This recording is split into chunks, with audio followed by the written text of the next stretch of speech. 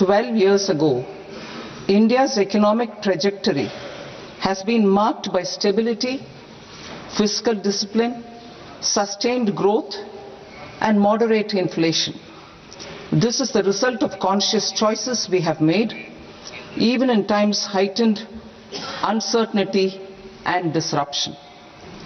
Our government, led by Honorable Prime Minister Modi, has decisively and consistently chosen action over ambivalence, reform over rhetoric, and people over populism.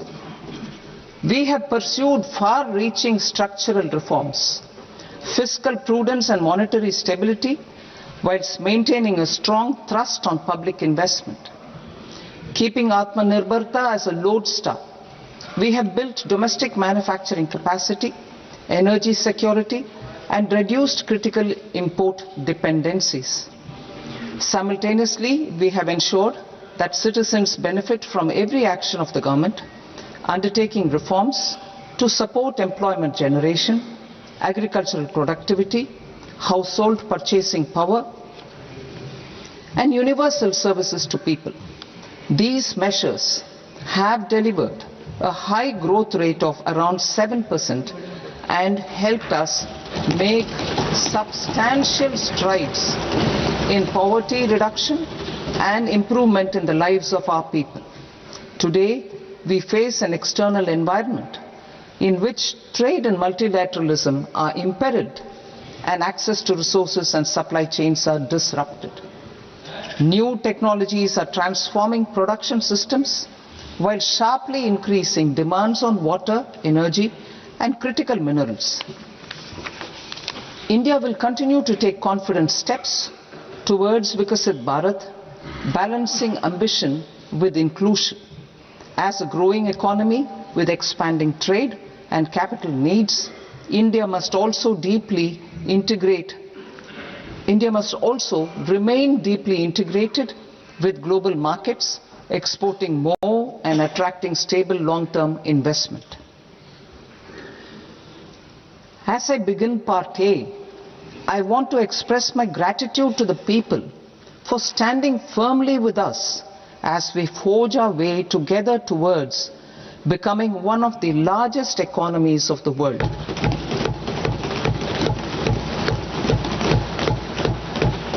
Our aim is to transform aspiration into achievement and potential into performance as we ensure that the dividends of growth reach every farmer, the scheduled caste, the scheduled tribes, the nomads, the youth, the poor, and the women. In Vikasit Bharat Young Leaders Dialogue 2026, several innovative ideas were shared with our Prime Minister, which have inspired many of the proposals, making this a unique Yuva Shakti-driven budget. Our government's sankalp is to focus on our poor, underprivileged, and the disadvantaged. To deliver on this sankalp, and given that this is the first budget prepared in Kartavya Bhavan, we are inspired by 3 Kartavya. Our first Kartavya is to accelerate and sustain economic growth by enhancing productivity and competitiveness and building resilience to volatile global dynamics. Our second Kartavya is to fulfill aspirations of our people and build their capacity, making them strong partners in India's path to prosperity. Our third Kartavya, aligned with our vision of Sabka Saath, Sabka Vikas, is to ensure that every family, community, region, and sector has access to resources, amenities, and opportunities for meaningful participation. This threefold approach requires a supportive ecosystem. The first requirement is to sustain the momentum of structural reforms, continuous, adaptive, and forward-looking. Second, a robust and resilient financial sector is central to mobilizing savings, allocating capital efficiently, and managing risks.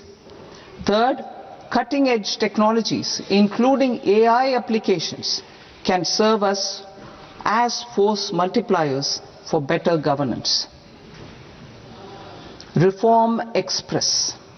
Our government has undertaken comprehensive reforms towards creating employment, boosting productivity, and accelerating growth. After the Prime Minister's announcement on Independence Day in 2025, over 350 reforms have been rolled out. This includes GST simplification, notification of labor codes, and rationalization of mandatory quality control orders. High-level committees have been formed, and in parallel, the central government is working with the state governments on deregulation and reducing compliance requirements. The Reform Express is well on its way and will maintain its momentum to help us fulfill our kartavya. I now move to specific proposals. Under our first kartavya, to accelerate and sustain economic growth, I propose interventions in 6 areas. 1. Scaling up manufacturing in 7 strategic and frontier sectors. 2. Rejuvenating legacy industrial sectors. 3. Creating champion MSMEs. 4. Delivering a powerful push for infrastructure. 5. Ensuring long-term security and stability. And 6. Developing city economic regions. Scaling up of manufacturing in 7 strategic and frontier sectors. Biopharma Shakti, meaning biopharma strategy for health advancement through knowledge, technology, and innovation. India's disease burden is observed to be shifting towards non-communicable diseases like diabetes, cancer, and autoimmune disorders. Biologic medicines are key to longevity and quality of life at affordable costs. To develop India as a global biopharma manufacturing hub,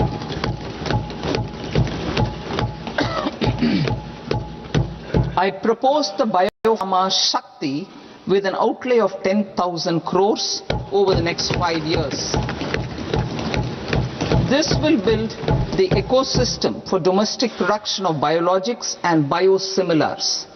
The strategy will include a biopharma-focused network with 3 new national institutes of pharmaceutical education and research, popularly known as NIPERs, and upgrading 7 existing ones.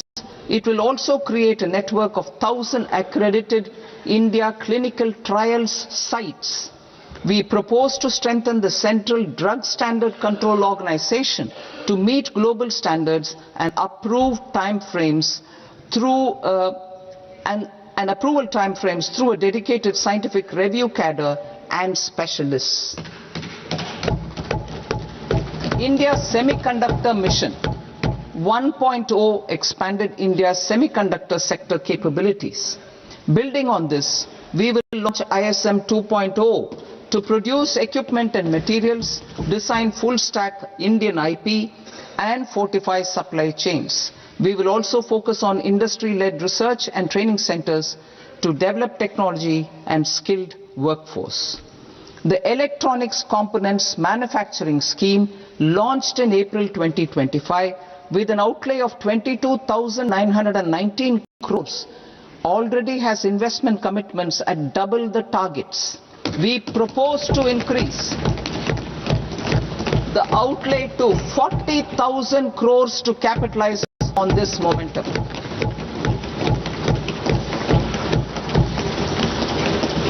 A scheme for rare earth permanent magnets was launched in 2025 November.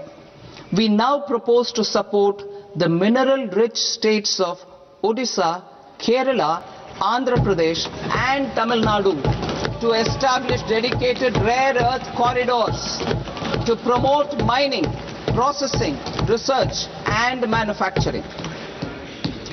To enhance domestic chemical production and reduction import dependency and reduce import dependency, we will launch a scheme to support states in establishing 3 dedicated chemical parks through challenge route on a cluster-based plug-and-play model. Strong capital goods.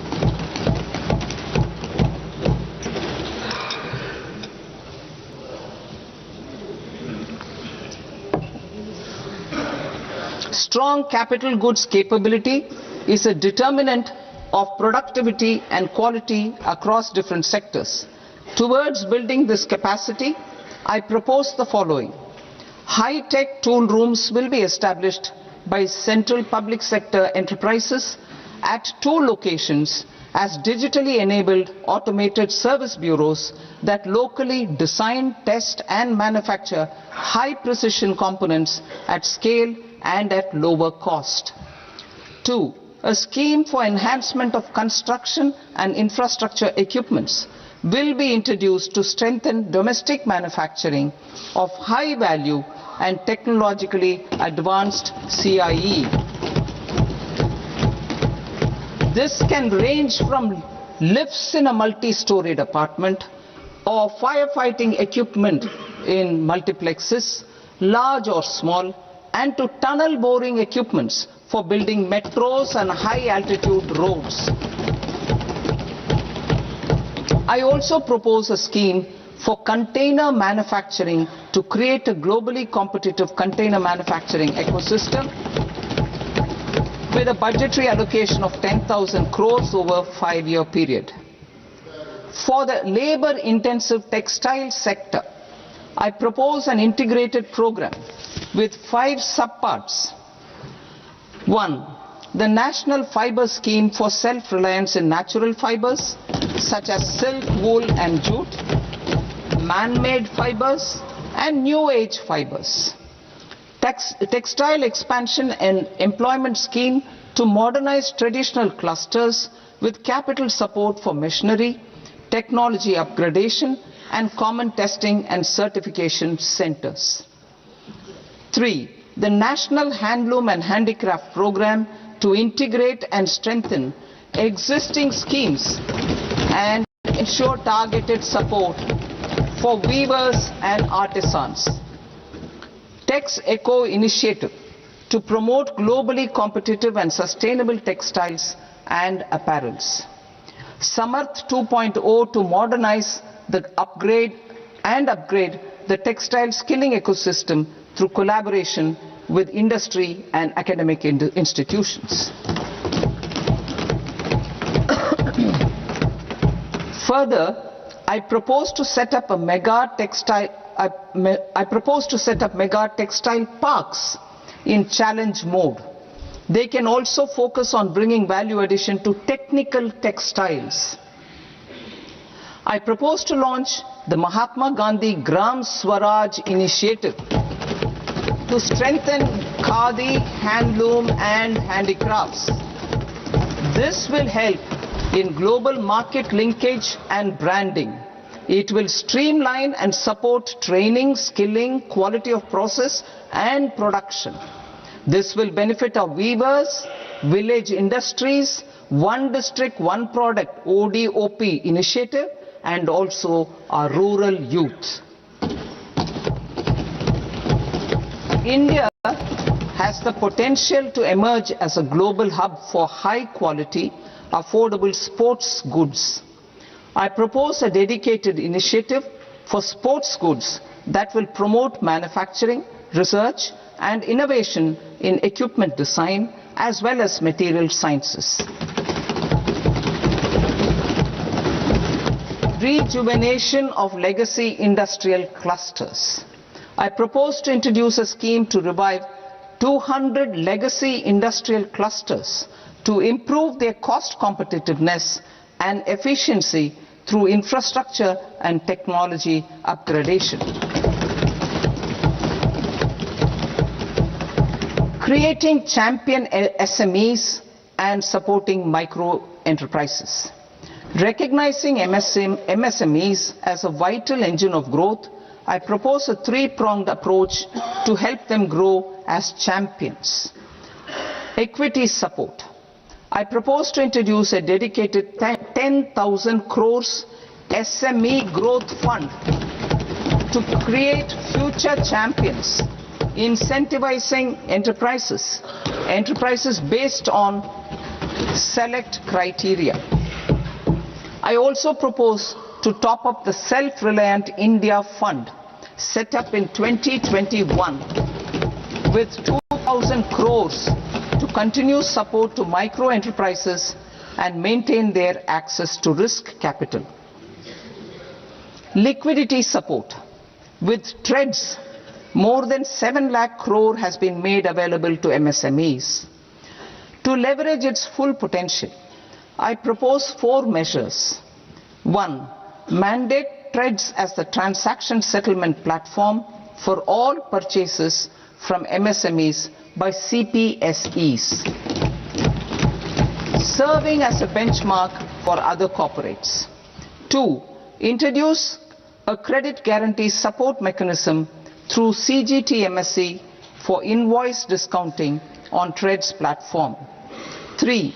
Link GEM with TREDS for sharing information with financiers about government purchases from MSMEs, encouraging cheaper and quicker financing. 4. Introduce TREDS receivables as asset-backed securities, helping develop a secondary market, enhancing liquidity and settlement of transactions. Professional support. Government will facilitate professional institutions such as the ICAI, ICSI, ICMAI to design short-term modular courses and practical tools to develop a cadre of corporate mitras, especially in Tier 2 and Tier 3 towns. These accredited para-professionals will help MSMEs meet compliance requirements at affordable costs. Infrastructure.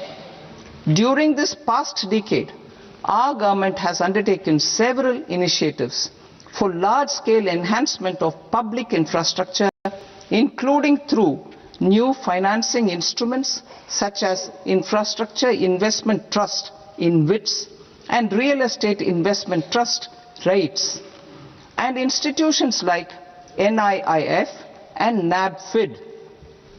We shall continue to focus on developing infrastructure in cities with over 5 lakh population, that is Tier 2, Tier 3 cities, which have expanded to become growth centers. Public capital expenditure has increased manifold from 2 lakh crore in 2014-15 to an allocation of 11.2 lakh crore in BE 25-26. In this coming year, that is financial year 2026-27, I propose to increase it to 12.2 lakh crores to continue the momentum. To strengthen the confidence of private developers regarding risks during infrastructure development and construction phase, I propose to set up an infrastructure risk guarantee fund to provide prudentially calibrated partial credit guarantee to lenders. Over the years, REITs have emerged as a successful instrument for asset monetization. I propose to accelerate recycling of significant real estate assets of the CPSEs through the setting up of dedicated REITs. To promote environmentally sustainable movement of cargo, I propose to 1. Establish new dedicated freight corridors connecting Dankuni in the east to Surat in the west. Operationalize 20 new national waterways over the next 5 years,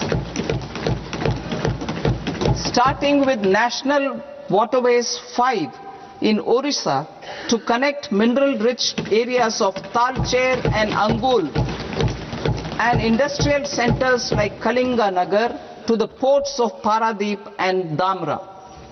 Training institutes will be set up as regional centers of excellence for development of required manpower for these waterways. This will benefit youth in the entire stretch of the waterways to train and acquire skills.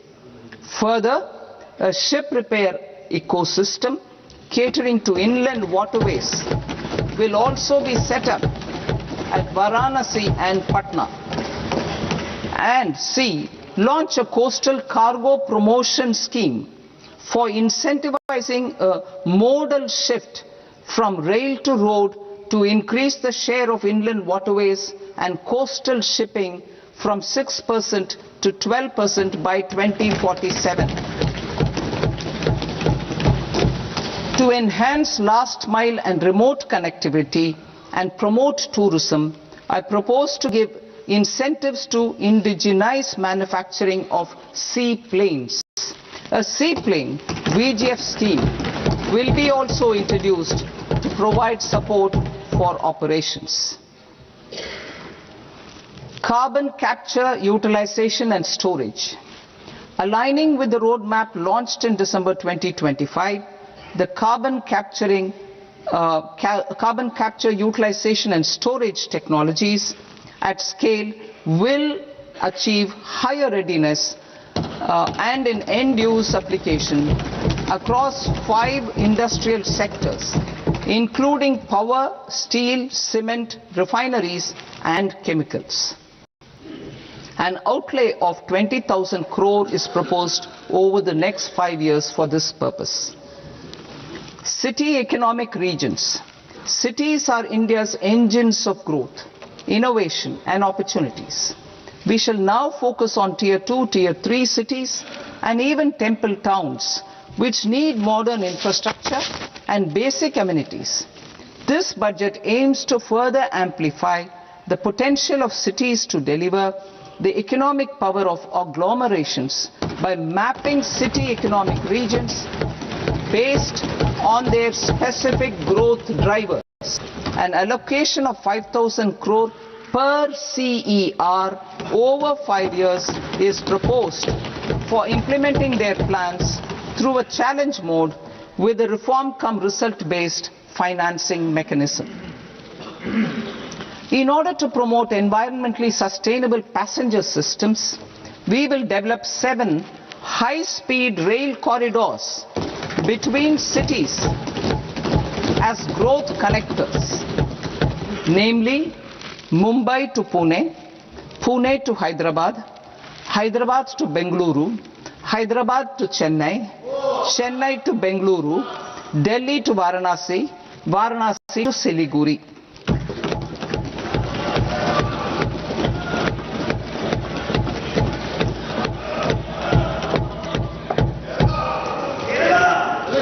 Financial sector.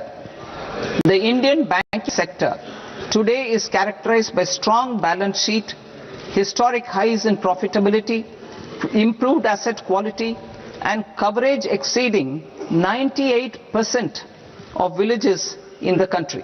At this juncture, we are well placed to futuristically evaluate the measures needed to continue on the path of reform-led growth of this sector. I propose setting up a high-level committee on banking for Vikasit Bharat. High-level committee on banking for Vikasit Bharat to comprehensively review the sector and align it with India's next phase of growth while safeguarding financial stability, inclusion and consumer protection. The vision for NBFCs for Vikasit Bharat has been outlined with clear targets for credit disbursement and technology adoption in order to achieve scale and improve efficiency in the public sector NBFCs. As a first step, it is proposed to restructure the Power Finance Corporation and Rural Electrification Corporation. I propose a comprehensive review of the foreign exchange management non-debt instruments rules to create a more contemporary, user-friendly framework for foreign investments consistent with India's evolving economic priorities. Corporate bond market. I propose to introduce a market-making framework with suitable access to funds and derivatives on corporate bond indices. I also propose to introduce total return swaps on corporate bonds. Municipal bonds. To encourage the issuance of municipal bonds of higher value by larger cities, I propose an incentive of 100 crore rupees for a single bond issuance. 100 crore rupees for a single bond issuance of more than 1,000 crore. The current scheme under Amrit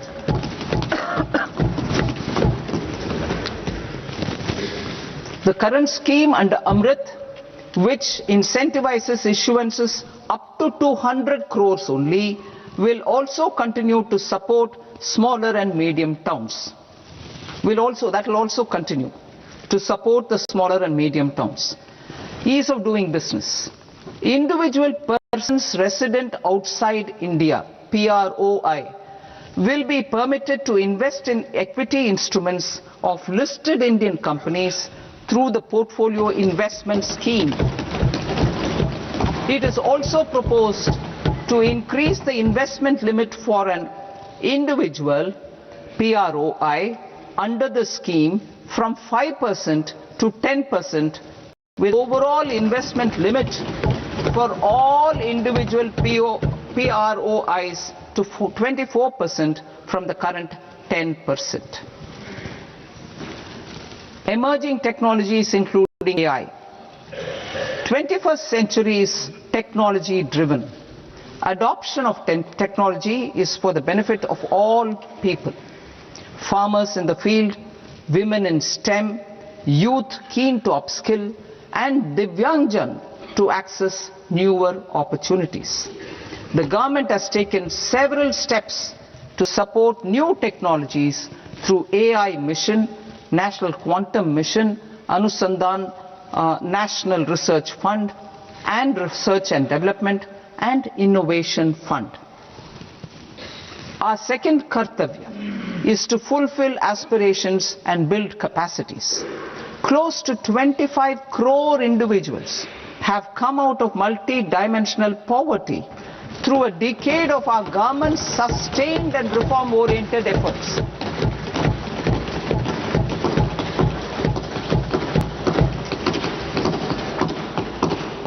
Our government has therefore decided to place a renewed emphasis on the service sector to provide a pathway to fulfilling aspirations of a youthful India with the following measures. I propose to set up a high-powered Education to Employment and Enterprises Standing Committee to recommend measures that focus on services sector as a core driver of Vikasit Bharat. This will make us a global leader in services with a 10% global share by 2047. The committee will prioritize areas to optimize the potential for growth, employment and exports. They will also assess the impact of emerging technologies, including AI, on jobs and skill requirements and propose measures thereof. To create a range of skilled career pathways, a new range of skilled career pathways for our youth, I propose interventions in the following sectors. Health.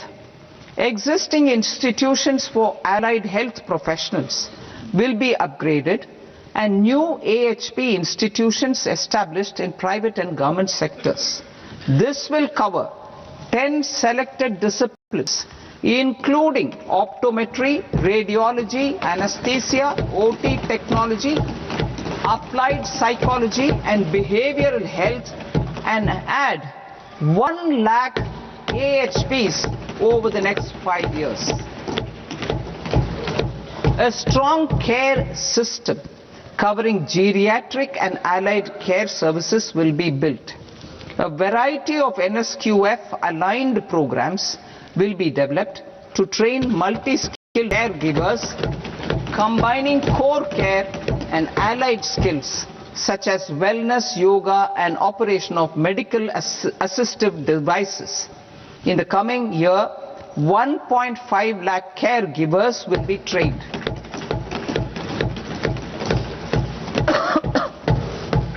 Hubs for medical value tourism. To promote India as a hub for medical tourism services, I propose to launch a scheme to support states in establishing 5 regional medical hubs in partnership with the private sector. These hubs will serve as integrated healthcare complexes that combine medical, educational and research facilities.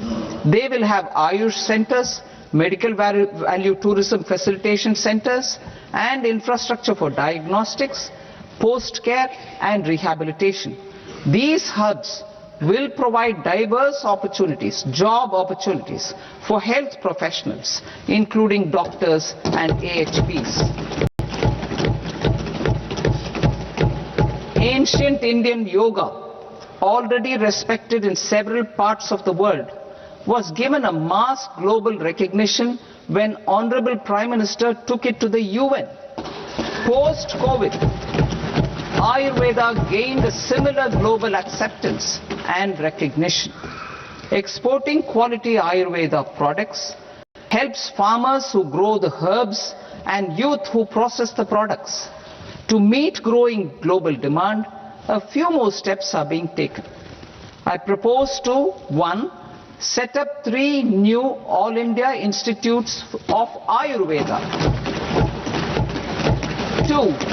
Upgrade Ayush pharmacies and drug testing labs for higher standards of certification ecosystem and make available more skilled personnel. 3. Upgrade the WHO Global Traditional Medicine Center in Jamnagar to bolster evidence-based research, training and awareness for traditional medicine. Animal husbandry. Livestock contributes to close to 16% of farm income, including of poor and marginal households.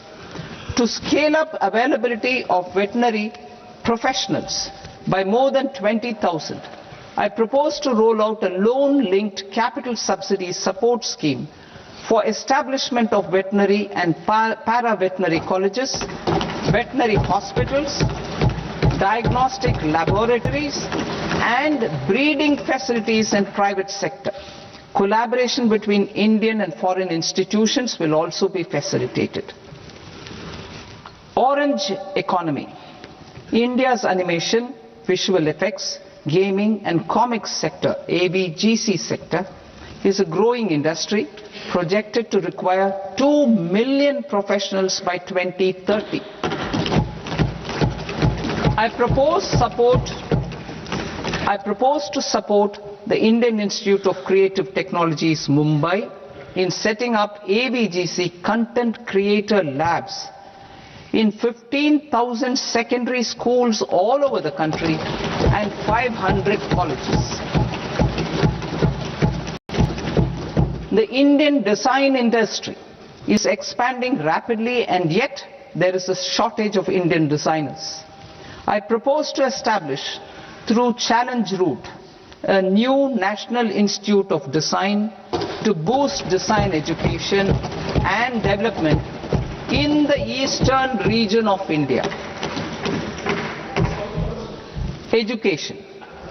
Our government will support states through Challenge Route in creating 5 university townships in the vicinity of major industrial and logistics corridors.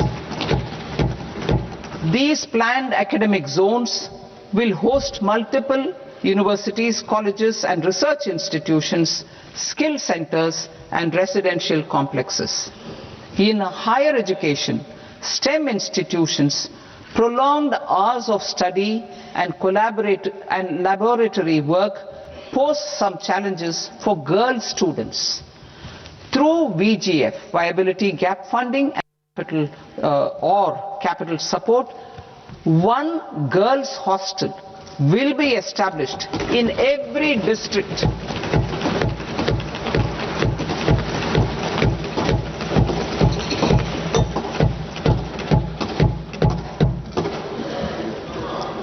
To promote astrophysics and astronomy via immersive experiences.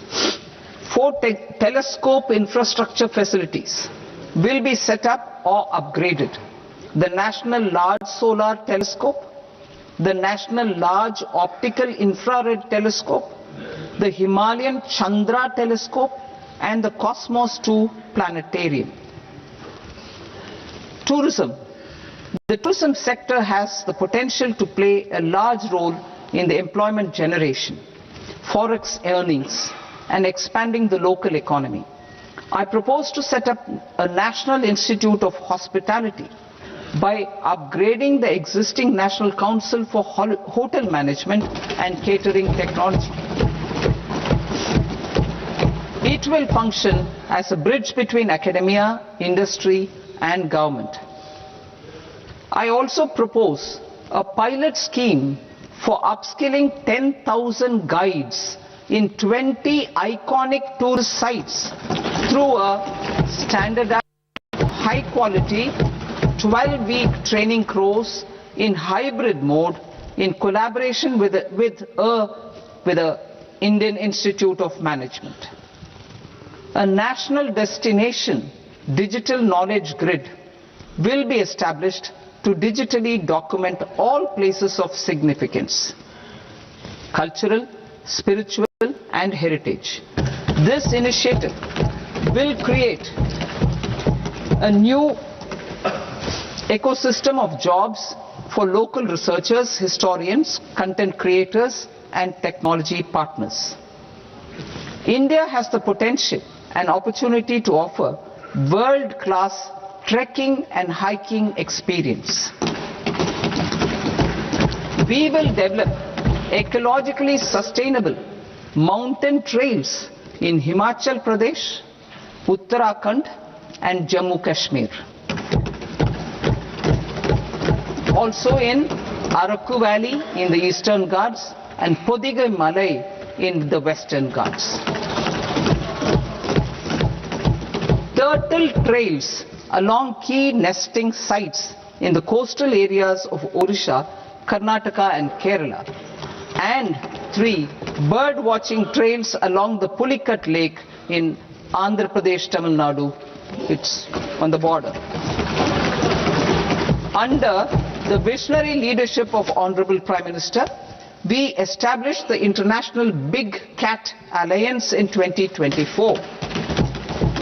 This year, India is hosting the first ever Global Big Cat Summit, where heads of governments and ministers from 95 range countries will deliberate on collective strategies for conservation. Heritage and culture tourism. I propose to develop 15 archaeological sites, including Lothal, Dholavira, Rakhi Gadi, Adichanallur, Saranath, Hastinapur and Leh Palace into vibrant experiential cultural destinations. Excavated landscapes will be open to the public through curated walkways. Immersive storytelling skills and technologies will be introduced to help conservation labs, interpretation centers and guides.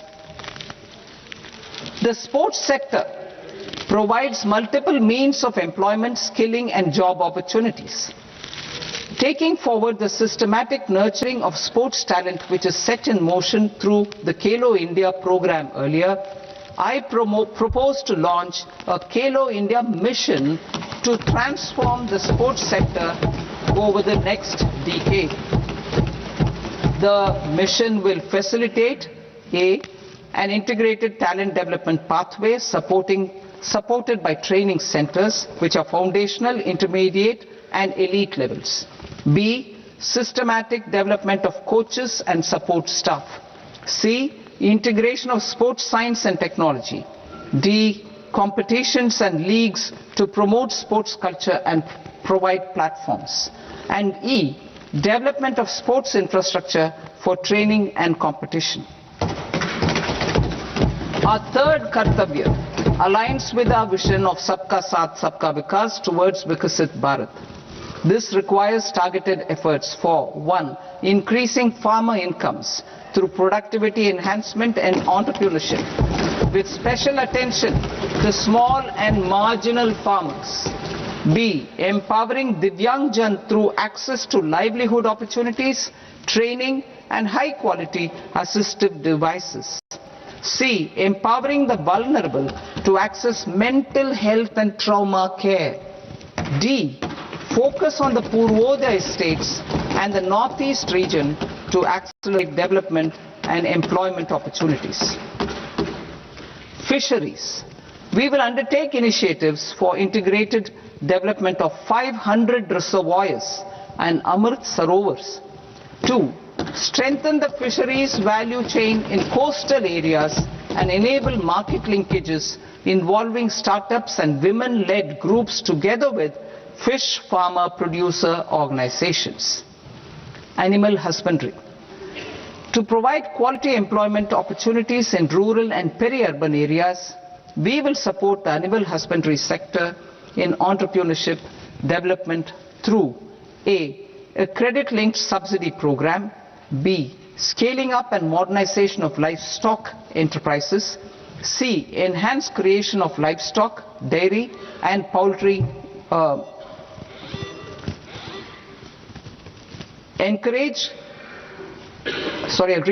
enhanced creation of livestock, dairy and poultry focused integrated value chains, and D. Encourage creation of livestock farmer producer organizations. High value agriculture.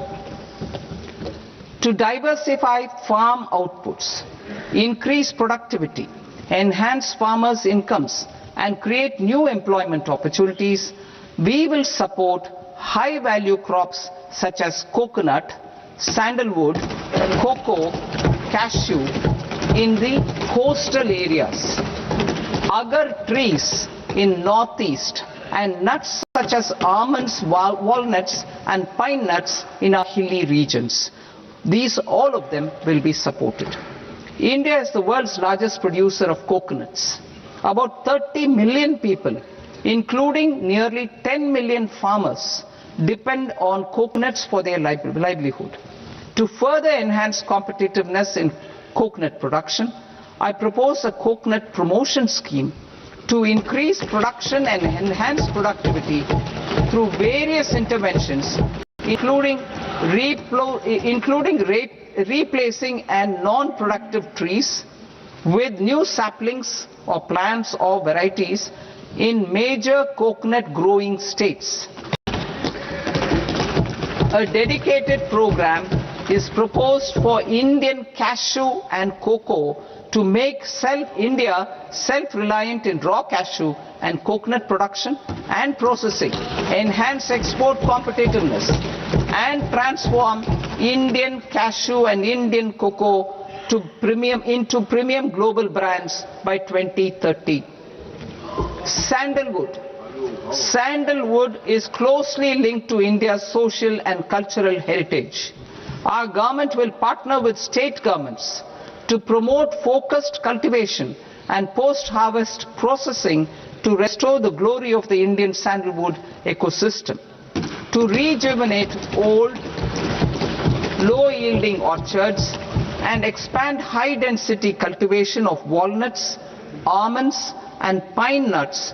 We will support a dedicated program to enhance farmer incomes and in bringing value addition by engaging youth. Bharat Vistar. that is, virtually integrated system to access agricultural resources. I propose to launch Bharat Vistar, a multilingual AI tool that shall integrate the AgriStack portals and the ICAR package on agricultural practices with AI systems. This will enhance farm productivity, enable better decisions for farmers, and reduce risk by providing customized advisory support. She Marts for rural women-led enterprises.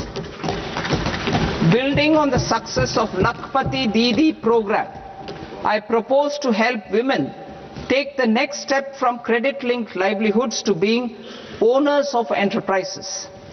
Self-help entrepreneur, She Marts will be set up as community-owned retail outlets within the cluster-level federations through enhanced and innovative financing instruments. Empowering Divyangjan. Divyangjan Kaushal Yojana. Information technology, AVGC sectors, hospitality and food and beverages sectors often offer task-oriented and process-driven roles which are suitable for Divyangjan. We will ensure dignified livelihood opportunities through industry-relevant and customized training specific to each Divyangjan group. Divyang Sahara Yojana. Timely access to high-quality assistive devices for all eligible Divyangjan is a fundamental need.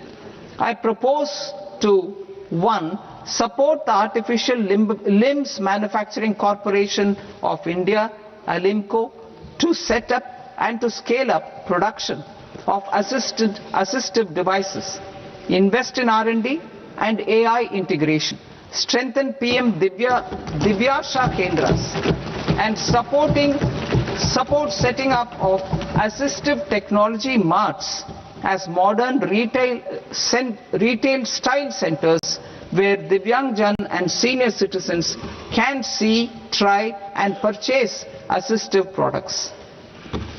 Reaffirming our commitment to mental health and trauma care. There are no national institutes for mental health care in North India. We will therefore set up a NIMHANS 2 and also upgrade national mental health institutes in Ranchi and in Tezpur as regional apex institutions.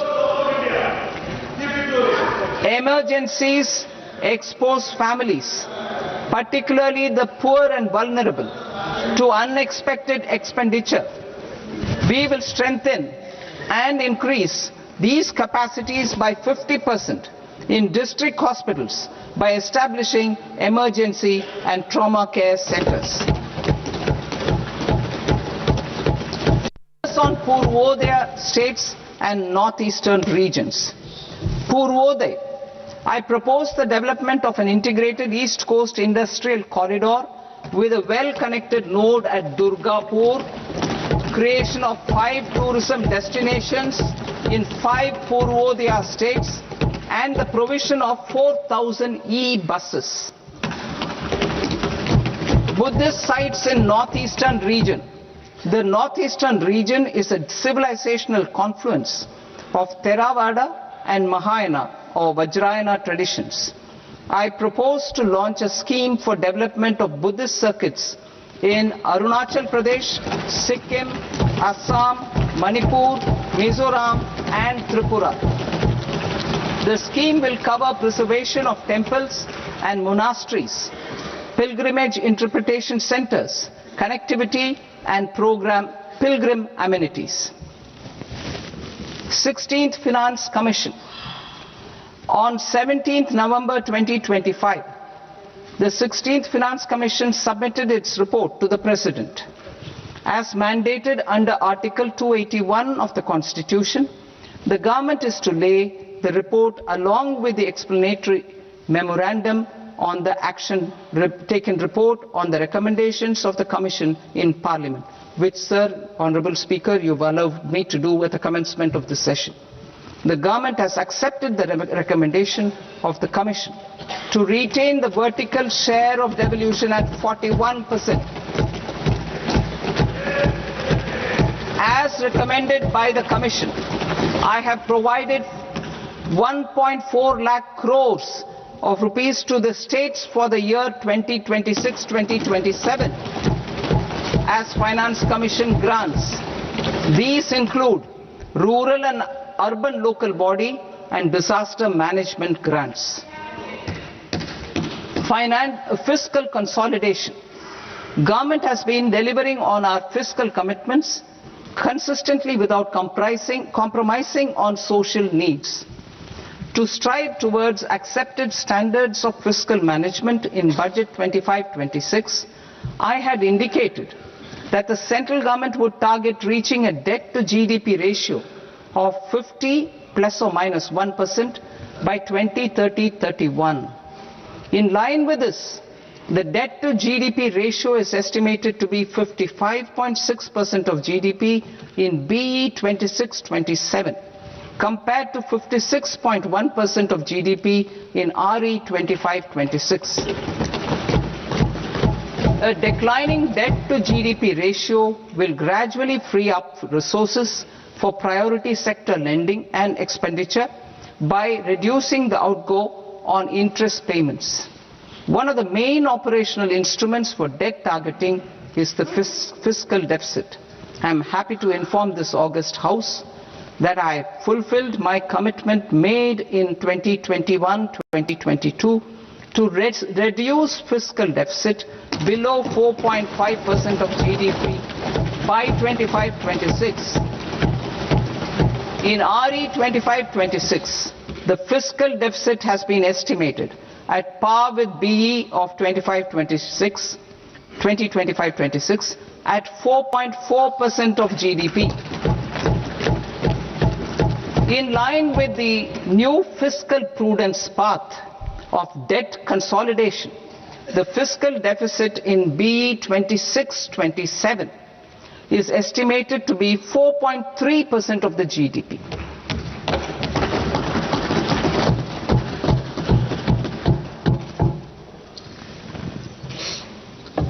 The revised estimates of the non-debt receipts are 34 lakh crore rupees, of which the centre's net tax receipts are 26.7 lakh crore. The revised estimate of the total expenditure is 49.6 lakh crore rupees, of which the capital expenditure is about 11 lakh crores. Budget estimates 2026 to 2027.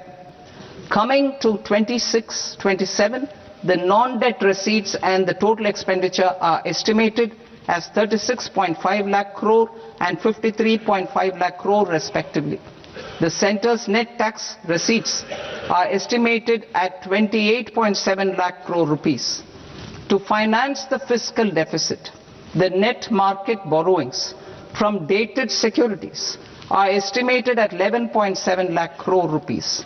The balance financing is expected to come from small savings and other sources. The gross market borrowings are estimated at 17.2 lakh crore rupees. I'll now move to Part B. Part B, direct taxes.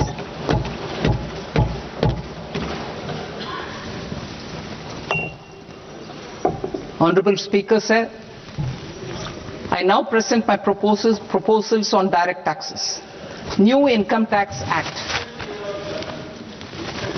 In July 2024, I announced a comprehensive review of the Income Tax Act 1961. This was completed in a record time, and the Income Tax Act 2025 will come into effect from 1st April 2026. The simplified income tax rules and forms will be notified shortly, giving adequate time to taxpayers to acquaint themselves with its requirements.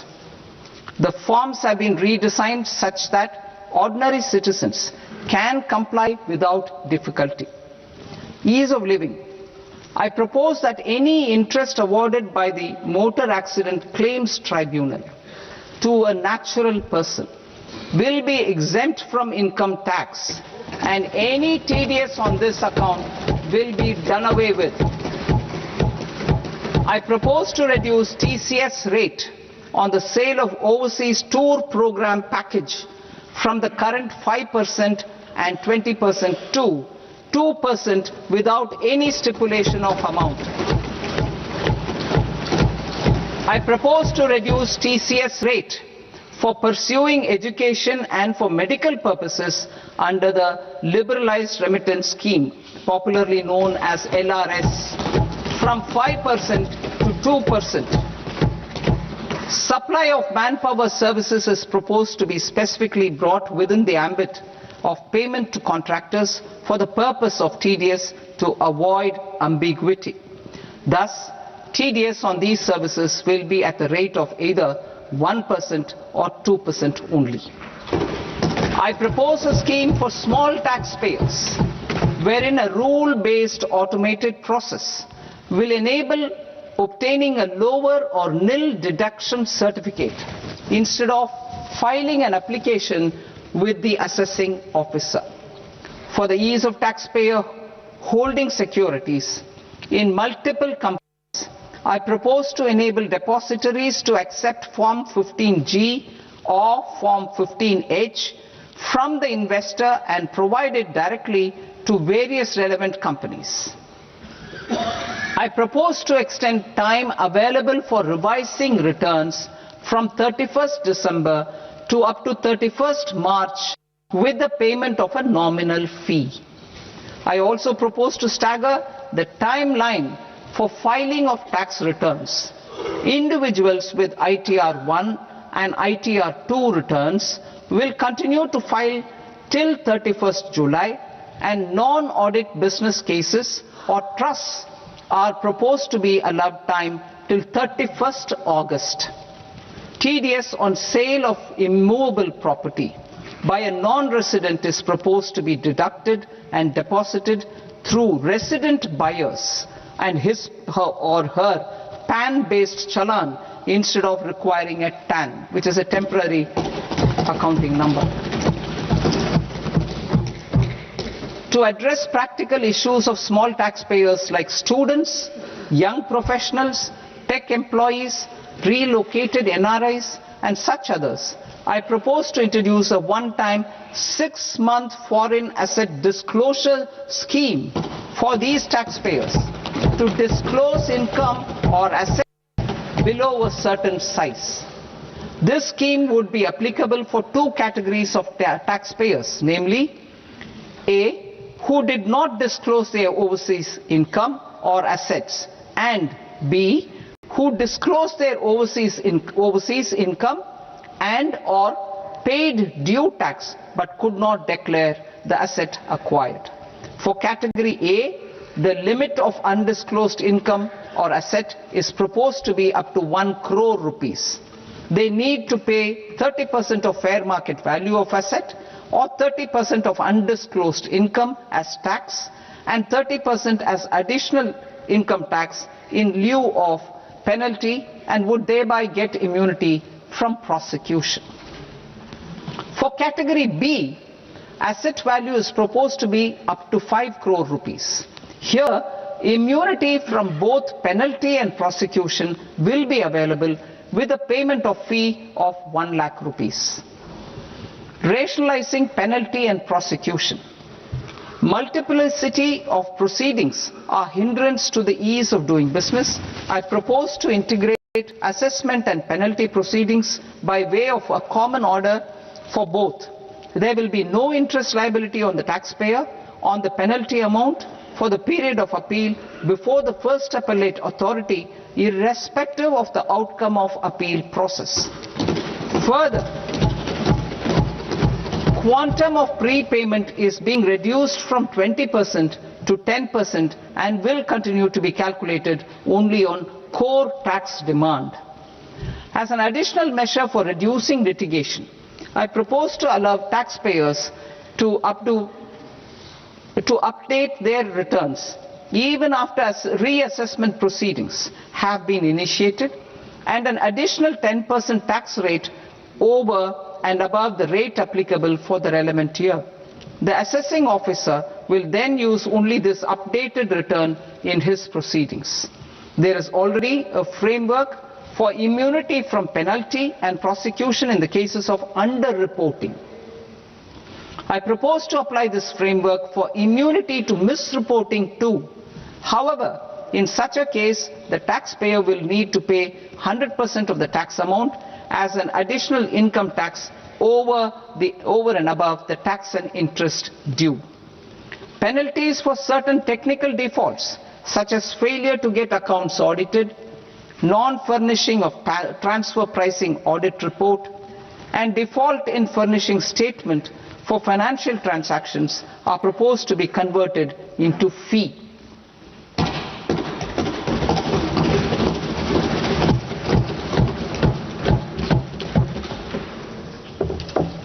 I propose to rationalize prosecution framework under Income Tax Act while maintaining a careful balance for deterrence in some serious offence. Non-production of books of account and documents and requirement of tedious payment where payment is made in kind are being decriminalized. Further, minor offences will attract fine only. The remaining prosecutions will be graded commensurate with the quantum of offence. They will entail only simple imprisonment with maximum imprisonment reduced to 2 years and power to courts to convert even those into fines. There is no penalty. There is no penalty presently for non-disclosure of non-immovable foreign assets with aggregate value less than 20 lakh rupees. I propose to also provide them with immunity from prosecution with retrospective effect from 1/10/2024.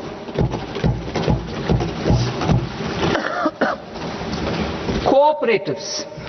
Deduction is already allowed to a primary cooperative society engaged in supplying milk, oilseeds, fruits or vegetables raised or grown by its members. I propose to extend this deduction to also include supply of cattle feed and cotton seed produced by its members.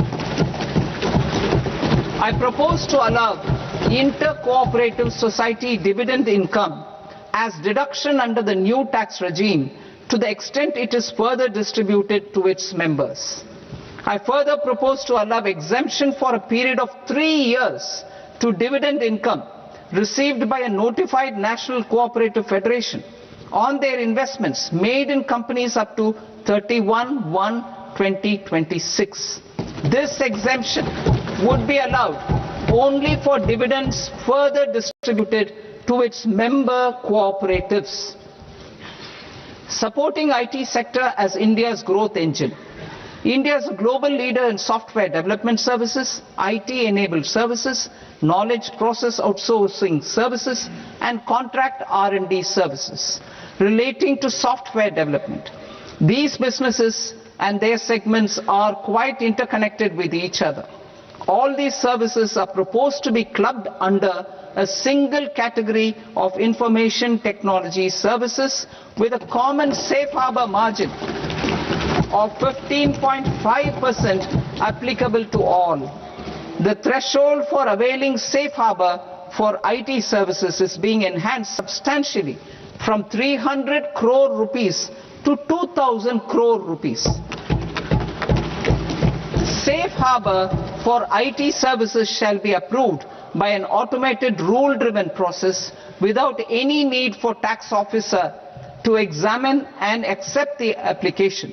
Once applied by an IT services company, the same safe harbor can be continued for a period of 5 years at a stretch at its choice.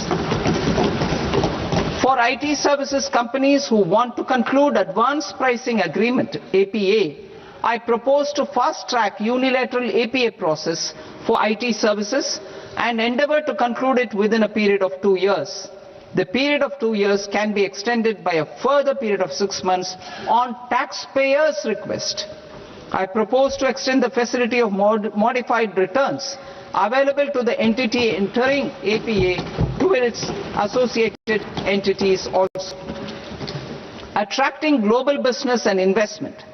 Recognizing the need to enable critical infrastructure and boost investment in data centers, I propose to provide tax holiday till 2047 to any foreign company that provides cloud services to customers globally by using data center services from India. It will, however, need to provide services to Indian customers through an Indian reseller entity.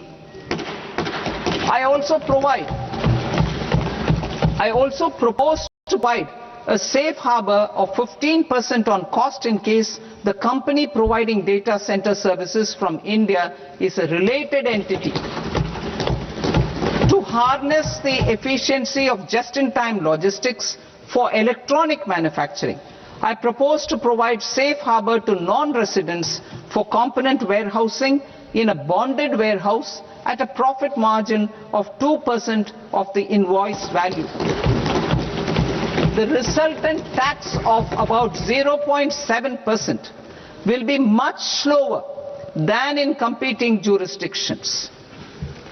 To provide fillip to toll manufacturing in India, I propose to provide exemption from income tax for 5 years to any non-resident who provides capital goods, equipment or tooling to any toll manufacturer in a bonded zone.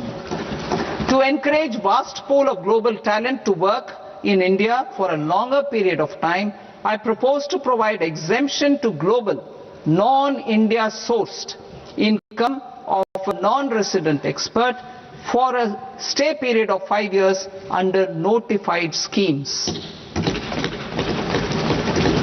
I propose to provide exemption from minimum alternate tax, the MAT, to all non-residents who pay tax on presumptive basis. Tax administration. I propose to constitute a joint committee of Ministry of Corporate Affairs and Central Board of Direct Taxes for incorporating the requirements of income computation and disclosure standards, the ICDS, in the Indian Accounting Standards Ind AS itself. Separate accounting requirement based on ICDS will be done away with from the tax year 27-28. To support Prime Minister Modi's vision of homegrown accounting and advisory firms to become global leaders, I propose to rationalize the definition of accountant for the purposes of safe harbor rules. Other tax proposals. Change in taxation of buyback was brought in to address the improper use of buyback route by promoters. In the interest of minority shareholders, I propose to tax buyback for all types of shareholders as capital gains. However, to disincentivize misuse of tax arbitrage, promoters will pay an additional buyback tax. This will make effective tax 22% for corporate promoters.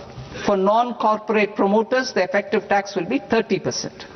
TCS rate for sellers of specific goods, namely alcoholic liquor, scrap and minerals, will be rationalized to 2%, and that on tendu leaves will be reduced from 5% to 2%. I propose to raise the STT on futures to 0.05% from the present 0.02%. STT on options premium and exercise of options are both proposed to be raised to 0.15% from the present rate of 0.1% and 0.125% respectively. We reformed the taxation landscape for corporates in 2019 by providing them a simplified regime with lower tax rate so that they could productively focus on business rather than on claim of deductions and exemptions. To encourage companies to shift to the new regime, set off of brought forward MAT credit, minimum alternate tax credit, is proposed to be allowed to companies only in the new regime. Set off using available MAT credit is proposed to be allowed to an extent of 1/4 of the tax liability in the new regime.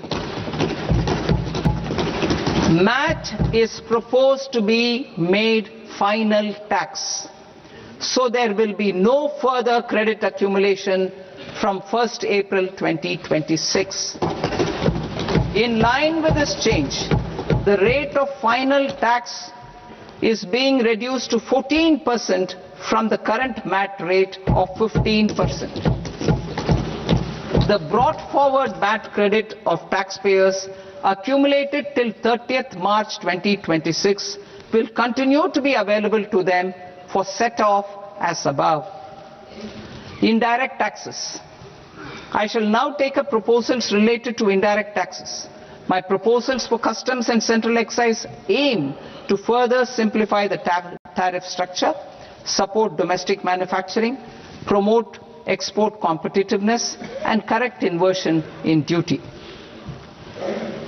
To continue weeding out long continuing customs duty exemptions, I propose to remove certain exemptions on items which are being manufactured in India or where the imports are negligible.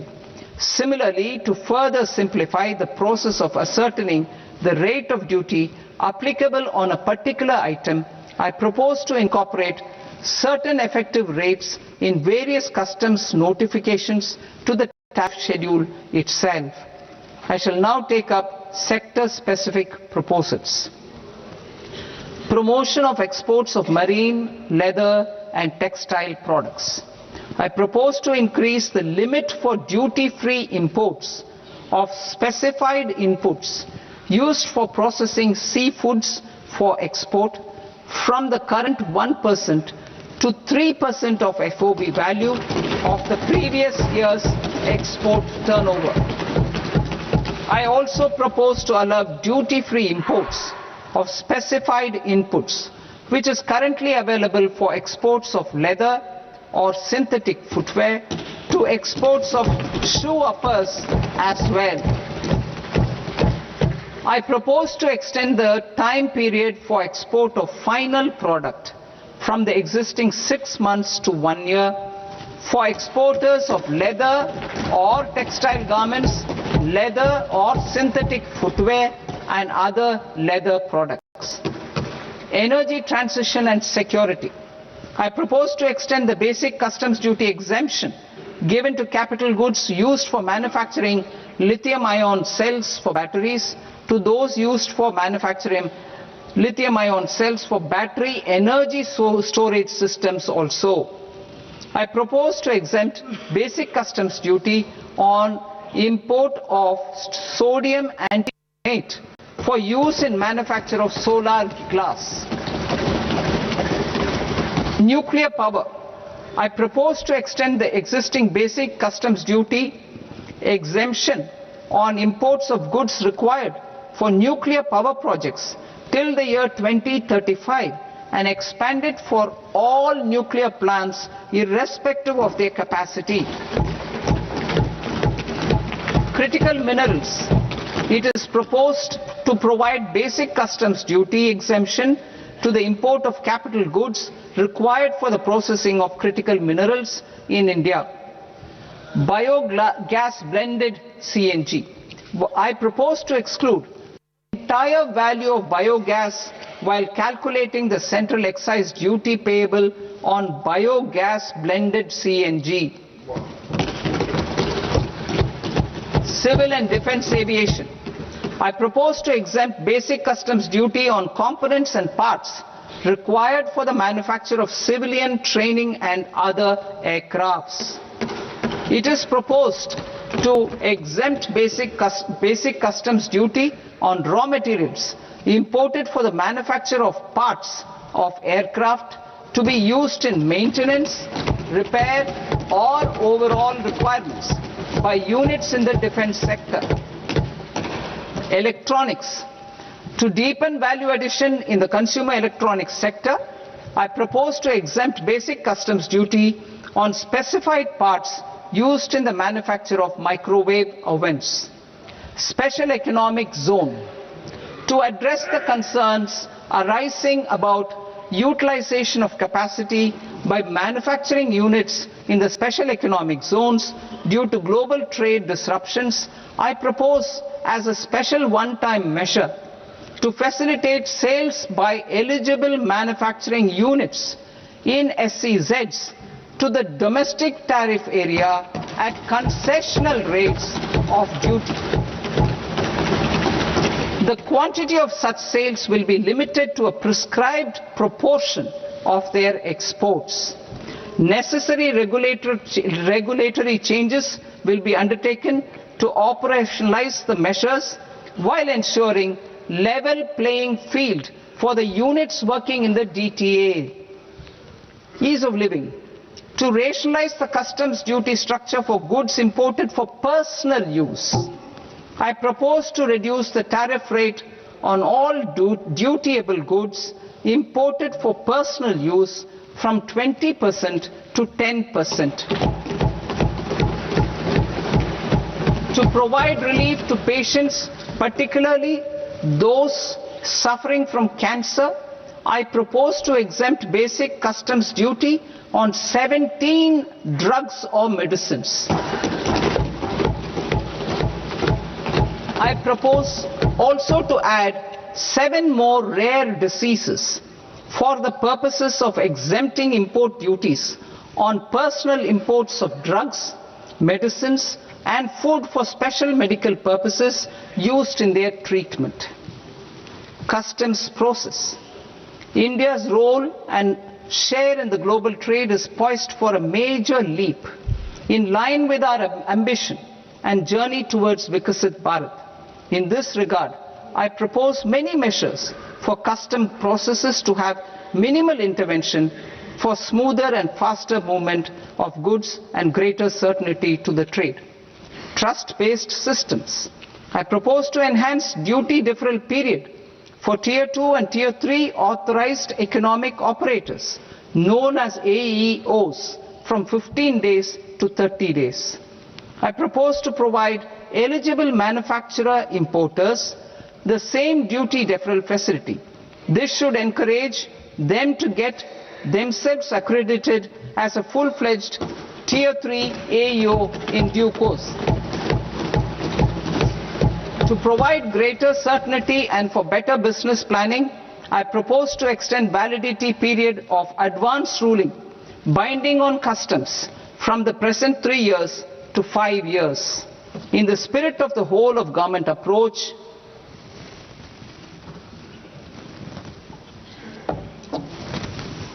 government agencies will be encouraged to leverage AEO accreditation for preferential treatment in clearing their cargo.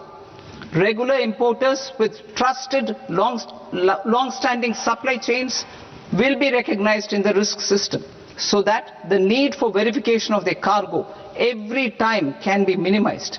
Export cargo using electronic sealing. Export cargo using electronic sealing will be provided through clearance from the factory premises to the ship. For import of goods not needing any compliance, filing of bill of entry by a trusted importer and arrival of goods will automatically notify customs for completing their clearance formalities. This will enable goods to be released immediately on arrival.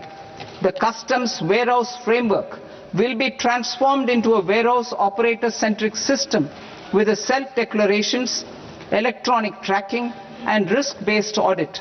These reforms will move away from the current system of officer-dependent approvals and reduce transaction delays and compliance costs. Ease of doing business.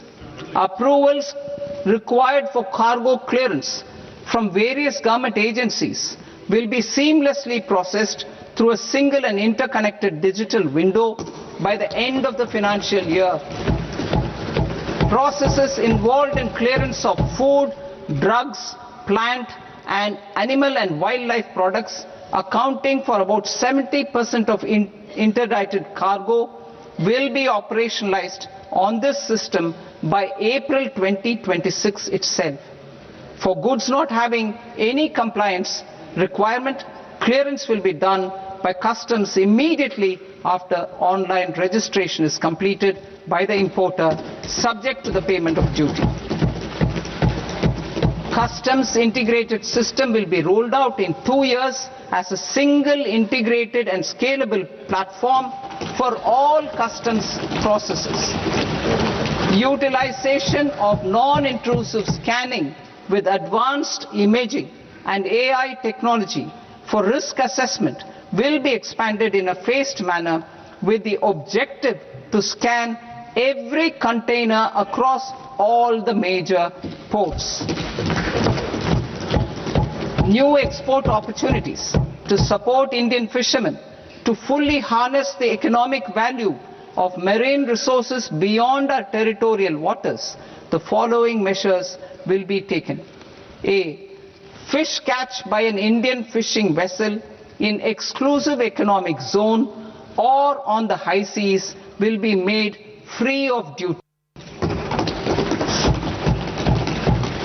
Landing of such fish on foreign port will be treated as export of goods.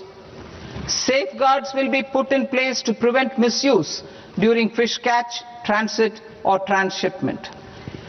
To support aspirations of India's small businesses, artisans and startups to access global markets through e-commerce, I am pleased to announce complete removal of the current value cap of 10 lakh rupees per consignment on courier exports.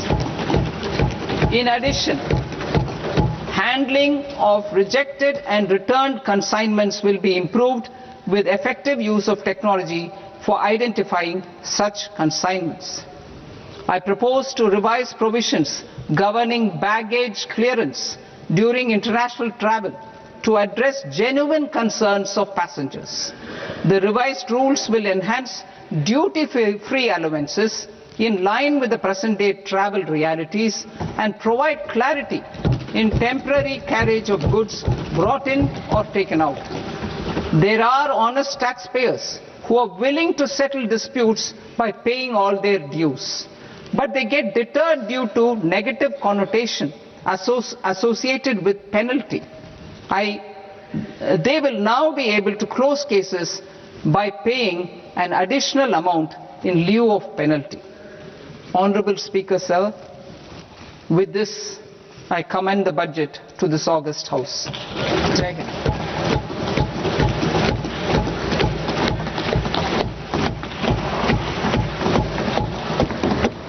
One and a half hours.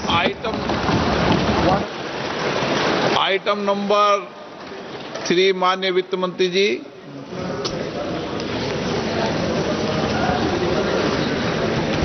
Item number 2, sir. 3. Sir, with your permission, I rise to lay on the table of the following statements under Section 3(1) of the Fiscal Responsibility and Budget Management Act of 2003. Medium-term fiscal policy cum fiscal policy strategy statement and macroeconomic framework statement. Item number 4, माननीय वित्त मंत्री जी. Sir, with your permission, I move for leave to introduce the Finance Bill 2026. प्रश्न ये कि विधेयक को पुनर्स्थापित करने की अनुमति प्रदान की जाए. जो सदस्य इस पक्ष में हाँ गए, जो सदस्य विरोध में ना गए, मेरे विचार में निर्णय हाँ वालों के पक्ष में हाँ वालों के पक्ष में अनुमति प्रदान की जाती है. माननीय मंत्री जी, अब विधेयक पूरे स्थापित करें. Sir, I introduce the bill. माननीय सदस्य, आपको सूचित किया जाता है कि माननीय वित्त मंत्री जी के बजट भाषण की कॉपी पब्लिकेशन काउंटर पर ली जाती है. बजट भाषण और बजट से संबंधित दस्तावेज आपके मोबाइल फोन और मेंबर पोर्टल्स पर ही उपलब्ध है। सभा की कार्रवाई कल सोमवार दिनांक 2 फरवरी 2026 को प्राप्त 11 बजे तक के लिए स्थगित की जाती है। Acting negatively, but let's try and get a sense of what this budget means for our viewers and the signal that the finance minister is seeking to send. I'll get Ratin Roy with his hot take on what we've just heard from the finance minister. Well, I haven't seen the actual numbers yet. She's been remarkably, unlike last year, remarkably shy about telling us even what the nominal GDP growth figure she's taking is. That being said, I'm relieved. It's a boring budget, and I'm a public economist. A boring budget is a good budget. She's met her fiscal deficit target. You don't have to worry about public debt, viewers. Every public debt target maps onto a unique fiscal deficit target, so you can keep using fiscal deficit. She met her target last year. She has modestly reduced the fiscal deficit further this year. There isn't much tax buoyancy. I suspect there will be expenditure control to achieve this fiscal deficit target. So on the macro front, things are fine. The only new thing I noticed about the budget, other than all this announcing this scheme and that scheme, and Purvanchal, Purvodaya, this happens every year, everyone forgets. I challenge anyone on this panel to remember one thing of that sort that was announced 2 years ago. Nobody remembers, it's all optics, everyone does it. But one thing she has done which is unique, as to my knowledge, there's no chartered accountant here. She's announced 2 tax exemptions, one of which is for 10 years and the other one is for 22 years. That is remarkably forward thinking. If she'd done it for more things, I'd be very relieved. I can't remember what exactly they were for. I think rare earths or minerals. No, data centers till 2040. AI, that is excellent. If only we could do that for everything we do, tariffs, tax, etc. But she's made a good beginning there. For the rest, I don't have much to Harsh, say. the markets are down about 1,030 points, and the securities transaction tax on futures being increased. How much money is she likely to mop up by something like that? Because it's marring sentiment for sure. Is it worth the pain being inflicted? So I think some revenue increase will be there because these are transaction taxes, unlike capital gains taxes. But I'm not quite sure if it's worth the sentiment hit. The market is down 1 percentage point. There was something there for capital markets in the form of buyback taxes being reduced for minority or non-promoter shareholders. But promoter shareholders will pay something on top of that. So there has been a reduction on the buyback tax side, but nothing on the dividend tax side, nothing on LTCG or STCG. And the STT increase is obviously what the market is responding to. So I think this was an error of commission. Radhika, what are you making of the manner in which the budget speech was held? Because she's not told you how much defense is going up by or the schemes. So it's very differently presented. What's the messaging through the manner in which the budget's been presented, you think? So it's actually quite interesting, Rahul, because as Ratin mentioned, while she gave the fiscal deficit target, and of course we're moving from the deficit to the debt as a fiscal anchor, we really don't know what nominal GDP growth estimates have gone into that calculation, and so where that growth is exactly going to come from.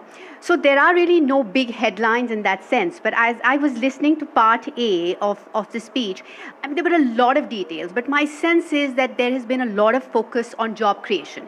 She's really picked up on a lot of very labor-intensive sectors. She's got textiles, she's got toys, footwear, she had MSMEs, there are a lot of details. Tourism is being seen as a big, there's a focus on also enhancing agricultural productivity. Another area we don't talk about often in India, but she mentioned, and I think that's quite noteworthy, is the care economy. They've spoken a lot about investment in the care economy, and that actually also creates a lot of employment for women. The other thing is that there was an underlying theme about how you can actually create more employment for women and boost female labor force participation rate, which has been something that the government has actively been working on, because bringing more women into the workforce is also a driver of GDP. So things like, even having a hostel in every district for women, all that helps in bringing women out, addressing some of the social barriers they face in engaging in economic activity. And of course, I think on the MSME side, which are the engines of job growth, and which I think is important because, again, I keep harping on this labor-intensive sector because it's so important for job creation. creation. But if you look at the firm size distribution in labor-intensive sectors, it's dominated by MSMEs. And they're addressing barriers on credit. Like she talked about strengthening trades, she talked about the Mitra, she talked about integrating them in global value chain and the exemptions. So these are small things, and it would be interesting to see how they actually play out to boost job creation and therefore spur demand in the economy. I just want to go through 2 or 3 points which struck me as being important, and we'll bring in our panelists who joined us as well at this stage. The capex spend is estimated at 11 lakh crores. So this was one hard number that appears to have gone up. There's a lot which a tax consultant or a chartered accountant would actually be able to see or figure out based on what we've seen. The new Income Tax Act comes into effect. So that's something that is important. There is a proposal to rationalize the prosecution framework as far as taxes are concerned. There's a lot under taxes which has happened. All IT services to be clubbed under a single category with a common safe harbor margin of 15.5%. Threshold for availing safe harbor for IT services to be enhanced. Would you agree that a lot of this actually is tax-based? Tax compliance, simplifying the tax structure, and ensuring that prosecution doesn't necessarily happen. Yeah, I think a lot of it is around ease of taxation. If you see the timelines being extended, the different categories being talked about. Also, I think the decriminalization and focus on penalties rather than imprisonment. That's a very progressive thing. I think the other thing which in the budget we should be also looking at is the focus on MSMEs, access to capital, the focus on manufacturing, the right areas around that. I think when we look at the budget, I think the focus was a lot on employment generation rather than just trying to talk about the... But the big headline at this moment, make no mistake, is the fact that the markets are now down almost 2 percentage points. A, the negative impact of securities transaction tax being increased, and B, the fact that long-term capital gain, there was an expectation that maybe that would be reduced. That hasn't happened. So all of this... But for today, obviously, it's an issue. I think maybe... You have to tell us what you're really thinking. Can't give us the sanitized version when you're so badly off. I think the STT was a misstep because, as you rightly mentioned, the revenue uptake is not worth the damage to the sentiments. Because the market was expecting something on the capital gain side. If that was not possible to be given, perhaps this could also have been postponed. The buyback tax is a progressive measure, but that again, there is an exception for the promoters. So it only goes so far. I think going forward, the eyes from the market's point of view will be RBI's decision. So what the next MPC meeting does, and on the India-US trade deal, because right now this was a big expectation which is not panned out from the budget's point of view. Prasenjit Bose, were you impressed with the focus that the government's laying on MSMEs and trying to protect and bolster them? Well, I think it was indicated in the economic survey itself, because once the problem has been diagnosed, I think what the government is trying to do through this budget is, while not accepting the failure of Make in India, they are basically trying to give another push, Make in India push, to MSMEs and exports. I hope it works. But what I am slightly skeptical of is the fact that, first of all, this entire 1.5 hour long speech, this is entirely focused on a very narrow segment of the economy. So where is anything about agriculture? Where is anything about the outside the formal sector of the economy? There is a huge informal economy in our country, and if we do not take the numbers, the inflation numbers or the GDP numbers at face value, I think the living standards of the people are an issue, with the real wages not increasing or declining for a large segment of the population. I think that this is this budget's main problem is that it is just too narrow.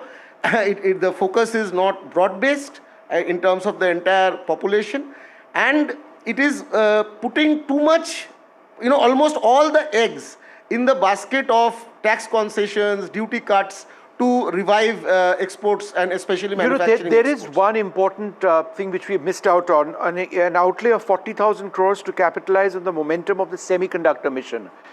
That is so critical to so many parts of our economy. So that's certainly something that's gone up. But if I can just bring you in and ask you, how would you actually look at the budget? The markets are 1,300 points down, the Sensex, right?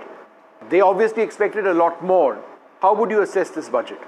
Yeah, as an industrialist, I don't think the barometer or budget is the stock market on that day, to be very honest with you. And I don't agree that this budget doesn't have a lot of things for industry. It has a lot for industry. I don't think the industry was expecting tax cuts and all that. Right. And I didn't expect capital gain tax also. I never came in the room with that expectation.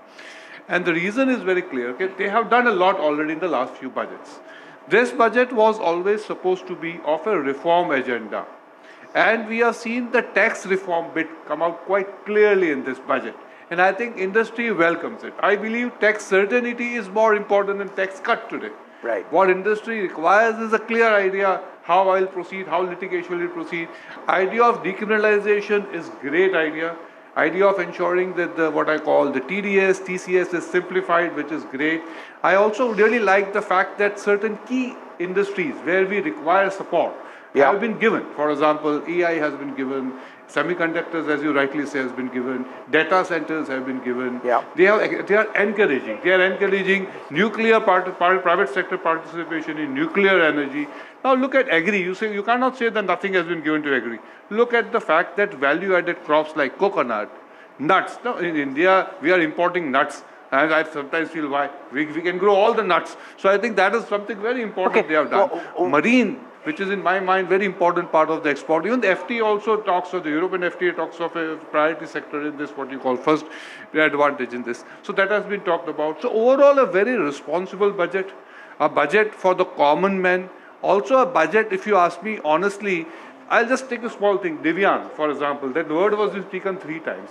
I think that is what is required. Okay, one of the big announcements in the budget was that there will be a tax cut for those offering cloud services to data centers. Now, given the fact that across the world, there's a big clamor to try and bring data centers into particular geographies. Ratin Roy, do you think that might actually move money and decisions around where these data centers get set up? The fact that there's a tax holiday till 2047? I think so. I think it's a very important step she's taken. Because if tax was an impediment to setting up data centers in India, now no one can say it is. I plan to go back to the south because we are at the cutting edge of this. I don't see them coming to UP or Bihar. And encourage now the state governments to go and get those data centers on the ground this year because now we have everything we need from the central government. I wanted to make a point, if I may, please, on the tax. I have a question now. Do you think that this is a tax, it's the engineering and the plumbing reforms? Have they begun now, and is that likely to be the focus of the government for the next few years? Because I'm at the moment in a dispute where the tax department is asking me, I've given them the birth certificate to my mother, I'm their only child. My mother's dead, and her money was transferred to me. She's saying, no, prove that she's financially dead. And we have to understand this. So you have to give the finance minister this. She's working against a very powerful, very entrenched bureaucracy that is used to having their way and undertaking, questions, tax assessments, using their own discretion, the bureaucracy. And it's going to be a simplified form. And I think she's trying her best, and we should She spoke about that. Yeah. No, but the fact also is, Harsh, that about, the recent SEBI study shows that 90% day traders are actually losing money on the transactions that you're doing. On top of that, you go and impose an additional tax on securities transaction tax.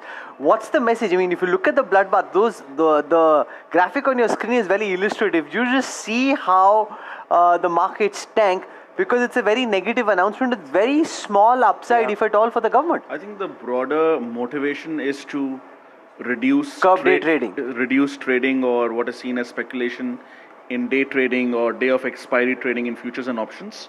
I think that has been the government's point of view. Even in the last budget and last economic survey, SEBI has been moving in that direction. I think it's the broader context of where the market was today and whether this could have been done later or it could have been paired with something on the capital gain side. That is what is probably worrying the market more than this step in isolation. You think, Ratin, it's a good idea to try and push people away from daily trading, speculation? Is it something that the government should really be looking at trying to achieve?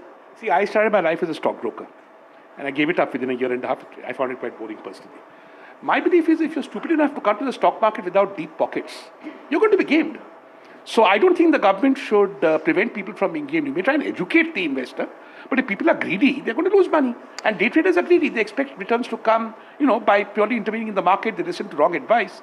So I don't think the government should play mummy to them. Let them lose some money. It's good for everybody. Weekly expiries, just for the viewers' sake, has been reduced. So now we are going back to monthly options.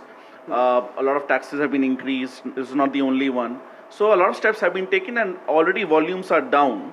So this is only step 2 No, or my 3. question is it an objective the government should be seeking to achieve? My personal view is my personal. No, because look at what Ratin is saying as well. You lose money, you learn your lesson, you back off. No, I think that first of all, if you look at what has happened over the past, especially post-COVID phase, the number of people, especially the younger generation, people who are entering the workforce, their attitude towards the market has changed very dramatically. Now, I am not saying that that entirely is bad thing, but a lot of it is froth, and a lot of it is what Professor Roy just said, is pure speculation. Now, we should promote investments, the government should be promoting investments which actually generate jobs, not, this kind of activity which has no impact on the real economy and which, just produces gamblers and punters. Can I just make one quick point? At this time, Rahul, we would usually be looking at what's going to cost more, what's going to cost less. Yes. And our entire team has been internally trying to look at this, still at a macro level, to ask what are we going to pay more for. There is no immediate implication based on what Nirmala Sitharaman has said today on what's going to cost more and what's going to cost less. It would be there in the fine print, but there's nothing obvious. A lot of import duty cuts have taken place. For example, on nuclear power plants till 2035, customs duties have come down, critical minerals customs duties have come down, biogas blended CNG customs duties are down, and components of civilian and defense aircraft customs duties are down. So they're trying to focus on critical sectors that they believe are strategic for them and reduce customs duties there. But no implication for the common person. This food item is going to go down. The macroeconomic implication would be, go down. Would all this lead to an export surplus or an import surplus? That is the million-dollar question, that if ultimately you are reducing customs duties, it will help the industry where all those things go into input as inputs. But whether that leads to a surge in exports, that's the critical question. So can I just summarize this by saying, and correct me if I'm wrong, taxes more or less remain the same. It's simpler now to pay your taxes, and your cost of living for the moment is essentially the same.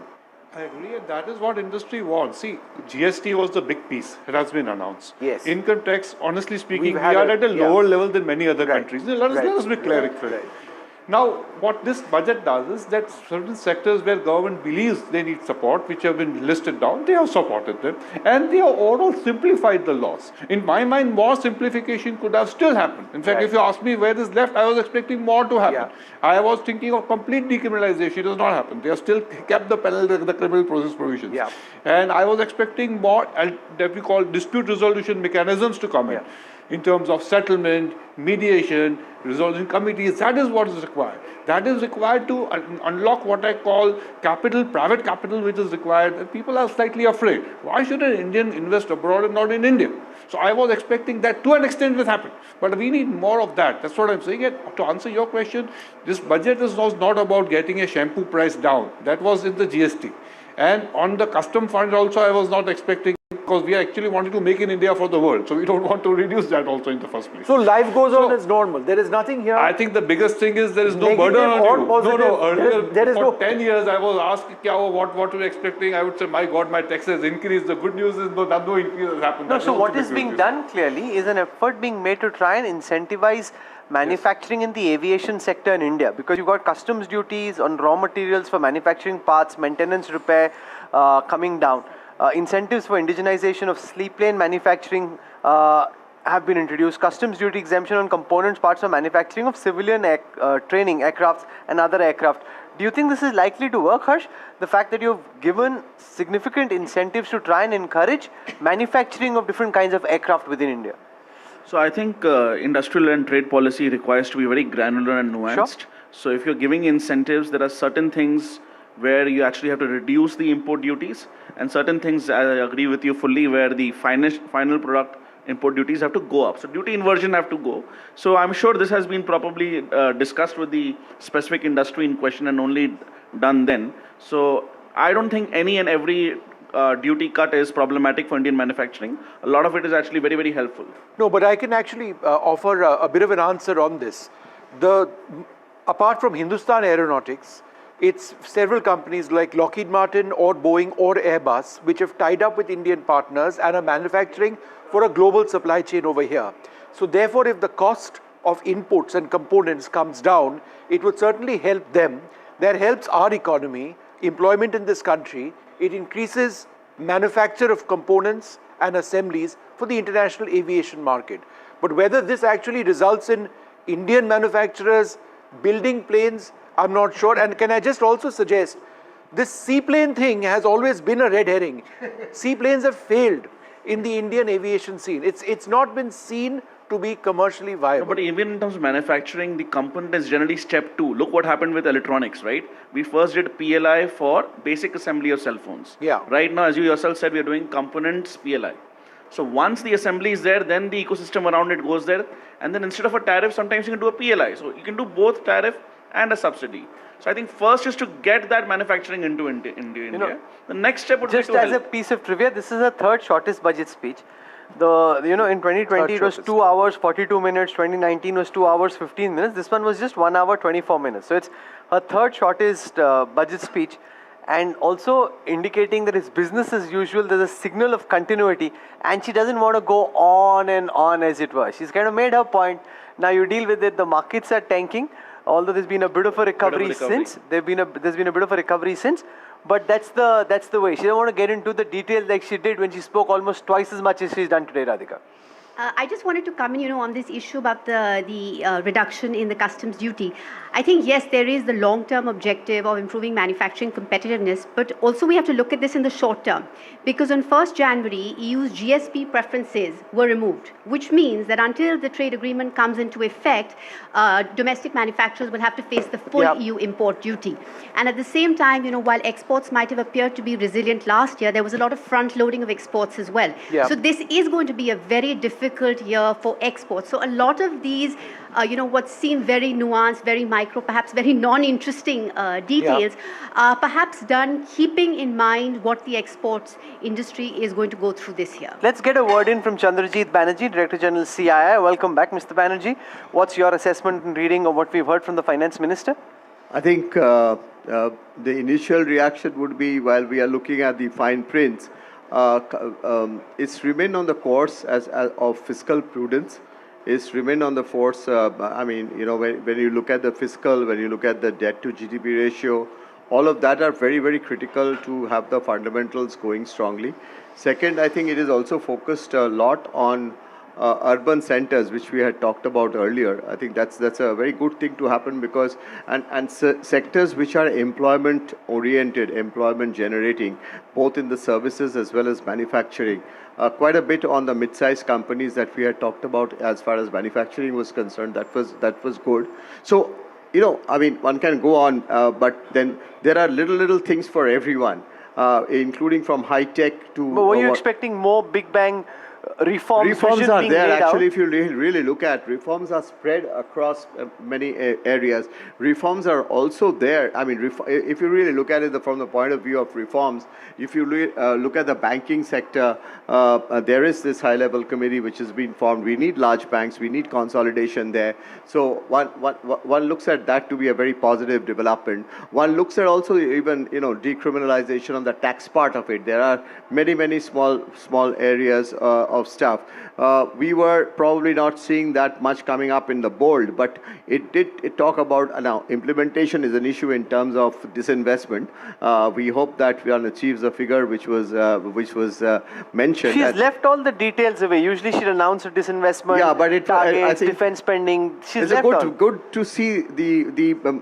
She wants everyone to read her budget document. And that macro level presentation of which way we are heading is critical. I think the budget really needs to go into those details about, yes, whether the health is fine, prudence is there, and whether we will be able to navigate through the type of storms that we are looking in the headwinds. Skilling was very important. Look at the healthcare sector. I think that was a critical thing to have been focused upon.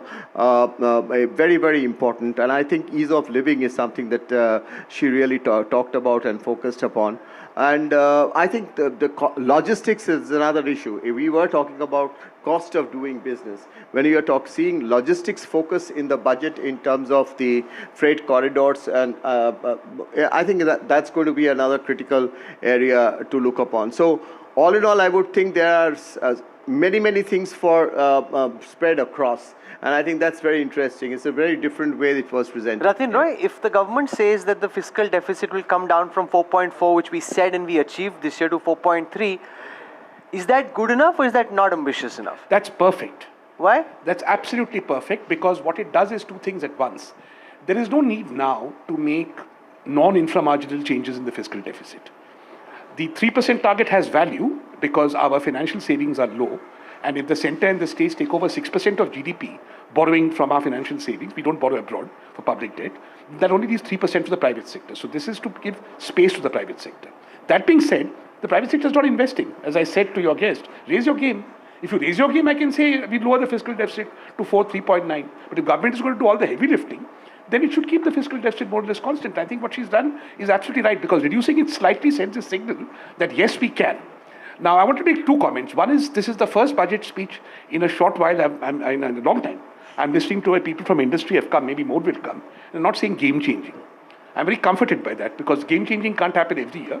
So perhaps you should make this a practice and say game-changing only when the game changes. Second, there is a disappointment, I'm getting it now, from the international policy community. Not a big disappointment. They were expecting a framework for reforms.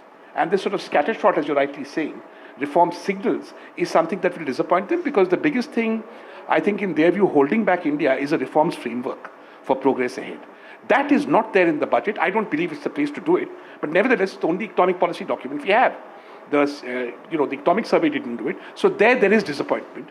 You talked about reforms, but there's no framework. Laying out a very clear reform framework, that where is it that we are going from here, should have been laid out in the budget, is the argument that Dr. Roy makes. I think if you really look at the macro picture, it really talks about that India is not doing anything which is knee-jerk, excepting for, it's not doing anything knee-jerk, but focusing on a path which is futuristic in terms of I still would like to give emphasis on fiscal prudence. I would still like to give focus on making factors of investment easier. I would even look at, even if you look at the taxation part of it, there are much in terms of decriminalization, small offences being just put into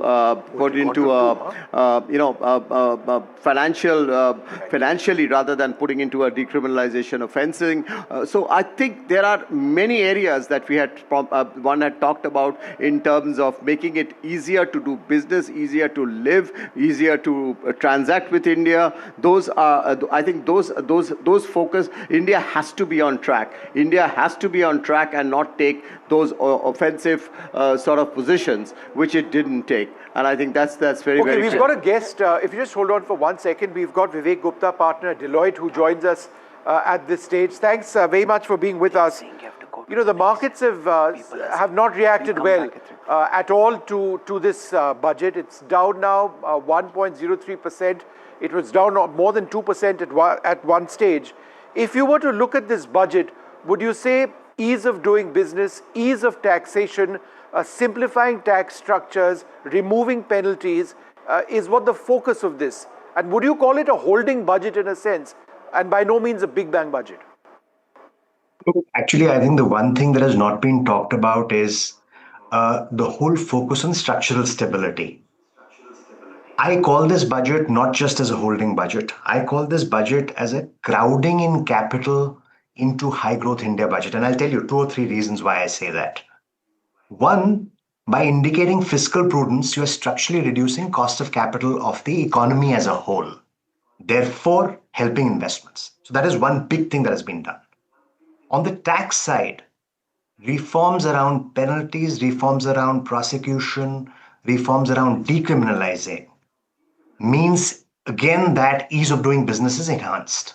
See also the change on, for example, on buyback taxation. I think it's a very intelligent change, helps small shareholders, helps listed equities, and so on and so forth.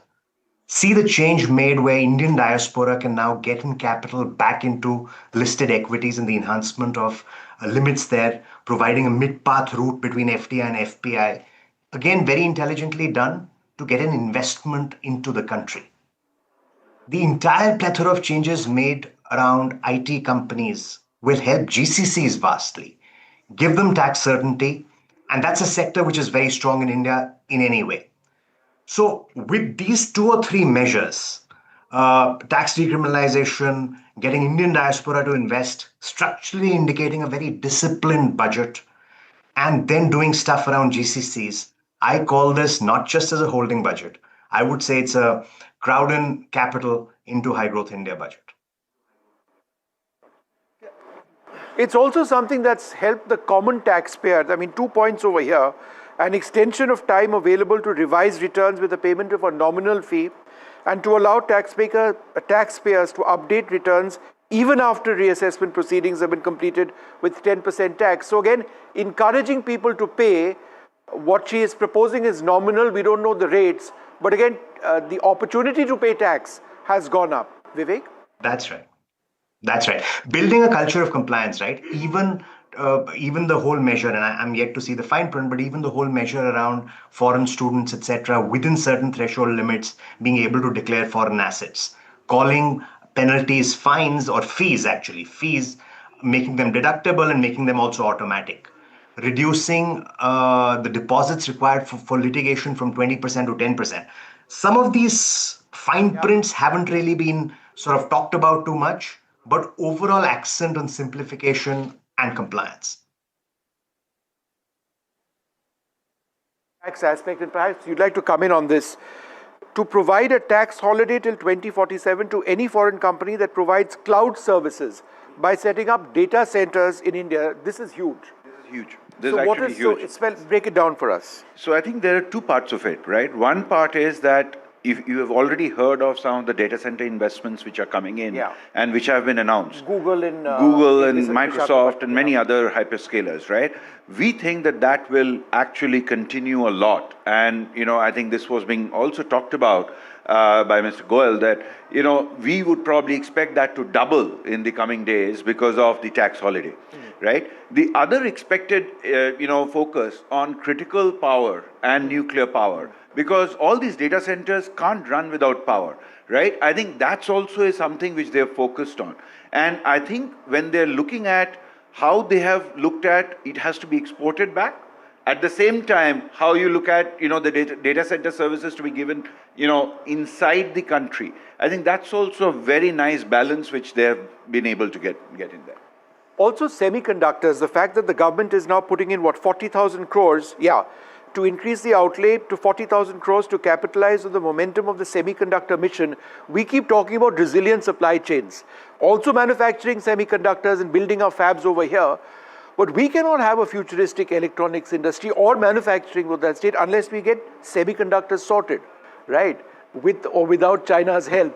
Again, how would you look at the semiconductor mission? I think ISM 2.0, putting in 40,000 crores is an excellent decision.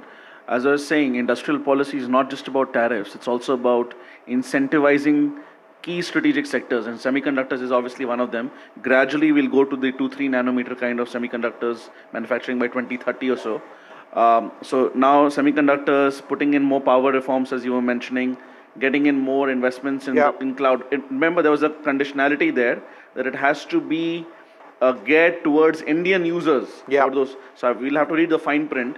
But there is an element, I believe, of strategic autonomy there as well while getting in investments. So we'll see the fine print when we see that. This is extremely important to create the new AI economy because models are getting commoditized, as important as they are. But you cannot commoditize the semiconductor part, you cannot commoditize the solar electricity grid part. She spoke about when the Finance Commission, the fact that the recommendations of the Finance Commission have been accepted, the share of devolution stands at 41%. And a provision of 1.4 lakh crore rupees to the states for FY27, which is what the Finance Commission grants had recommended. We don't have the fine print yet, but that was supposed to have the potential of becoming a political hot potato. How do you think she's playing it? Well, it may, because you see, from the point of view of the southern states, this is all tied up with delimitation. Correct. So if the southern states have a CROWS that they are essentially getting very little of the resources that they put into the center, and that is happening because A, the vertical devolution for all states gives the vast majority of the money to the center, while the heavy lifting has to be done by the states in terms of actual development expenditure, and B, that the horizontal devolution, the biggest weight in the formula is the inverse of per capita GSDP, some version. I was chief economist at 13th, I had mine, but it's essentially that. That means the poorer you are, the more money you get. What she has signaled is the vertical devolution stays where it is. So you're not expecting all states to get more money.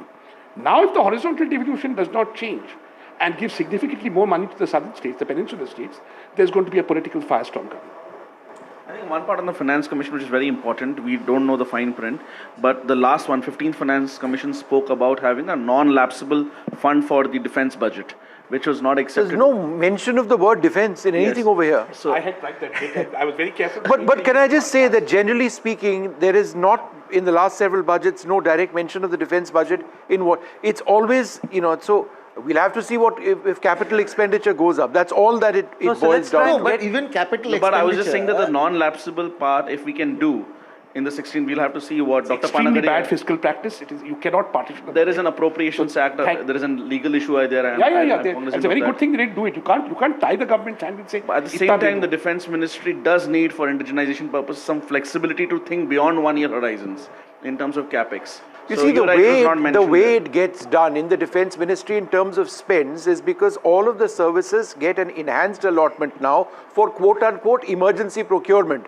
That money goes like this. So there's a lot of focus. And so orders take place there. It's the traditional way of getting orders done for defense, which takes forever. There's an L1 system of ours, right? And a whole lot of other things which are painfully slow. So the president of CIA, Rajiv Memani, now joins us. Mr. Memani, what is your best sense of the manner in which the finance minister presented her budget and the message she's seeking to communicate? There's a lot of what you typically expect with the budget, not made public, at least in her speech, and a lot of focus on Part B, which again is different from what we've seen in previous years. Yeah, and thanks Rahul. I think you're right. I think there was a lot of emphasis on Part A also. I think the way they laid out, the 7 focus areas that we discussed about, the focus on MSMEs and this 10,000 crore fund that's been created, the focus on infrastructure, at least 1.5 lakh in some areas, and the high-speed rail, I think, is a good one because 80 to 90% of the value addition happens in India, and so I think the economic activity that it creates is within India is positive. I think on the municipal bonds, I think a lot of focus on the cities and trying to see how you can create, whatever 5,000 crores for cities above 5 lakhs. So they'll create a competitive process through that. So I would say a lot of focus on tourism, cities, the services sector. Also a new semiconductor mission 2.0 and a focus on rare earth chemicals. So she's trying to ensure that some of these new age sectors are taken care of. Yeah, and what was interesting was that if you actually see, unlike in the previous years where a lot of these focus translated much more into incentives, this time it was much more around the ecosystem build-up and skills. So I think it looks like it's more, whether it was tourism, whether it was the other areas, I think that was, I think, positive. On financial on the financial sector also, I think the realization at least that now for the Viksit Bharat, a lot of things have to change, and hopefully this high-level committee gets set up quickly and they have good participation, and the changes that are required to be made on the banking side, I think that are made. On the Part B, I think a lot of focus on simplification as we discussed, whether it was the penalty reduction and some of the nitty-gritties on TCS and others which were niggling people unnecessarily because the TCS rates were very, very high. I think buyback tax has been a big ask for a lot of people. And I think amongst all the sectors, if I just have to do a blind test of one which seems to have got the maximum benefit, I would say it will be electronics manufacturing. I think they had lots of issues on, if they got capital goods, if a subcontractor got capital goods just for some time, whether that will get taxed or not and everything. So they've clarified safe harbors. And the other ease thing is the safe harbor for IT, widening the definition of IT services and having a safe harbor of 15.5%. So earlier that limit was 300 crores, I think, which they've raised to 2,000 crores. And if you looked at most of the APAs, they were getting done at 14, 15, 16%. So they've given that at 15.5%. The one that I think came as a positive surprise was data centers. I was not expecting that they would. Do you think just that tax relief holiday till 2047 brings in more data centers into India? Yeah, I think it gives one relief because the massive cap. I honestly feel that 22 years is a long time, so we should read the fine print whether it is 15 years within 22 years, because it's a very long time. I mean, I've never seen a relief being given for 22 years. No, but will it? Yeah, it will impact investment decisions. It will impact because it reduces your, most of these data centers are set up with a fixed return. So, the return is whatever, 12%, 13% dollar return. So I think it makes it much more impactful. Therefore, more companies, it makes India more competitive. So I think more companies will look at setting up data centers and others. So I think it's a positive sign, and it should encourage much more. Plus, they've also provided a safe harbor to say that if you're providing data center services to a related entity, then up to 15%, at a transfer pricing of 15%, you can claim tax benefit on that. So I would say on the data center, I was surprised that. Let's get a word in on Kunal Bahl as well. Set up Snapdeal, now runs the startup division of CII. Kunal, welcome. Do you think that this tax holiday till 2047, and even Ratin Roy and Rajiv Mani both making the point, it's quite unusual to have such a long tax holiday. Do you think that brings in more data centers into India and impacts the decisions of those setting up these data centers and the focus the government is laying here? Thanks for having me, Rahul. Look, actually, on budget day, we tend to talk a lot about that day's announcements, but actually, whether it's the data center announcement or the biopharma manufacturing or the semiconductor, if you look back the last 3-4 years, this seems like a concerted effort towards building blocks for a larger building. We've seen the 1 lakh crore RDI fund being announced, the 1,000 crore space tech fund being announced all over the last couple of years. So today's announcements are probably more bricks in the same building. And whether it's 15 years or 22 years, we'll find out the details. But is it a step in the right direction? It absolutely is. And I think all these infrastructure moves are very, very important for the India of 2047. Government capex is up about 9% to 12.2 lakh crore rupees. Radhika, do you think that's a fair increase in government spend? Because some people seem to be suggesting that the government could have been potentially more aggressive in how much it's wanting to spend on capacity expansion. Well, if you look at the amount last year, it's an increase of about 11%. And I think we weren't expecting to see a dramatically large increase in that number. I think the question is what that number is as a percentage of nominal GDP. I suspect it's going to remain the same as last year. And I think that's kind of fine because we need that sustained public capex. But at the same time, it's important that it doesn't crowd out private investment. So I think that, in terms of the number, I'm fine. But what I'd be more interested in seeing is what is the disaggregated allocation of that public capital expenditure, which are the sectors it's exactly going to. Is it, just capital intensive projects with long gestation periods?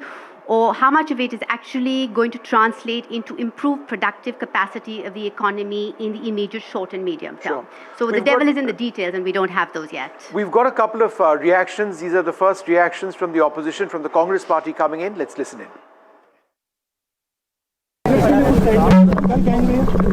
लेकिन sir अभी parliament को use करेंगे लेकिन sir अभी parliament को use करेंगे बताओ यार, डिटेल्स तो बहुत कम मिले ना। जैसे कि 3-4 हेडलाइन थे, लेकिन जब हम इंतजार कर रहे थे कि all India institute of Ayurveda कहाँ आएगी, हमारे केरला में चाहिए हमें। हमारे तो बहुत लंबी ट्रेडिशन आयुर्वेदा के, लेकिन केरला का नाम नहीं सुना। फिशर कोकोनट तो शायद केरला ही हो सकते हैं, क्योंकि मेरे ख्याल में भारत का सबसे ज़्यादा बड़ा केरला कोकोनट प्रोड्यूसिंग स्टेट तो केरला ही है। तो वो तो होना चाहिए। वैसे भी फिशरीज़ में हमें कुछ बेनिफिट होना चाहिए। लेकिन जब शिप रिपेयर के बारे में बोला और वाराणसी और पटना के बारे में बोला, केरला के बारे में कुछ नहीं सुन सका, तो ये सब हमें ज़रा सा आश्चर्यजनक है। लेकिन ये भी कहूँ कि शायद डिटेल्स बजट डॉक्यूमेंट में होंगे, हम पढ़ा नहीं, अब तक सिर्फ भाषण सुने हैं। भाषण में तो बहुत कम डिटेल्स है जो हमें ज़रूरी है। बजट में कोई खास नहीं है। प्रधानमंत्री और नड्डा जी सिर्फ ताली बजा रहे थे और बीजेपी का एमपी का भी समझ नहीं आ रही थी क्या हो क्या रहा, मैडम क्या बोल रही है। मीन्स ये सिर्फ डायरेक्शनलेस बजट है और कोई कॉन्क्रीट ये नहीं है। दोबारा एक ही सपना दिखाने वाली बात ही कर रहे थे और कब तक के सपना दिखाते रहेंगे, एक एक बजट में ही सपना दिखा रहे, हकीकत में कुछ हो ही नहीं रही है। यही हाल रहा तो लोहे पर पीतल चढ़ा करके जेवर बनाने पड़ेंगे। और ये बजट गरीब के समझ के बाहर है। जो बुनियादी चीजें हैं, शिक्षा, स्वास्थ्य, आप सोचिए उत्तर प्रदेश का हाल आपने सुना होगा, देखा होगा।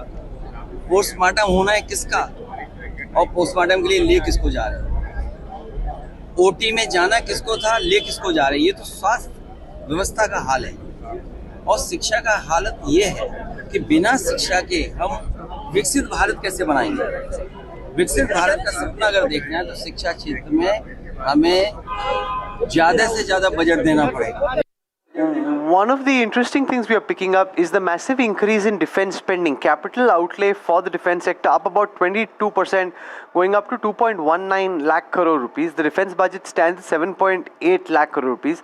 The big jump is in aircraft and aero engines from 48,000 crores to about 63,000 crores, but 21% increase. Vishnu, potentially indicating that they're planning to make some big announcements on weapon purchases. Yeah, no, and there are two of them. One is the Rafale deal, which is in the range of above $35 billion, and one for at least 6 made in India submarines. That will be in the range of approximately $7 billion. Obviously, it's not a one-time payment, not at all.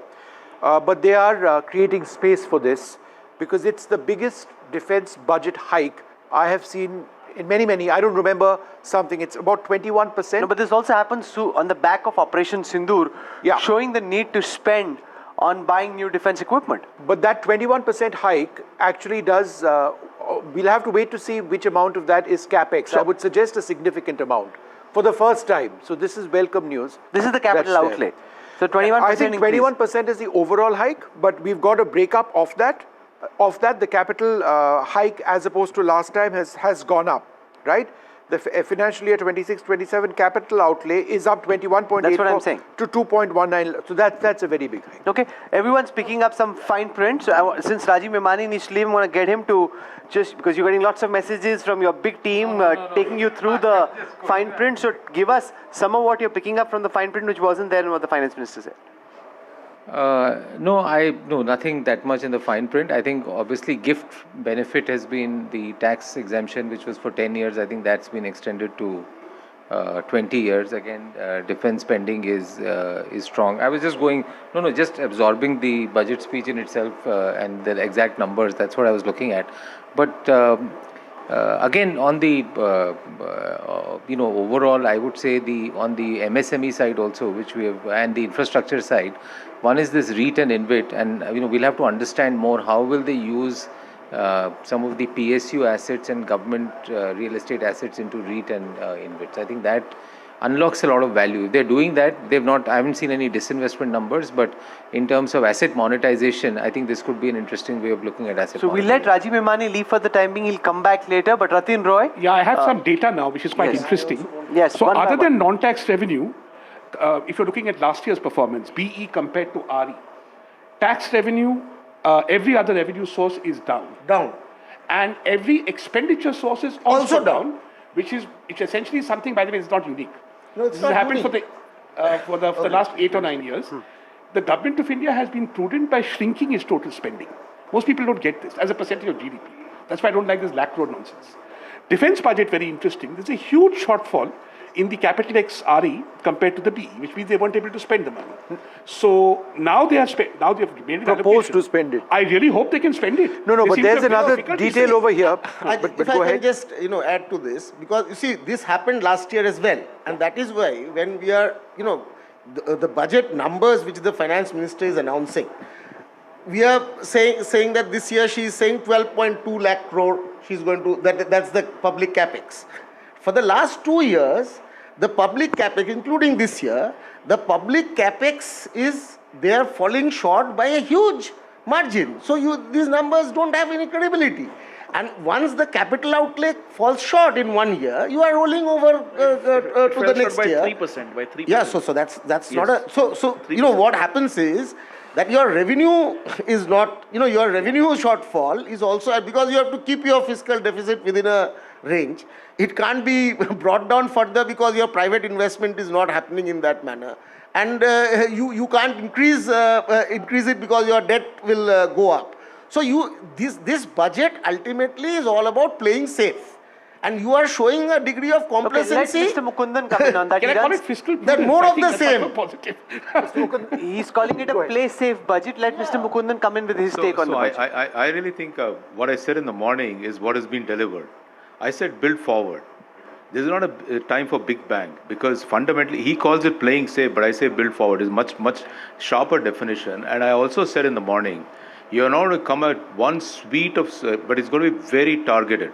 It's going to be very specific sectors. If you look at where she's focused on biopharma, semiconductor, rare earth, chemical parks, high-tech tool room, construction equipment, container manufacturing. I mean, each one of them is very sharply targeted. And on the capex point, I just wanted to tell you the spending which you're talking about, we have stopped doing annual expenditure numbers. In capital, what happens the moment it slips into next year? So normally what you do is a rolling average, so that you take a 3-year, 4-year rolling average, which is really the way you should look at it. Some years will be lumpy, some years will be down, because some projects have taken a bit of time. So I think we should give that much of a sort of go through these numbers in a much more detail to understand where it is coming from. I think the key point which we've been highlighting is on MSME. I think this point about linking threads with gems, use of threads to give credit to MSMEs, the credit guarantee for MSME, I think we have not actually focused on how much it's going to work towards bringing up the health of MSME, which is a big issue. And in terms of the 7 sectors she's laid down for economic growth, she focused on 3 areas. Economic growth, the second one was how do we sort of accelerate and raise aspirations of people at the people level, which is what all this whole skilling, medical, 1.5 lakh people, caregivers, all that is part of that. And lastly, about Sabka Saath, Sabka Vikas, which is about underprivileged people. Now, when on economic growth, she's picked up 7 areas. MSME is one of them. She also spoke about building scale, and scale in very specific areas. And then about, this is very interesting, I thought it was very interesting, because it was about rejuvenation of legacy industrial areas. 200 industries will be rejuvenated, and I think it's needed, because when you go to some of the old industrial parks, they are not up to the mark in terms of technology. And the whole issue on infrastructure, again, I think 12.2 or number I picked up, I think it's a bigger number than last year. We can say it should have been more, but that's where it is. Lastly, I think one of the areas we've been highlighting is India will urbanize. And we have to bring vibrancy in our urban centers, and the city economic region, as she calls it, CER. It's a new term, but fundamentally it's about making cities a more viable, more vibrant places.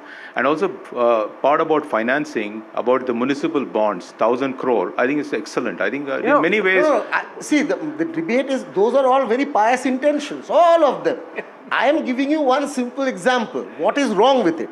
Now, when you commit 11 lakh crore, 12 lakh crore, and then you end up, by the end of the next budget, you end up spending 1 lakh crore, 2 lakh crore less, then what happens is... It's not 10-20%. No, wait. It's only 3%. No. Wait. You compare it with what happens. This is happening year after year. So what happens? I'll give you a concrete example. Suddenly now there are going to be 7 high-speed railway projects. By the way, Kolkata is left out. For Delhi, Kolkata is the busiest corridor. It is left out. But anyway, Varanasi gets 2 projects. But fine. Where is the first high-speed rail project today? And why? When was it announced, this bullet train? When was it announced? Till date, we have not seen the first bullet train in India. No. And 5 more projects are being announced. So, fine. If you are saying, why are you against the announcement? No, I want hundreds of high-speed rail projects. Just look at where China has gone with high-speed rail projects. Okay. My point is that don't just do this jumlas in the budget. When you are saying you are announcing a project, you complete that project. And let them people benefit. Let him respond. No, I just think, the word jumla and all, I don't want to get into that. I think fundamentally good thoughts, good words, good deeds. That's what we believe in as private sector, and that's what government also should believe in. I think firstly it starts with thinking about where you want to go, then it's come out in words. But effectively talking about the 7 high-speed corridors and also speaking about the first corridor, obviously we have made land acquisition a very difficult part even for the government. I think it got stuck because I have actually traveled on the construction which has happened, and it is actually fairly impressive. You come to BKC and see this entire terminus which is being built right in the center of BKC for the first, the high-speed rail. It's completely new. Okay. So I think I would say the work is happening. And I understand where you're coming from. We all want things to happen faster than they are, yes, which is really what industry is also saying. From ease of doing business, we need to go to speed of doing business. And for speed of doing business, you need to remove many of the irritants. And if you look at exports, what has she done? Entire touch-free digital custom clearance. That's a game changer. We've been highlighting this. Why should anything be done on that basis? So each one of these are going to help us to improve the speed of transacting and speed of transacting. At some level, it's a measure of the stability and the confidence of the government that despite we being just a few weeks away from elections in Tamil Nadu, West Bengal, Assam and Kerala, the usual temptation of having schemes for election-bound states has been left out. No public announcement of that at least. Rajiv Gowda joins us from the Congress party. Professor Gowda, you think the government is sitting pretty because usually just a few weeks ahead of announcement of polls, peak election season, Kerala this, Assam this, West Bengal this, Tamil Nadu this, she's avoided that temptation this time. Well, that's such a relief, but it's probably a lack of imagination. Think about the bigger picture, Rahul. Essentially, this is a time when the Indian economy is facing a crisis with the amount of money being taken out, both by Indians and by investors. What kinds of measures could have sent the right signals to allow for a reversal of this pattern? I don't see anything on that scale, etc.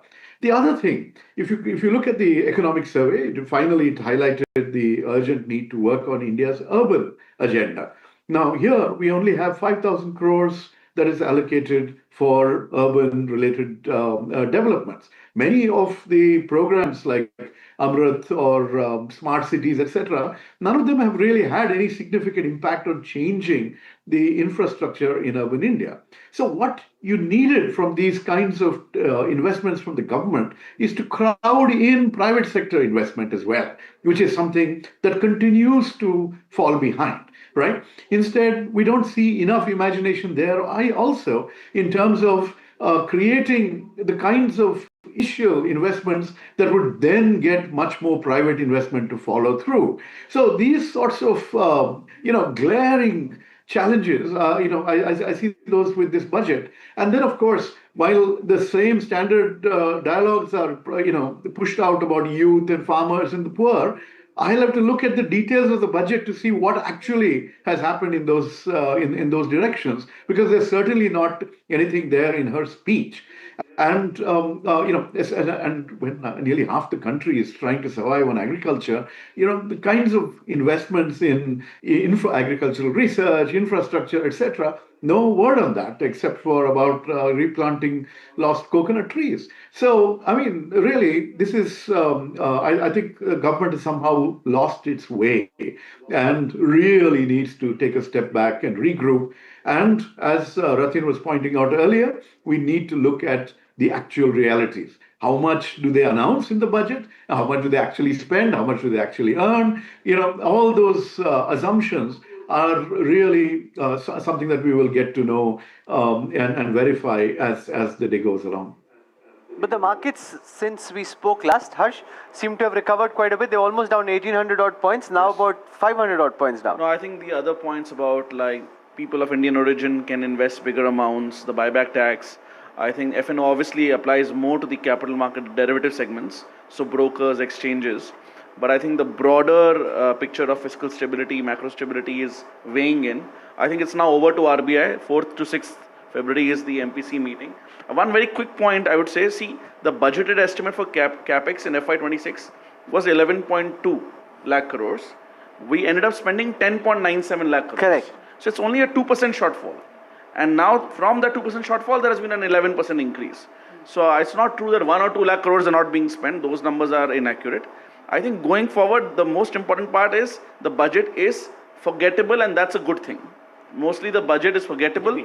We move on because the big stuff happened with GST, the deregulation commissions under the current cabinet secretary and a former cabinet secretary are in place. And then we have the monetary policy and we have trade agreements. So if we have forgotten this day after a week, it's not such a bad outcome after all. Mr. Basa, how is the semiconductor mission so far coming along? They've announced a semiconductor mission 2.0, also laying a lot of emphasis on full stack design work happening in India. What is your assessment of the first phase of what we've seen on semiconductors? So I think the first phase has seen the right kind of moves. Also, I would see the investments have gone in as expected. And if you look at the semiconductor ecosystem, there's a lot of focus around the ecosystem also, because you need the talent ecosystem. It's not just enough to say that I would like to have design capabilities. You need designers to come in back from many of the other countries to build a career in India. And for that, the ecosystem is required. And if you look at some of the other things which they're trying to do, you have to also support it with the rare earth piece. You also have to support it with what you're doing on the overall engineering skills program. When we are talking of some of these skill building issues, I think it's very critical for, the wave 1 and of course for the electronics piece for the wave 2 as well. And I think the other thing which you should also look at is, we have been talking about these CapEx programs. Now, if you think of what they have talked about, restructuring of power finance and REC, that can have the potential to unlock deep, capital pools which can go into some of the other sectors which would be talked of. And I think those can be really game changers for it. So I again think that, yes, the budget has a lot of it for a lot of sectors, but it's not really unrelated. If you look at all of them, they're somehow being related, whether it is, the focus of longevity to health, whether it is the semiconductor and the rare earth, or the, import of high-tech tools, the infra equipment which is coming in. All of those are very related, things. And I think when you're looking at the skilling program is not just about one particular sector. She has talked about design, she has talked about, gaming, she has talked about, also skilling in astrophysics, astronomy. So it's a very, very, broad-based skilling program. But on the political front, the government clearly has some rough weather to deal with Donald Trump, who's announced that India will be cutting back on Russia and cutting back on Iran and buying from Venezuela. So a lot of these hush policy announcements apparently made by the Indian government being made publicly by Donald Trump. And he just keeps doing it again and again. Well, we live in a world where we live in, so, where the dominant power has given up its own adherence to the so-called rules-based order. But again, coming back to this budget and how those, the fact that Venezuela oil would be sold to India and India is gradually buying less Russian oil shows that we are going towards some kind of trade agreement with the US. Is it being done in great fraternal spirit? No, but it's better than not having a deal. And it's a good follow-on to the EU deal, because now we are also negotiating from a point of strength, which is what Piyush Goyal mentioned to Vishnu yesterday, that we are not negotiating from any deadline. So yes, it's what's your unfortunate best sense of what Trump makes of when Piyush Goyal and the Indian government and the EU get into a trade deal? How is he decoding this from what you can tell? If I go by Truth Social, he doesn't decode, he reacts. So, decoding would be a massive increase in intelligence of the US president, which is at the moment unfortunately not available. So he will react in the way he usually does. He has looked at the deal. He has made one churlish comment in it already. Scott Bessent has, in fact. Scott Bessent has multiple times. Scott Bessent has made a churlish comment, but I think we are doing absolutely the right thing for a change. I've been very unhappy with Indian foreign policy for a while because we've been talking too much. All this Indic and Vedic can go forward and do this, or hum great hai. Now we have shut up, and that's a very good thing. And the way we are dealing with Trump is just right. Keep quiet and do what you have to do, and you'll be good. I want to make a very quick, data point on the thing. Disinvestment for the 10th straight year in a row, they have missed their modest target, and they've raised it again. Long term, that means you cannot expect the government of India to raise revenues to disinvestment. Taxes are maxed out, so we are now a revenue-constrained economy. There is not going to be any money going forward to expand the size and scope of government in any significant way. I personally think that's not a bad thing. I don't think we should be expanding government beyond where it is. But now we have maxed out all our sources. So, and a bit of good news again, committed expenditure, which is expenditure the government has to make on GST compensation, on wages and salaries and stuff like that, that has come down slightly this year for the first time.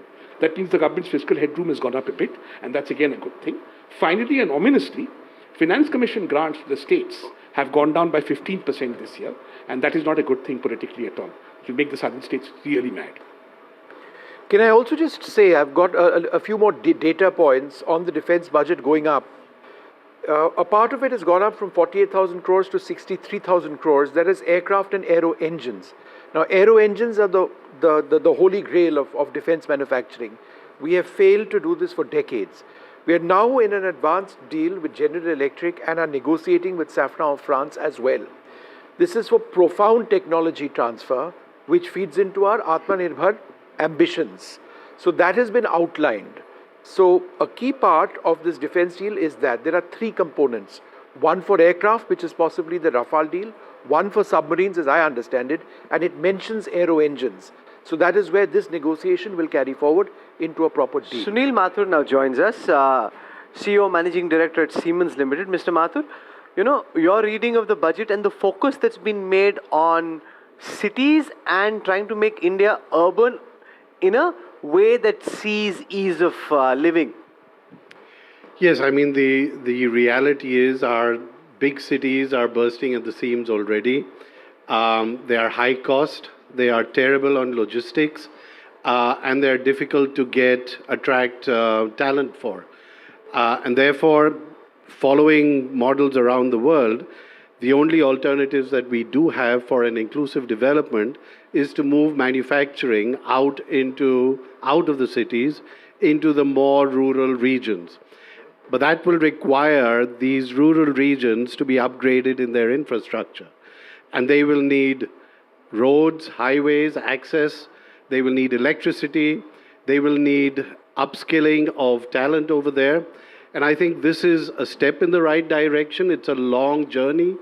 But unless we start spending on these rural regions, creating these economic zones, so to speak, and developing these regions, we will actually be limiting ourselves if we do all our manufacturing in the large cities, in the metro cities.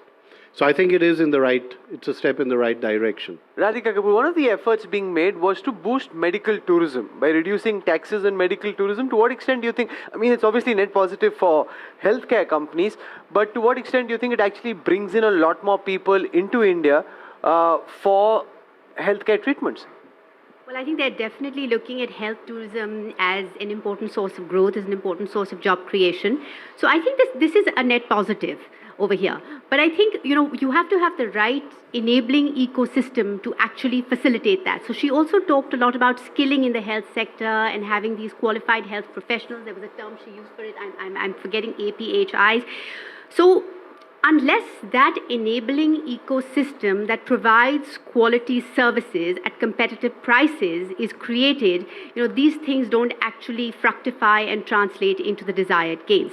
And on skilling, I do want to come back to the point that you had made earlier. I think it's quite interesting. They haven't talked just about skilling, but actually the transition from education to employment. And so that it's not just enough to educate people, but to make them employable, to make them job ready. There's also a panel which has been set up to look at the impact of AI on employment. And I think that's another big thing, because that will give a sense of, what are the sectors where jobs are going to be created, particularly for the youth. They started at the beginning by talking about how the youth were going to be a focus of the budget. And we know that the impact of AI, particularly when it comes to generative AI, has not been on entry-level jobs. So the jobs that the youth get when they enter the labor market. So I think those are how they're going to pan out and develop is one thing, but as statements of intent, I think these are very important issues because they are structural challenges. The other thing, also, I think it appears now that there's been an increase in allocation of in Narega. So if you look at it's not a very major increase. 30,000 crores. Yeah, that's pretty big. That's a 25% increase. No. Wait, and it's counterintuitive because they were not. No. It is now split. So you can't kind of add the Viramji and the Narega. Why not? Why can't I? No, because the nature of the scheme has changed. Earlier it was entirely a demand driven. There's 1,22,000 crores for employment guarantee scheme. We can agree on that. That's a big one. No, not guarantee. You can't use the word guarantee. All right. Employment generating scheme. So ultimately, how much you are spending, that is a different question. Okay, gentlemen, just hold on for 1 second. We've got Shrivar Kheruka, the co-chairperson of FICCI, joining us at this stage. Mr. Kheruka, thank you very much for being with us. Glass half empty or glass half full? How would you look at this budget? Well, from a manufacturing perspective, I think it's a good budget. There's a lot of emphasis on Make in India, on Atmanirbharta, and I do believe that in areas such as electronic manufacturing, in areas such as rare earth mining and manufacturing, there are good outlays which have been kind of budgeted for, and I do believe those are absolute needs for the country to become self-reliant. So I'm quite excited about the budget and also the emphasis on manufacturing in particular. Okay, I see Dr. Naresh Trehan is walking in, one of India's best-known healthcare experts, a lot of focus on medical tourism.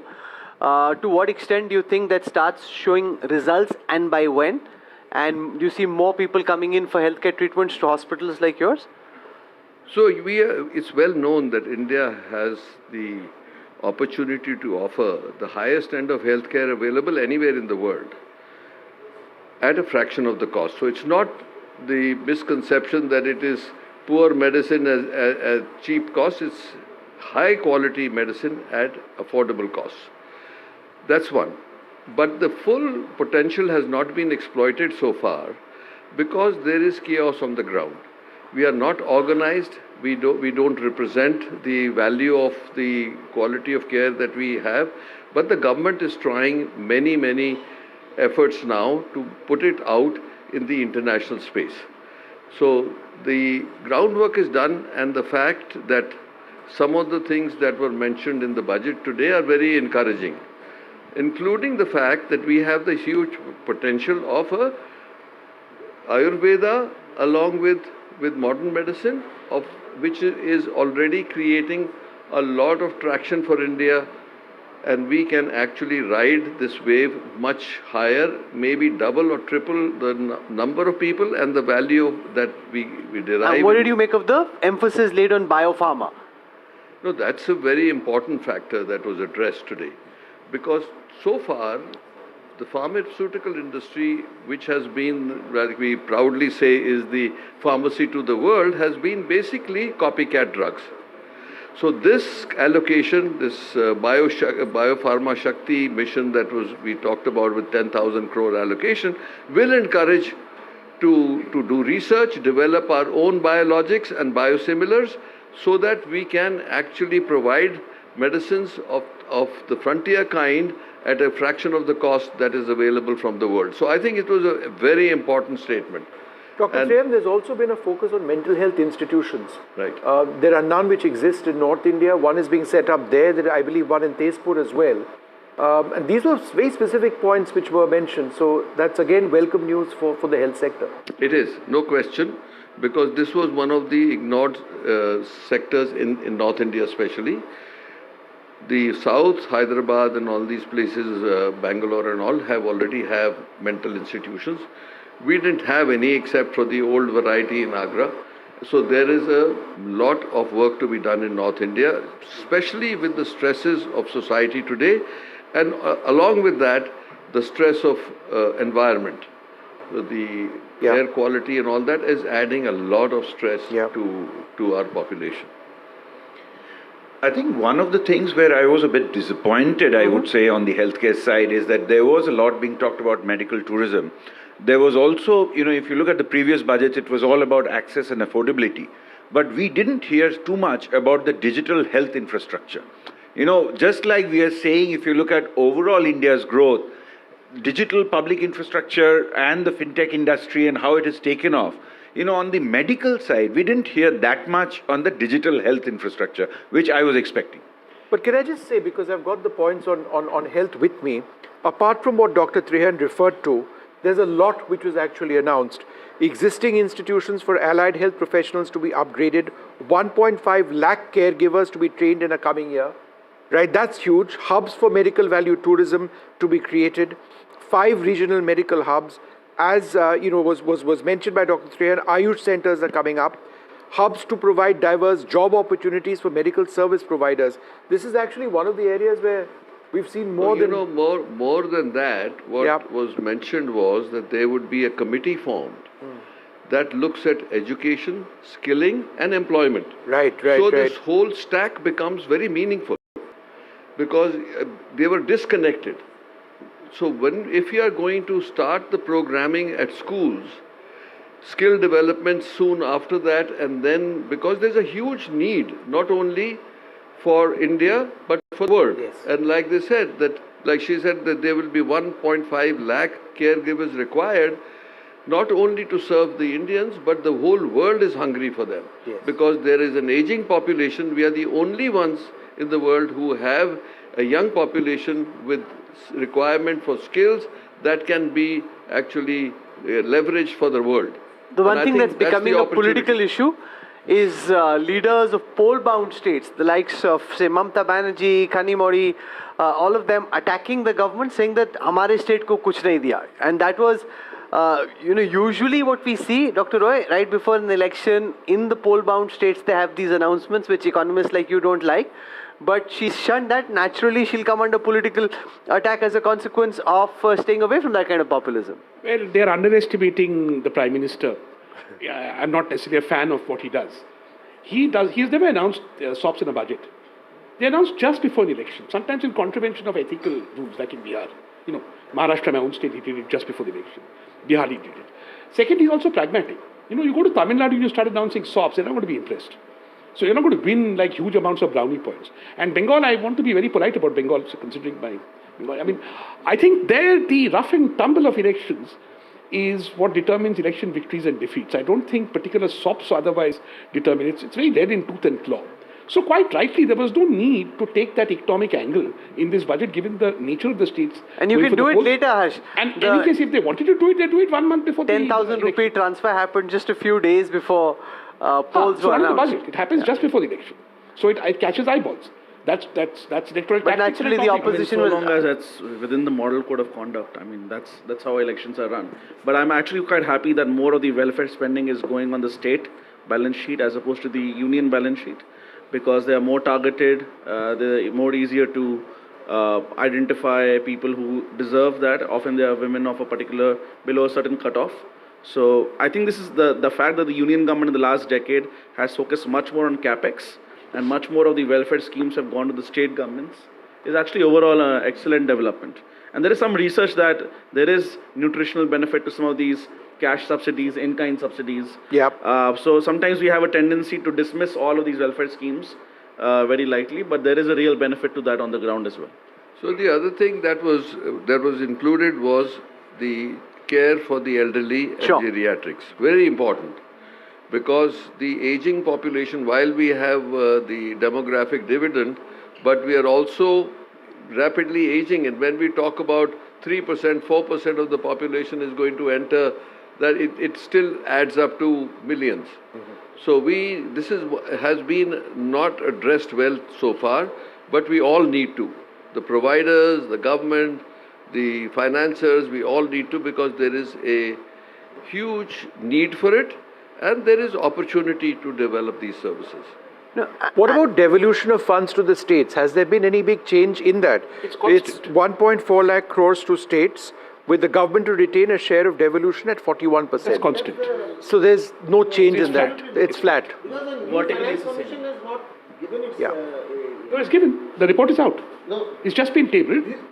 This year, is it included? This year, they have maintained the... No, this fiscal, she has incorporated the 41% devolution. Prosenjit. That she's done. Let me just check the... Please. So this idea of setting up rare earth corridors in states like Odisha, Kerala, Andhra Pradesh, Tamil Nadu to promote mining, processing, research in manufacturing, a lot of this are areas where countries like China have made substantial progress, and now India belatedly trying to catch up. Is it like in semiconductors, we are catching up in certain, for example, once some of these fabs start coming up from next year onwards, we're nowhere close to being world class, but at least we are catching up. Can we do the same in rare earths as well, Dr. Roy? Of course we can. Of course we can, but also semiconductors, I'm a little worried because I wanted to ask you. Yeah. I'm really not interested in 2047, it bores me. By 2030, will our output of semiconductors significantly increase? If your answer is yes, then we have done a good job, because then it means over a 5 to 7 year period, we have become a player. I think there is no reason. I've studied the China rare earths problem, and of course, the Bhavans didn't listen. And I said, please look at this, it is very, very important. Better late than never, but if in a 7 year window we can make an impact on rare earths that is significant, and we have chosen the right places. Just I don't know about Orissa, but Tamil Nadu, Andhra, they're smart people. You can work fast there. Okay, so I'm quite optimistic. We've got Amitabh Kant with us as well. Thanks very much, sir, for being with us. Some would say it's a holding budget. Some would say it's got a little bit for everything. The markets haven't sort of responded positively to this budget. The Sensex is sort of going up and down, but more down. How would you look at this budget? How would you characterize it? Well, these are very difficult times right now. Geopolitically, the world is very fragmented, and therefore this is a very responsible budget, which brings down fiscal deficit to 4.3%, which brings down the debt to GDP ratio to 55.6%, which is still, despite that, lays a lot of emphasis on infrastructure, takes the spend up to 12.2 lakh crores, which in reality is 4.4% of your effective infra spend will be 4.4% of your GDP, and there's a huge focus on manufacturing. So I think it's a it provides continuity to the vision of Viksit Bharat, and it's a greatly responsible budget during very complex times globally. But I think, to my mind, the smartest move in this entire budget is the move to exempt data centers from tax, 100% tax, till 2047. If you look around the world, 75% of the total investment being made in the world is being made in AI and artificial intelligence and data centers. So if you are able to do this, you are able to drive AI, computing power, cloud infrastructure, data centers all to India. This is a big, big move, to my mind. It can have a path-breaking impact because the data is all here, talent is all If you listen to the and this will be as we lay emphasis on data centers, their argument has been that you have to equally lay emphasis on power creation, because these are hugely power consuming sectors, and therefore you're laying emphasis on data centers, giving these tax holidays, but no talk about equal emphasis being laid on new power capacity being created. So let me put this in a perspective, Rahul. First of all, India is the only country which has one grid across the country. Europe doesn't have it. America doesn't have it. No other country in the world today has about 260 gigawatt of renewable energy. And therefore, you can link up renewable energy, you can link up grid to the data centers. It can be a remarkable process. You need to, of course, spend more money in terms of smartening the grid, etc. But India is ideally posed for it. Let's not be pessimistic. On the energy side, one grid across the country, only India has it. Okay, the semiconductor mission is also something that's critical to everything that we are talking about, 40,000 crores to capitalize on the momentum of the semiconductor mission. So is that something that just had to be done, number one? And number two, we are talking about critical earths and, mining in India, that obviously feeds into the semiconductor mission. But India continues to import from China. In fact, one of the grounds we had premised for an improvement in ties is that they give us critical minerals, and they have said yes to that. See, worldwide, the processing of critical minerals is right now being done in China. It's not about availability of critical minerals, it's about the processing technology. India needs to master processing technology. We may have rare earth like lithium, etc. in Kerala, Orissa, Tamil Nadu, etc., but we need to master processing technology. Second thing, what China does is it increases the cost, it increases the tariffs on raw materials, brings down the prices of the end product, and ensures that nobody else manufactures it. Therefore, it will require a huge amount of government backing for the next 15 years, much like what we've done in data centers to make India the master of processing of critical minerals. But there's a huge emphasis on lithium, iron cell, critical minerals, and on nuclear power in this budget, which are all cutting-edge areas of growth.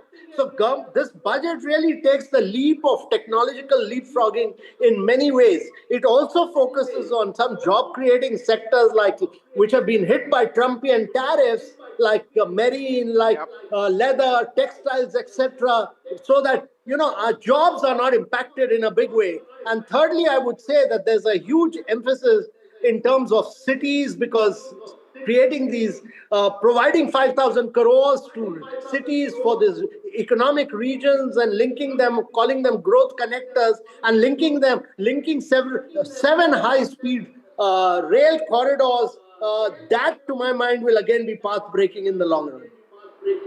Sure. Can I just please respond? You see, we were just discussing the center state issue, and this is where the problem lies. If you look at the Finance Commission recommendations, they have just held it at the same level. So she has just done what the Finance Commission has recommended. There is no change. But the real problem is, and that is where the capital outlay becomes very significant. Whereas its own capital expenditure, there is a shortfall, as he correctly mentioned, it's a minor shortfall. But in terms of grants in aid for creation of capital assets by states, there the shortfall is huge. It is enormous. It is over, almost over 1 lakh crore. Yeah. It's over 20%. So that is the problem. When you are saying that it is good that the states are being asked to do welfare and the government is rationalizing on that and focusing on capex, but the state governments also need to spend on capital expenditure. And you are absolutely right, because the state governments are responsible for far many things which are closer to the lives and livelihoods of the people on a day-to-day basis. Now, if you are falling short on capital outlays for the states, and I'm sure that is not something that the Finance Commission is prodding them to do, they are doing it because they are not being able to generate revenues to share with the states adequately. So I think that is where I am the main critic.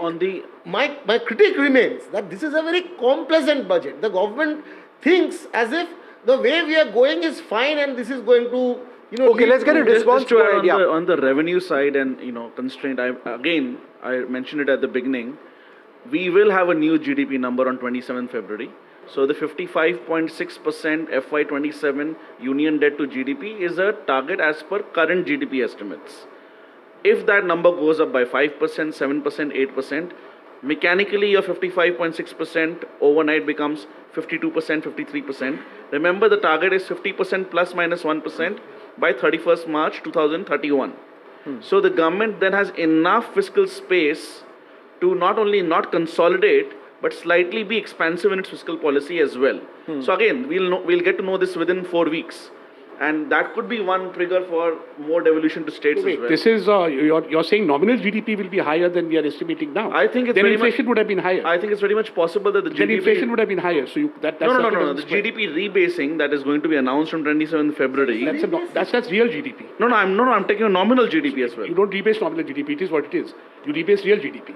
So if it's nominal GDP, and if that's going to be higher by some miracle, it's possible they'll do that by going from real GDP up. Then your inflation is much higher than you expected. No. A lot of things. It's not just not necessarily inflation. Let me just answer both. Yeah, of course. Nothing will change. It's in both real GDP and nominal GDP. It's not necessarily that nominal GDP went up only because of deflator. But there's no base question with nominal GDP. It is what it is. No, I'm saying when the real GDP goes up, even the same deflator, mechanically the nominal GDP also goes up. No. You have nominal GDP first.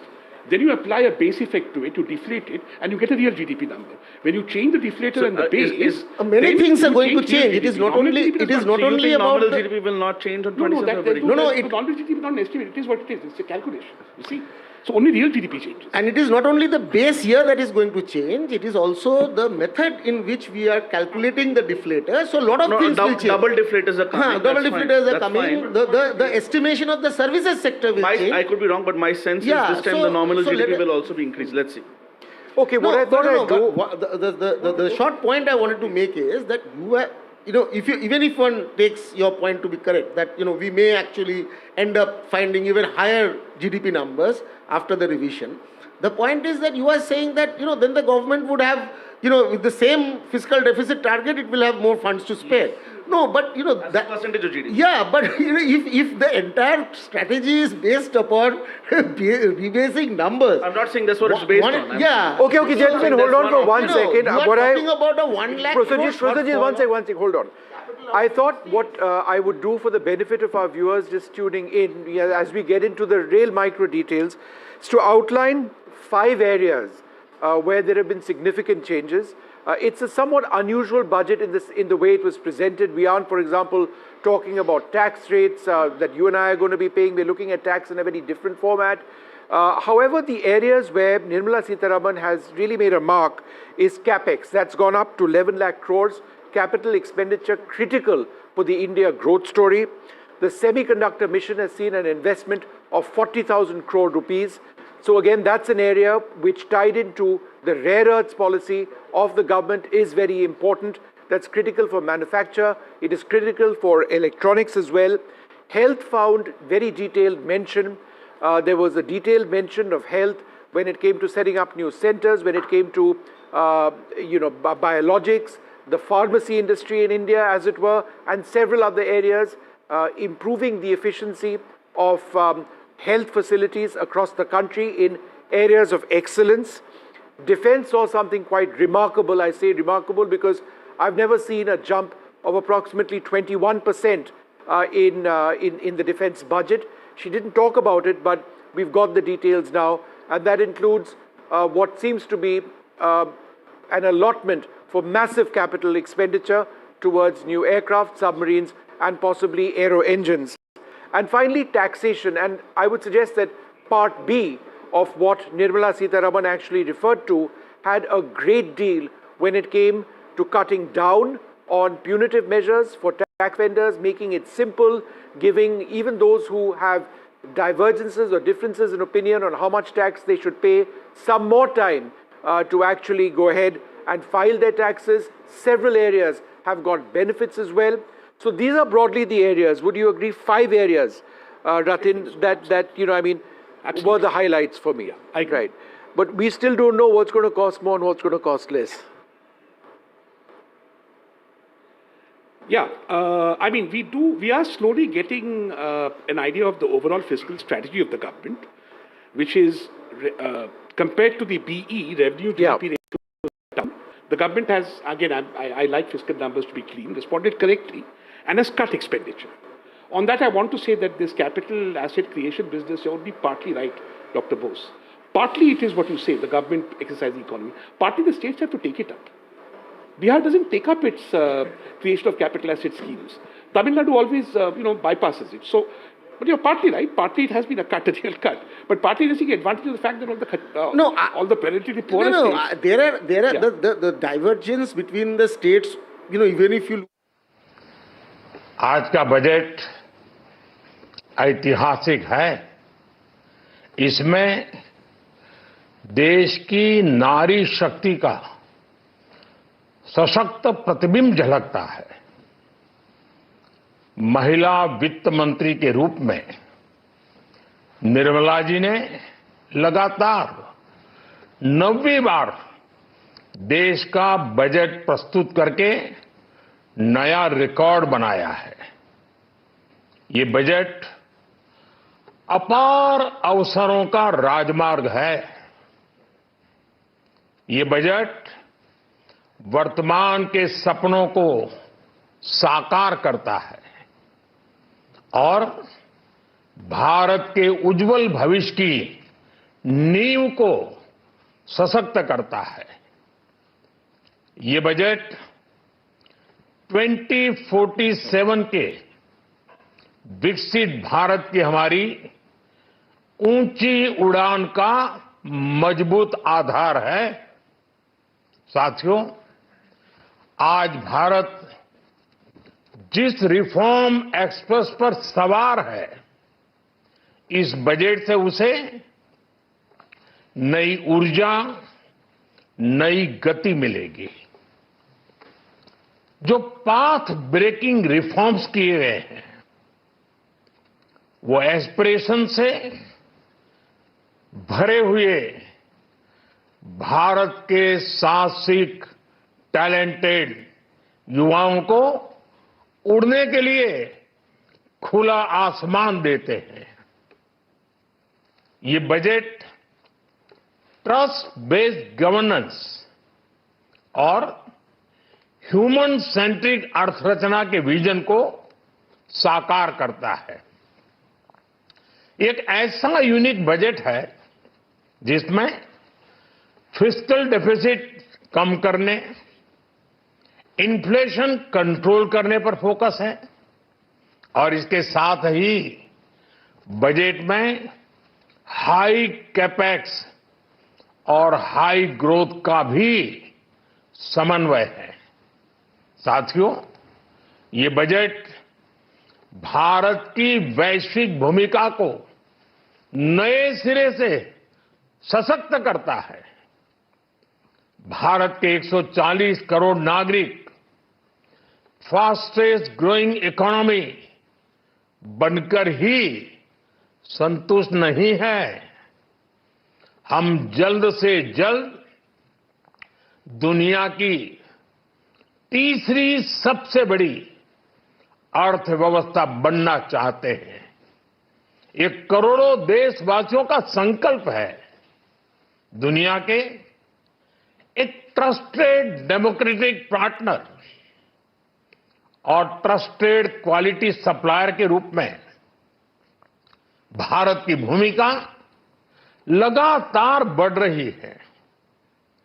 हाल में जो बड़ी बड़ी trade deals Bharat ने की है, mother of all deals, उसका maximum benefit Bharat के युवाओं को मिले, भारत के लघु और मध्यम उद्योग वालों को मिले। इस दिशा में बजट में बड़े बड़े कदम उठाए गए हैं। साथियों, इस बजट में मेक इन इंडिया और आत्मनिर्भर भारत अभियान को नई रफ्तार के लिए महत्वाकांक्षी रोड मैप प्रस्तुत किया गया है। इस बजट में नई उभरती इंडस्ट्रीज यानी सनराइज सेक्टर्स को जिस मजबूती के साथ समर्थन दिया गया है वह अभूतपूर्व है।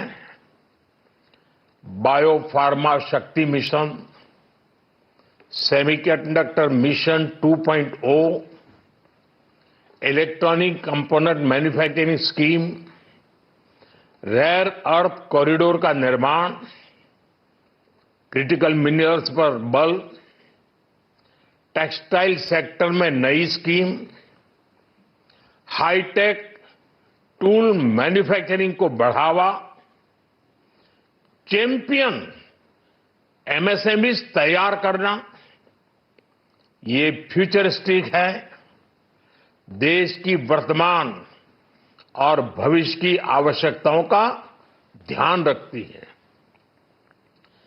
एमएसएमई को, हमारे लघु और कुटीर उद्योगों को जो समर्थन इस बजट में मिला है वह उन्हें लोकल से ग्लोबल बनने की नई ताकत देगा। साथियों, बजट में इंफ्रास्ट्रक्चर को मजबूत करने के लिए कई बड़े कदम उठाए गए हैं। डेडिकेटेड फ्रेट कॉरिडोर, देश भर में वाटरवेज का विस्तार, high speed rail corridor, tier 2 और टियर 3 शहरों के विकास पर विशेष ध्यान और शहरों को मजबूत आर्थिक आधार देने के लिए म्युनिसिपल बॉन्ड्स को बढ़ावा। ये सारे कदम विकसित भारत की यात्रा की गति को और तेज करेंगे। साथियों, किसी भी देश की सबसे बड़ी पूंजी उसके नागरिक होते हैं। बीते वर्षों में हमारी सरकार ने देश के नागरिकों के सामर्थ्य को बढ़ाने पर अभूतपूर्व निवेश किया है। हमारा प्रयास स्किल, स्केल और सस्टेनेबिलिटी को निरंतर बल देने का रहा है।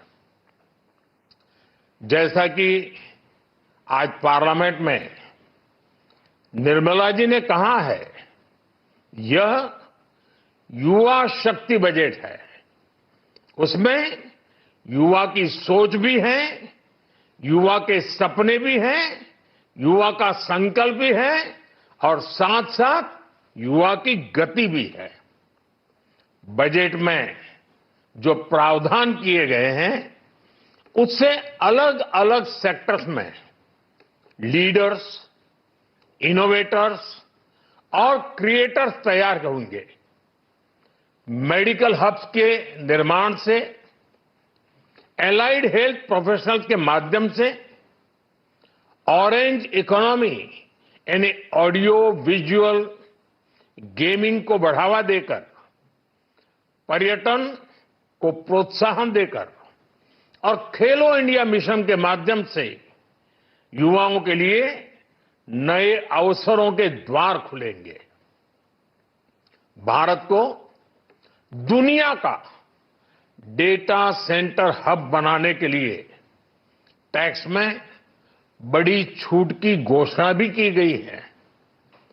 मैं भारत के युवाओं को विशेष तौर पर इस बजट की बहुत बहुत बधाई देता हूं, क्योंकि इससे एम्प्लॉयमेंट जनरेशन को बड़ा बूस्ट मिलेगा।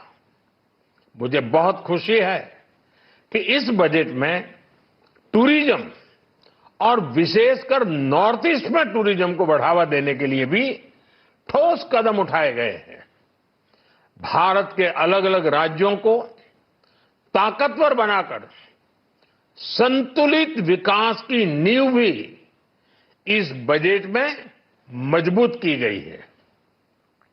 साथियों, हमारे देश में 10 करोड़ से ज्यादा महिलाएं सेल्फ हेल्प ग्रुप से जुड़ी हैं और बड़ा सफल अभियान रहा है। महिलाओं द्वारा निर्मित, महिलाओं द्वारा संचालित सेल्फ हेल्प ग्रुप्स का आधुनिक इकोसिस्टम बने, बजट में इसे प्राथमिकता दी गई है। कोशिश यही है कि हर घर लक्ष्मी जी पधारे। हर जिले में छात्राओं के लिए नए हॉस्टल बनाने का अभियान भी शिक्षा को सुलभ बनाएगा। साथियों, भारत की कृषि, डेयरी सेक्टर, फिशरीज, इन्हें हमारी सरकार ने हमेशा सर्वोच्च प्राथमिकता दी है। इस बजट में भी नारियल, काजू, कोको और चंदन की पैदावार से जुड़े किसानों के लिए अनेक अहम कदम उठाए गए हैं। भारत विस्तार एआई, इस टूल से किसानों को उनकी भाषा में जानकारी मिलने से उन्हें बहुत मदद मिलेगी। फिशरीज और पशुपालन में उद्यमिता, उसको बढ़ावा देने से गांव में ही रोजगार और स्वरोजगार के और ज्यादा अवसर बनेंगे। साथियों, ये बजट एम्बिशियस भी है और ये बजट देश की एस्पिरेशन को भी एड्रेस करता है। मैं एक बार फिर निर्मला जी और उनकी पूरी टीम को इस फ्यूचरिस्टिक बजट के लिए, संवेदनशील बजट के लिए, गांव, गरीब, किसान का कल्याण करने वाले बजट के लिए बहुत बहुत बधाई देता हूं। बहुत बहुत धन्यवाद।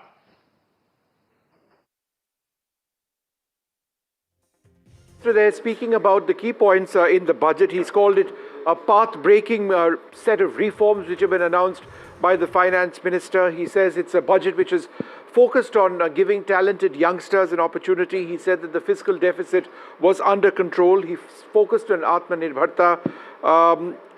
He also referred to the mother of all deals, which of course is the deal with the European Union.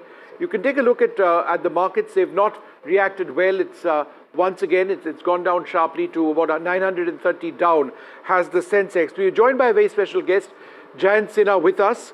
Thanks very much for being with us. How would you look at this budget? Would you say that it is something that nurtures path-breaking reforms like the Prime Minister said? Is there enough of management of, for example, the fiscal deficit? Are we firmly on that growth trajectory the Prime Minister has spoken about? Yes, to all of the questions you have asked. This is an excellent budget, and it's a budget that once again reaffirms that India is a safe haven in a very turbulent world. It emphasizes stability and growth, and it really focuses once again on capital expenditures, which is the way in which we can boost our economy, strengthen our economy, prepare it for the future. And importantly, it also increases defense expenditures by 20%. Now, that's obviously very important for us from a national security point of view, but it is also an economic multiplier because as we build out our defense industry, as we resupply our armed forces, as we build out an export hub for defense industries, that also helps us tremendously from an economic perspective as well. And then finally, I will say that the key sunrise sectors, artificial intelligence, semiconductors, biopharma, all of these have got a strong boost through the budget as well. So once again, an excellent budget positions India really, really well for the future. No, I agree with you entirely on that defense bit, something I track closely because it's an ecosystem which is being set up. So in other words, if there is an investment in the defense sector, the budget goes up, then you see tens of thousands of jobs. And many of these are MSMEs which come into the picture, new skills, so skill redevelopment, skill enhancement, which actually comes into this. And from a long-term perspective, that's very, very good indeed. But the markets, Mr. Sinha, haven't quite reacted to the budget very positively. I know the markets have their own dynamic. In your opinion, what were they actually waiting for or looking for? I think they got largely everything that they were looking for. Of course, the somewhat negative surprise had to deal with the STT increases, which from a tax perspective have been quite substantial.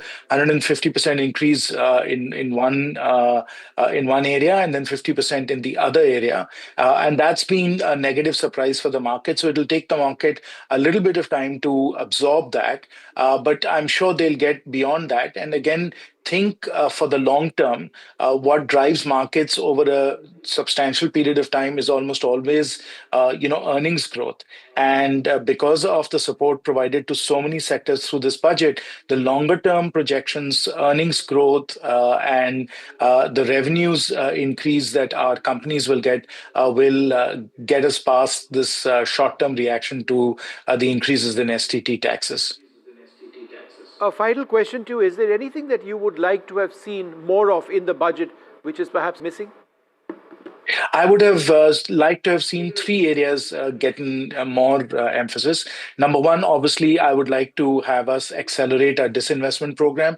That has gone up to 80,000 crores in this budget. It would have been good to have gotten something specific there as to what is intended. For example, the disinvestment of IDBI Bank. So that's one area. Second area I would have liked to have seen more emphasis on is on sustainability, particularly with air pollution, what can be done there to improve the situation. And third, I think it's very important for us to continue to mobilize large-scale capital for investment, particularly private sector investment. And here again, there are various steps that could have been taken through AIFs and through support for the National Infrastructure Fund. And that would have also been a big boost for the economy. All right, Jayant Sinha, thanks very much for being with us. I'm joined now by Mr. B. Thiagarajan, Chairperson of the CII Trade Fairs Council. Thanks very much for being with us. And Mr. Nirmala Sitharaman, Co-Chairperson of the CII Trade and Policy Council. Mr. Sitharaman, let me come to you first. It's a similar question. What would you have liked to have seen in the budget beyond what we have? I would say that... Don't be diplomatic. No, I would say the specifics on disinvestment, because, a lot of schemes have been announced, 5,000 crores for this, 10,000 crores from the, and we've seen that tax collections have been sort of tepid this year. So I would like to see more details on that. But otherwise, overall, I would say it's a budget which has something for everyone. And that's what you had expected? That's what I was expecting. You didn't expect a big bang budget this time around? No, I think that we have reached days where, we've crossed the days where we wanted big bangs. We now need our pain areas as industry addressed in several areas, whether it's process reforms, whether it's initiatives to promote exports, whether it's initiatives for supply chain de-risking, and all of it have been addressed. Managing taxation in so many ways, to me, was perhaps one of the biggest takeaways. It affects, the common citizen, it impacts industry as well, the entire process of simplification, trying to ensure that, legal penalties are minimized. Is that a big takeaway for you from an industry standpoint? I won't say it is a big takeaway. First of all, the beginning was that we were not expecting anything big bang at all. We wanted the budget to be consistent, stable, providing for long-term growth. Niti Aayog CEO, Mr. BVR Subramaniam, keep telling this. We are the fourth largest economy. We will become third largest economy. Do we look like one? Yeah. And for that, many building blocks are there. If you look at it, that is the building block that this budget provides. Stable. So it's a building block to something much larger. That is right. And in CII, we are very clear about that. In fact, you mentioned Mr. BVR Subramaniam, CEO of the Niti Aayog. He's with us now. Thanks, Mr. Subramaniam, very much for being with us. This budget has been described as a building block, one that sort of eventually takes us towards our 2047 dreams. Is that how you actually see this? Because at one level, some would say it wasn't terribly exciting, but there was a lot of work to be done, which is what this budget perhaps addressed.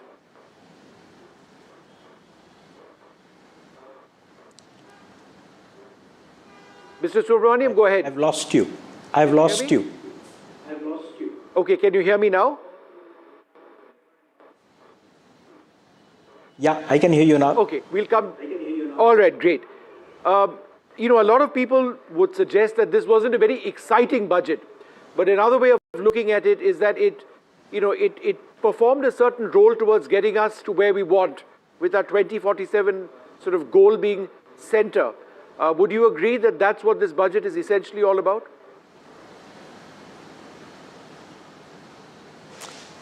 So I couldn't hear you clearly. I presume you're asking about the overall direction of the budget about Viksit Bharat and where does it take you there. So let me tell you my own interpretation. The budget should be seen as a package deal to be seen and read along with the previous two budgets. The budget 2 years ago had a lot of focus on jobs and employment and skilling. Last year's budget had a lot of focus on manufacturing. The initiatives there are still being rolled out. This budget adds another layer. Its big focus is on services, and I think that's something which a lot of people are not capturing. The second focus is on continuing whatever initiatives there are in manufacturing and adding a few more. And the third, of course, is the focus on city-urban infrastructure and removing whatever pain points are there as far as taxation, manufacturing, and other areas are concerned. I think that is that. So, if you'd like, I'd like to elaborate on the services point, which a lot of people don't seem to be getting. Yes, please go ahead. Is that okay? Yeah. So now, why I'm calling it a services budget is because you see the number of initiatives that are there. Firstly, the FM has announced a standing committee on services. Now, that's a very important thing because services is not handled by any single ministry or department in government. It's probably spread over 40. This is the first time that the government is looking at services, not something which serves India, but serves the rest of the world. She's given a very clear target. We want to be having 10% of global services output in India and wants to make India a global services hub. And then look at the range of initiatives that are there. We are talking about 5 medical hubs. Medical hubs are for actually medical tourism and serving medical services to the rest of the world. There's an announcement of 5 university cities. There are nothing but educational hubs. We'll have a whole range of institutions and basically internationalize Indian education. Then there are a lot of initiatives in tourism, Ayush. They talk in 3 Indian institutes of Ayurveda. The other is the orange economy, where particularly they focus on the Indian Institute of Creative Technologies in Mumbai, along with 15,000 schools and 500 colleges to have labs for promoting the creative economy. And a lot of tax reform is focused on the service sector. A lot of decriminalization on the direct taxes. The safe harbor rules, the adjustments, is actually focusing on the GCCs. And that's a big success story of India for the last 3 years. Big employment generator, 1,600 GCCs, 2 million people employed there. And then the big play on data centers. Zero tax till 2047 for data centers is a very big step. So all these put together, I think, is a big play on services. There are a whole host of other ones which feed into it. So that's one. And in manufacturing, we are building on what was announced. We had the National Manufacturing Mission and a whole host of other initiatives last time. The NMM is about to be launched any time in the next couple of days. And then here, we have added new elements. We got the National Biopharma Mission. We have the expansion of the electronic component scheme. It was a super hit, oversubscribed. 20,000 crores been expanded to 40,000 crores. Semicon 2.0 has been announced. You talked about 3 chemical parks. There's a talk about... Just pause this for a second to respond to the concern raised by some of the pundits earlier in the studio, saying that a 22-year tax holiday is not common, and the extent to which you think giving this tax holiday to those providing cloud services actually brings more of these data centers into the Indian geography. So, we are a very strong IT power. We are the second most prepared economy as far as analysis is concerned on AI. Given that, I think India should become, and I think that's the general belief, a major center for providing data and other related services which emanate out of data centers, which is fundamentally AI related stuff. So this is a big play. You've had the IT sector, which was very successful. We had an equally successful GCC sector. This is about actually getting data centers to India, a very long tax holiday. How did the IT sector grow in India? It was the massive tax holiday they got for 25 years, both directly as well as through the SEZs. I mean, the Infosys headquarters is an SEZ even today, and they're still benefiting, a lot of them, from tax holidays which began long ago. This is a play which is going to be a big game changer, bring India on par in terms of being attractive for data center investments, and not just data. It's about services emanating from data centers, and I think that's the play that is hidden. And so that's why I see this as a very strong services focus, which has been missing in many, many earlier budgets, because services are always seen as something we do for our own citizens. The things that's been done is the focus on healthcare. Dr. Sujitra Ella joins us. She runs Bharat Biotech. Ma'am, not just for your company in particular, but for the healthcare sector, the focus on medical tourism, the focus on biopharma, how is that likely to play out over the next 12 months in your view? Oh, 12 months? I don't think anything will play out for us because, Rahul, that was only when the pandemic happened that we could, we had to bring about, fast track processes and product development. What this actually now means to us is that for the industry, we have been servicing ourselves phenomenally well. In fact, I would say fantastically well, very high in terms of products and services and vaccines and biotherapeutic molecules, very affordable, competitive, and global quality standards, okay? But I think the crux of the matter right now is that with this kind of impetus coming, this is the first time I've heard in a budget where the biopharma sector has been just single-handedly picked out, and it almost came out in the very first few lines. We need to now catch on to the, to how we look at servicing the global scenario that is out there, which is very different from what we follow in India. The global scenario is very different, especially when it comes to the G20. It is mostly intellectual property driven. It is completely technology controlled, and the IP and the patents, which translate into patents, the IP, is all held by the large corporations that have developed new molecules and therapies and remedies and technologies over decades. But Mr. Sitharaman, this is decades. something which I think most viewers would appreciate. The fact that whether it is semiconductors, whether it is data centers, biopharma, a lot of extra emphasis to the extent possible laid on emerging technological sectors.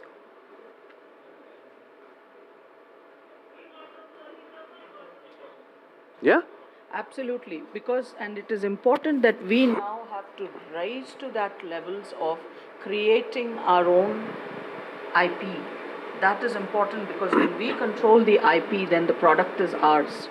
And then we go to the next levels of pharmacovigilance, we go to the extent of clinical trials, the information that has to be given, this has to be on global standards, which is what we did.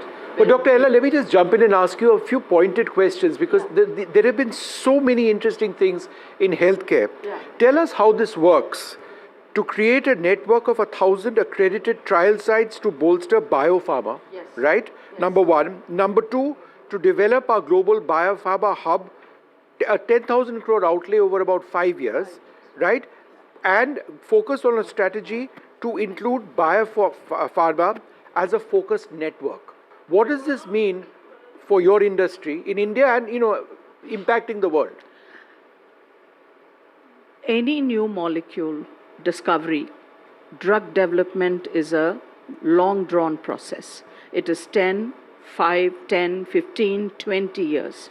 There are molecules that are 30 years in the making. We don't have a vaccine for HIV yet or for cancer therapies. So, and all these technologies are trial centric.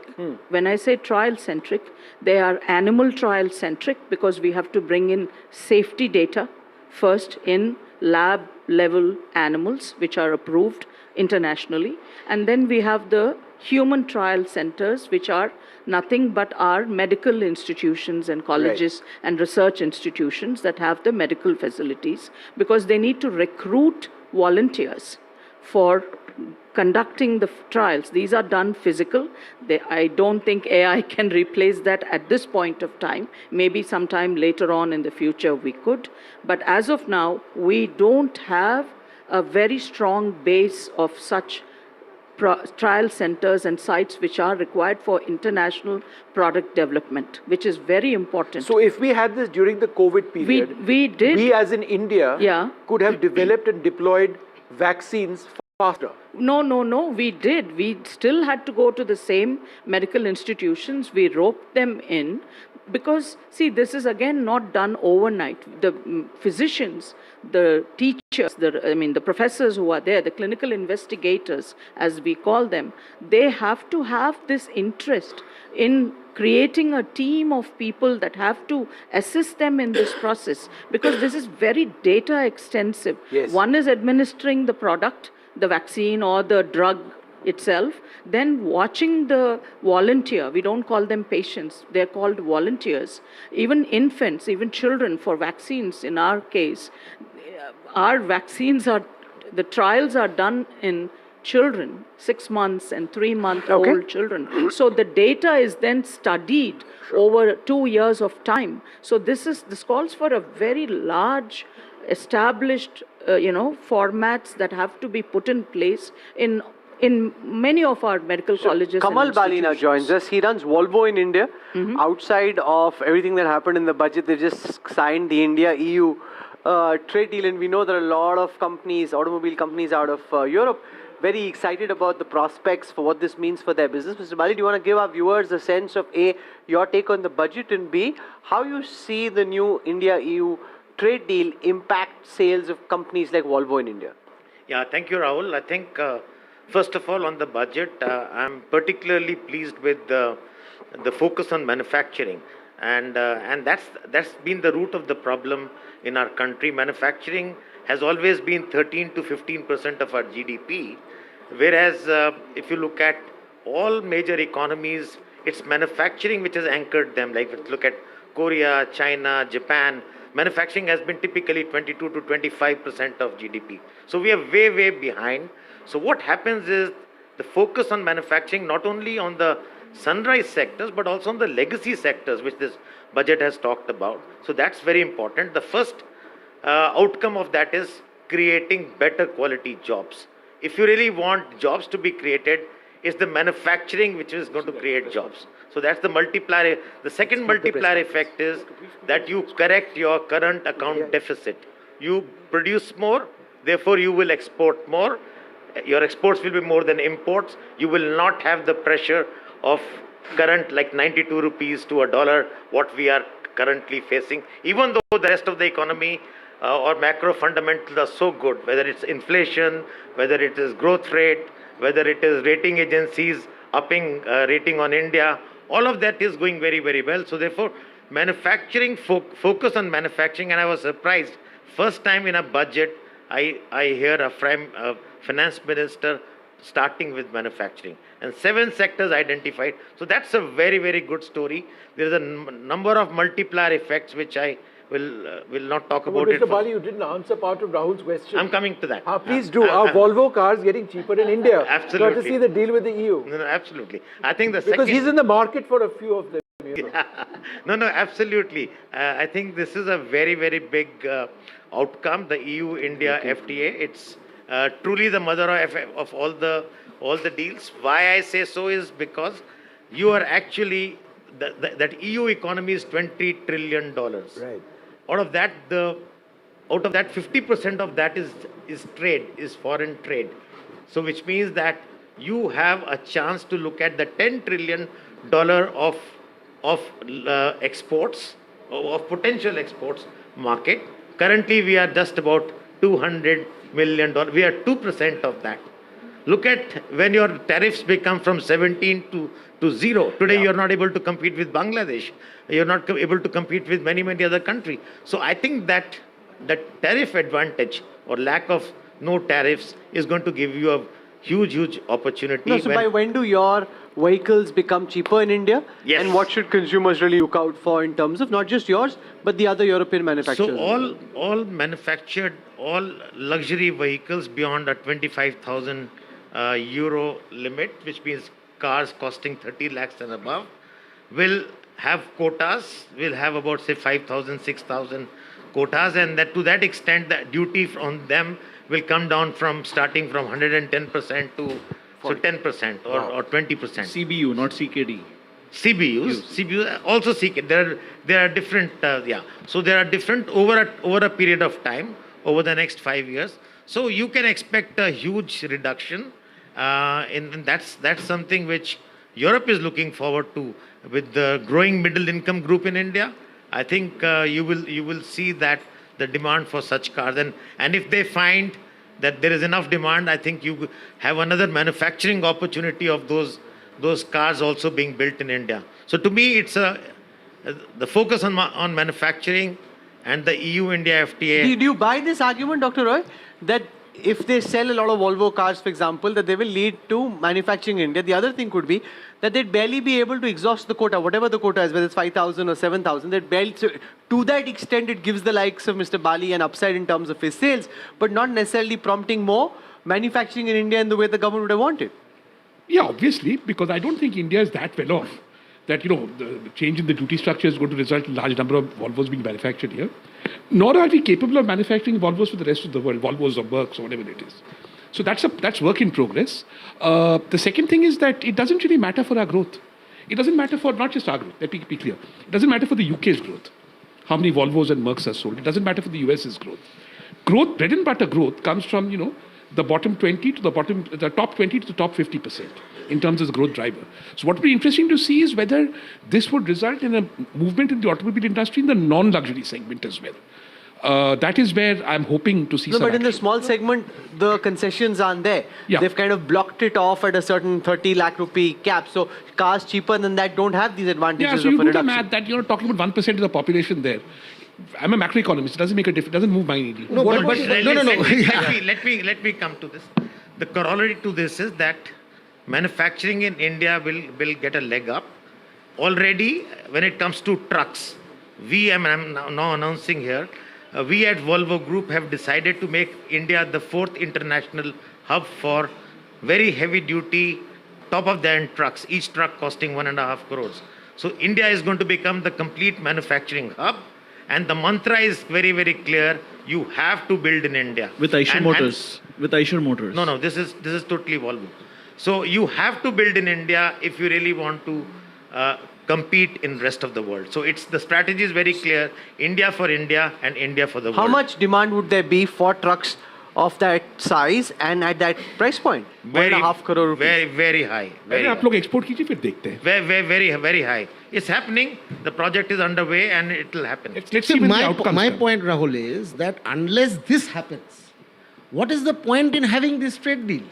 See, ultimately, I think that this is every such trade deal or every such liberalization measure should be tested on this basis, that whether it leads to investment, higher FDI in India and thereby higher job creation in India. But that's what he's saying, it will happen. Yeah. So, no, but So it is happening. that's It's the happening whole on point. ground. That's the As whole we point. speak, it is That is happening. what we should be most interested in. I think the good thing about the Indo-EU FTA as opposed to the ASEAN FTA, etc., is much more complementary, the two economies. That's right. So we are not exactly competing with fellow Asian producers.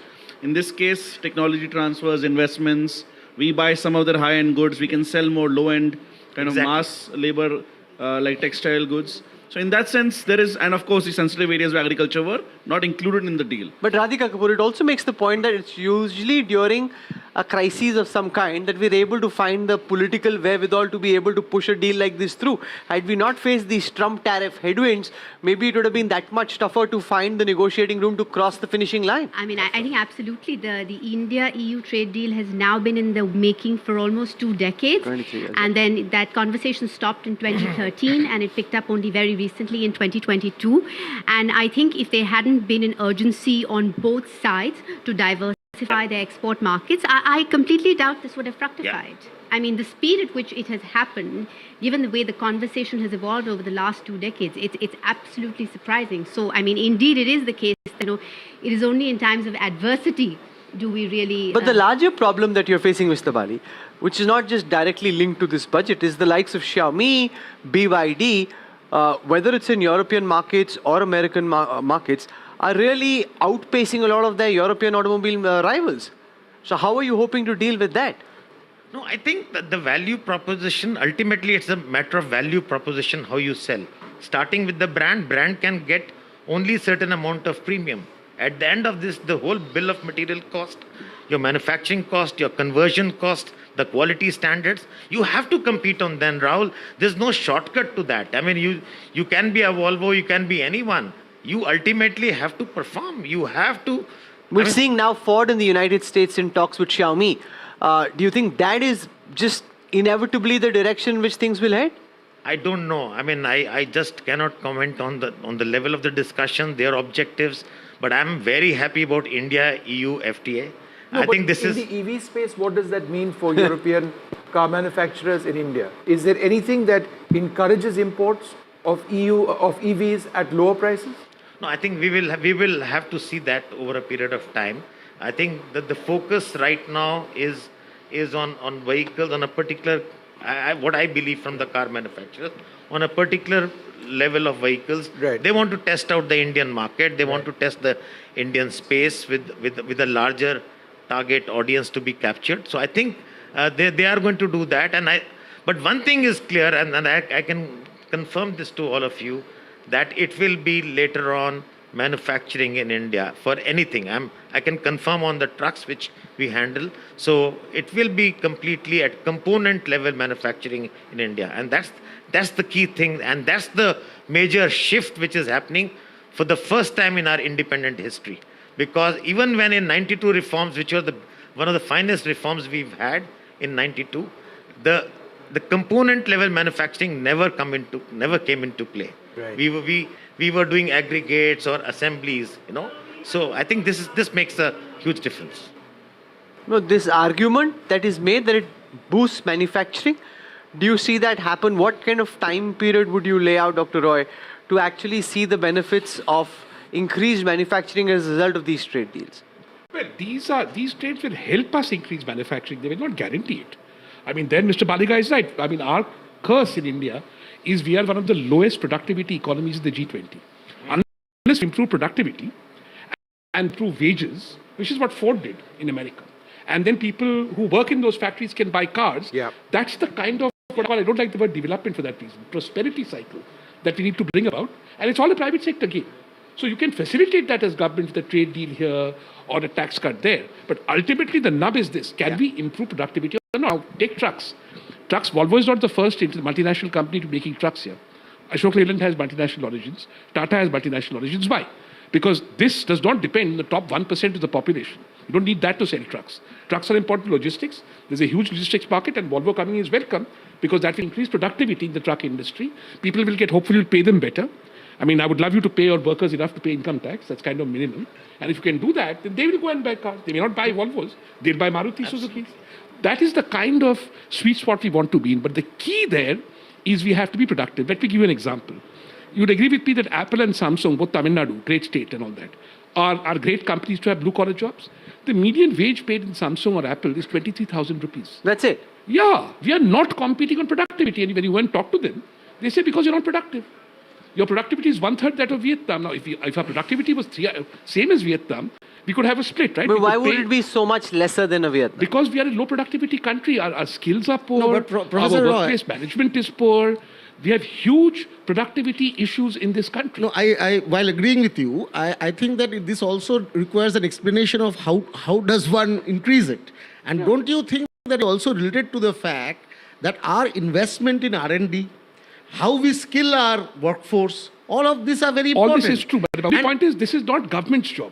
No. Society's job. This is the job of both the private sector and the government. How can you just say that it is not the government job? You look at what is the public expenditure that we are spending on R&D.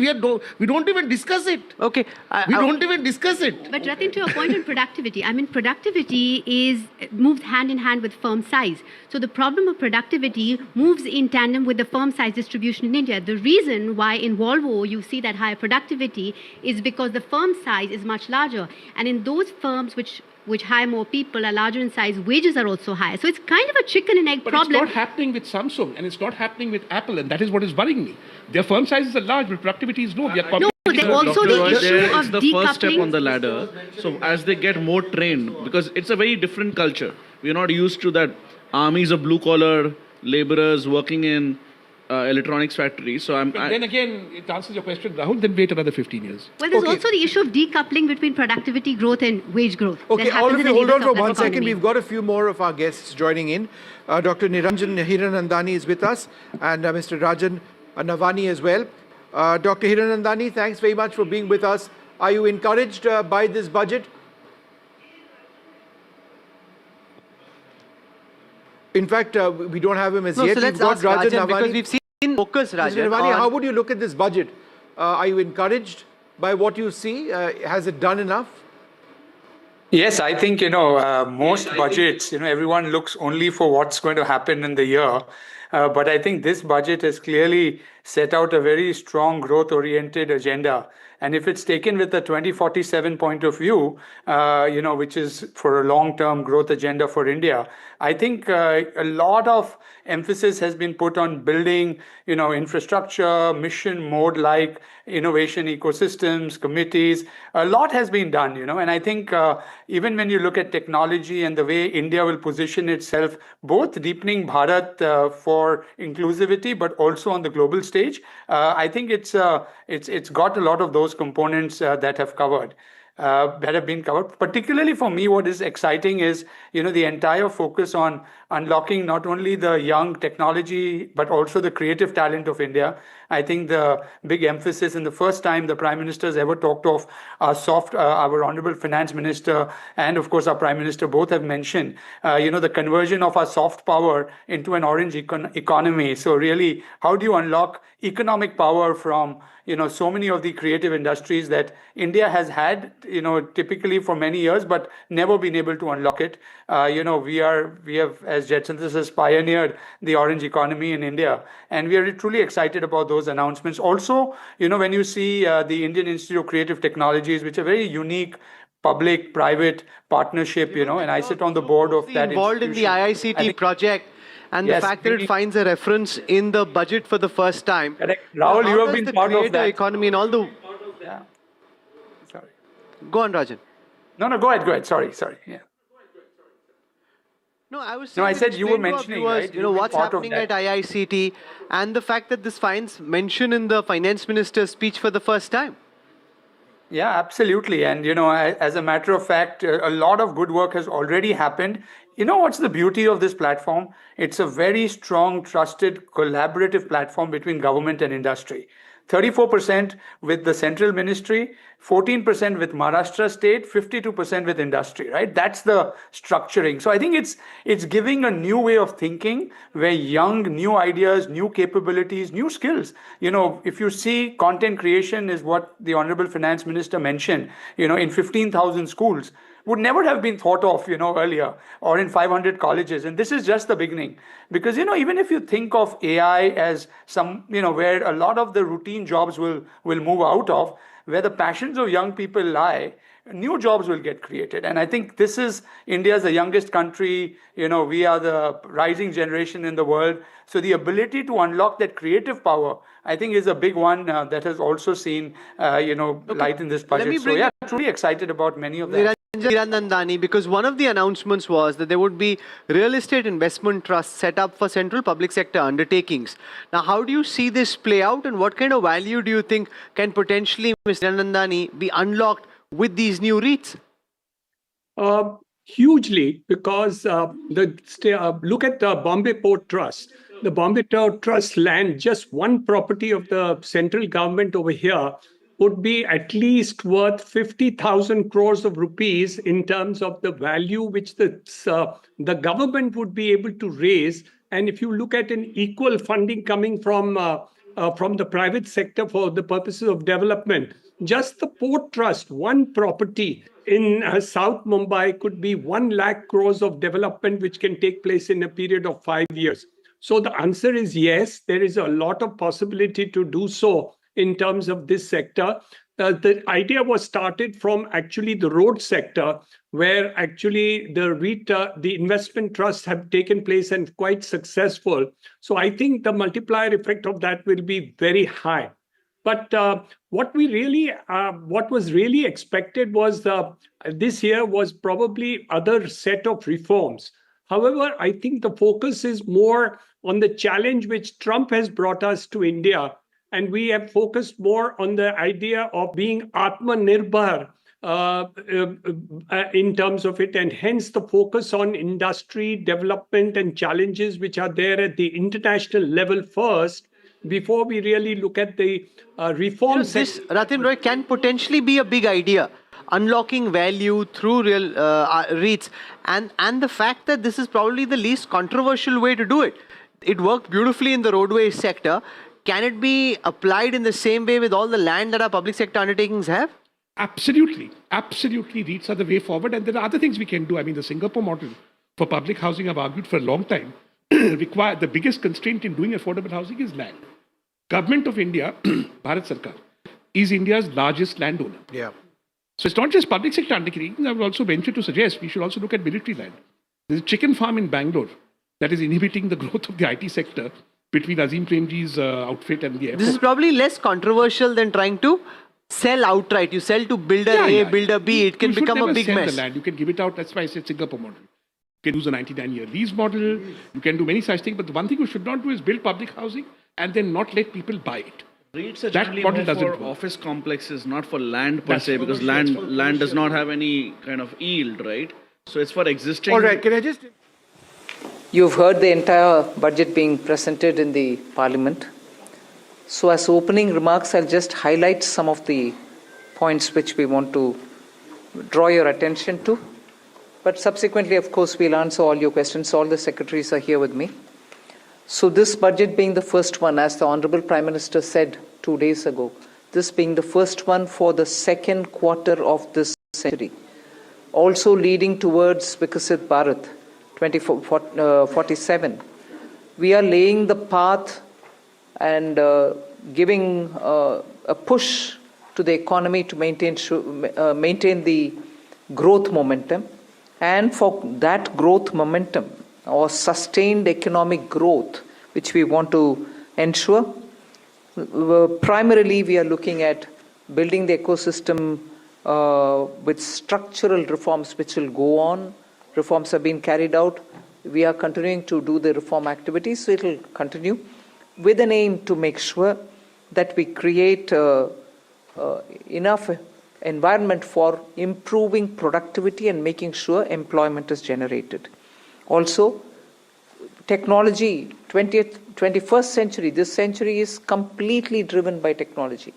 So we will ensure that technology is brought in to benefit the common man, to make sure common man benefits in the sense of ease of doing living, or for his business to prosper, or for farmers for greater productivity, or better logistics, whatever. So technology for benefiting every common man. And above all, with all this, inclusive development. Sabka Saath, Sabka Vikas, and that is why you heard me bringing in schemes which have good allocations for bringing better health facilities, creating a cadre of people, not cadre in that sense, but a bulk of people who can come in as health workers, paramedics, and so on, and also making sure we are able to provide dignified opportunities for Divyangjan. Mental health has also received a lot of attention. So these are the side for Vikasit Bharat and making sure Sabka Vikas hoega. But the idea is the advantage and the momentum that we gained since after COVID by increasing public capital expenditure will continue. We've announced that 12.2 lakh crores are coming through public expenditure this time. It is 4.4% of the GDP. I'd like you all to please notice that, which is the highest, at least in the last 10 years. It could even be highest if you were to take data earlier. No increment in capital expenditure, sustained fashion, has happened ever before. This one marking 4.4% of the GDP. Then what are the kind of things which will happen through it? You will have dedicated freight corridors. I've named Dankuni in the east, Surat in the west. Then I've also highlighted that 20 new national waterways, not national highways, national waterways are being planned. And again there, those are going to pass through some of the critical mineral areas. Orissa, where the mineral-rich state, you have the waterways taking it to the port, and the two ports have been identified, Paradip and Dhamra. Similarly, we are also making sure that the coastal cargo movements will be enabled through a cargo route, so that through the coastal area we are able to cut down on cost of movement of goods. City economic regions, developing them is a very big new measure that we're coming up with. And for that, an allocation of 5,000 crore per city economic region. Imagine the amount, 5,000 crores in 5 years, 1,000 crore per year per city is being given, and the emphasis is going to be largely on tier 2, tier 3 cities. And then talking of infrastructure further, with the capital expenditure coming with the big number, you're having also the high-speed rail corridors, 7 of them announced. The destinations are clear, so that they become the bridge for all these economical robust centers. So those are for making sure that the infrastructure and the capital expenditure are getting tied up, and the country benefits from the ripple effects that these can bring in. The 7 strategic and frontier sectors in which we've highlighted that will increase productivity and also have new investments come in and give emphasis for India's own brand on those things is on the biopharma sector. I think that's going to be a big change in the way in which we are looking at giving capacity for those who are able to research, who are able to undertake research and development. So 10,000 crore initiative again over 5 years for domestic biologics and biosimilar production.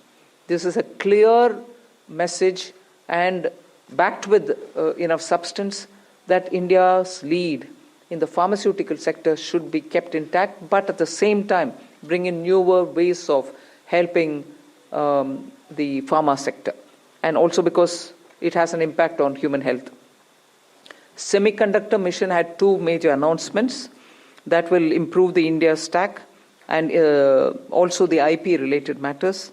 Electronic components manufacturing scheme for 40,000 crores is a major encouragement for electronics to become self-sufficient. We have also announced establishing rare earth corridors so that India can face and be able to meet its own requirements with its materials.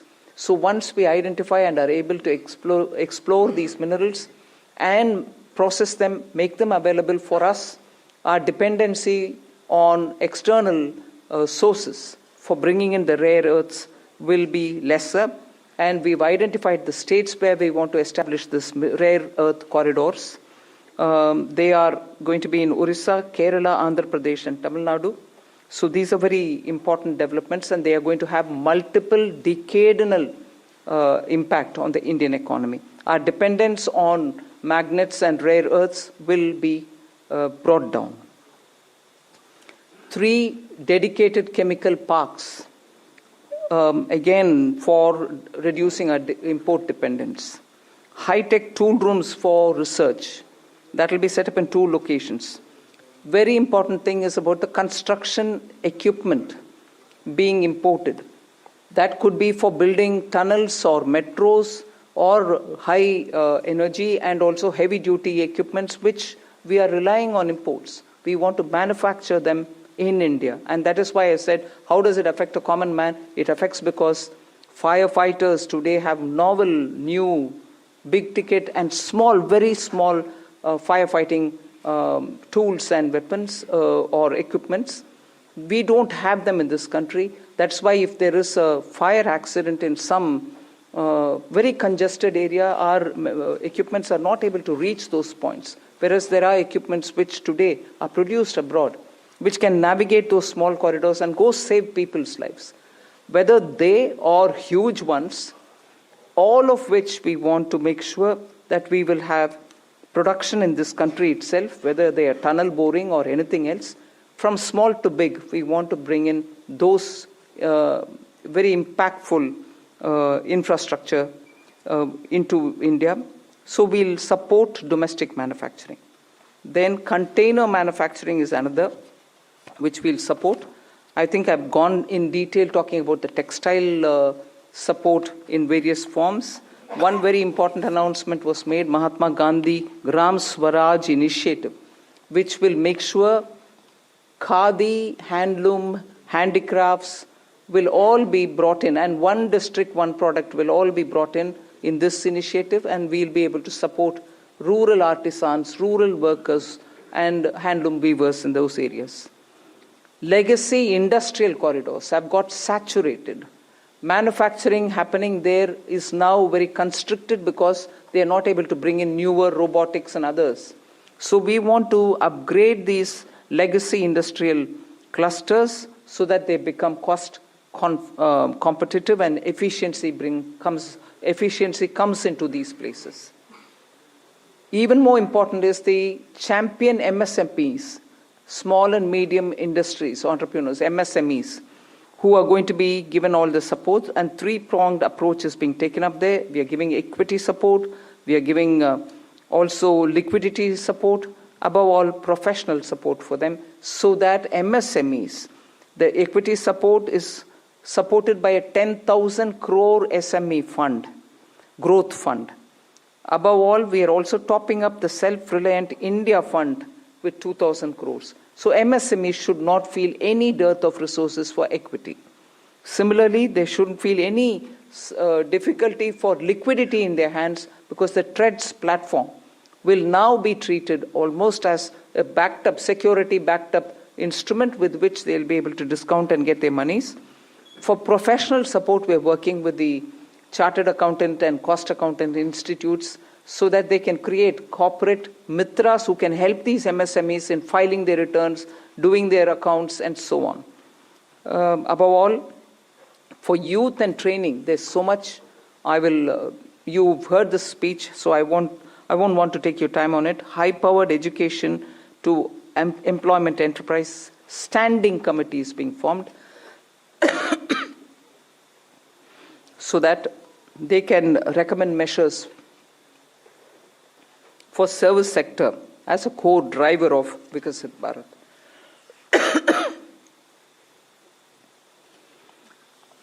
Part B concentrated a lot on tax and related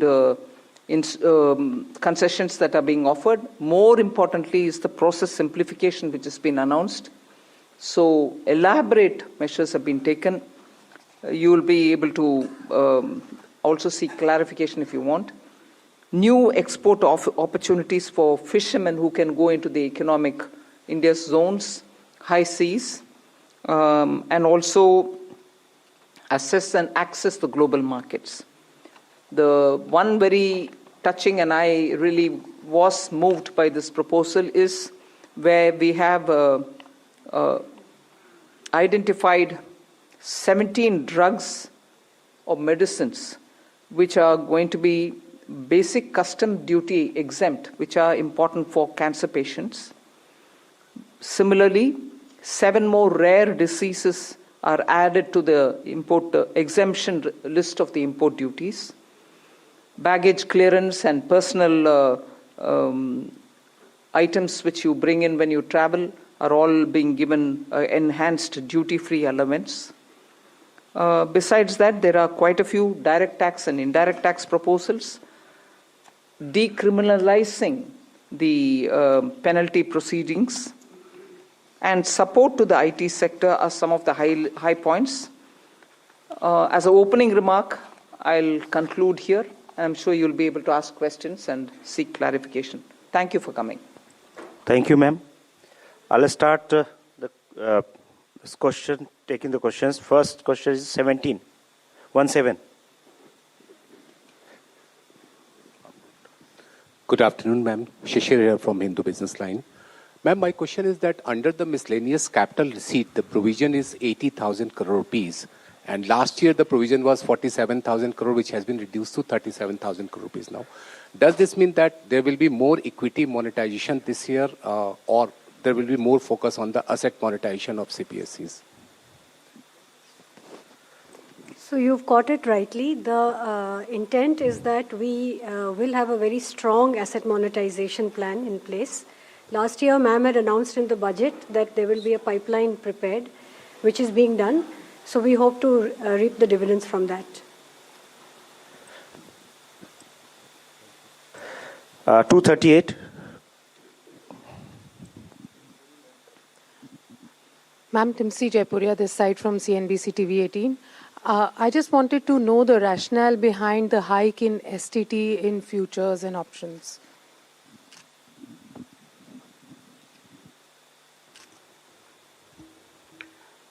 So, first of all, I believe some confusion. In fact, the question that you have asked rightly reflects the announcement itself, that the only change made in STT is in the future and options. All the other STT rates remain the same.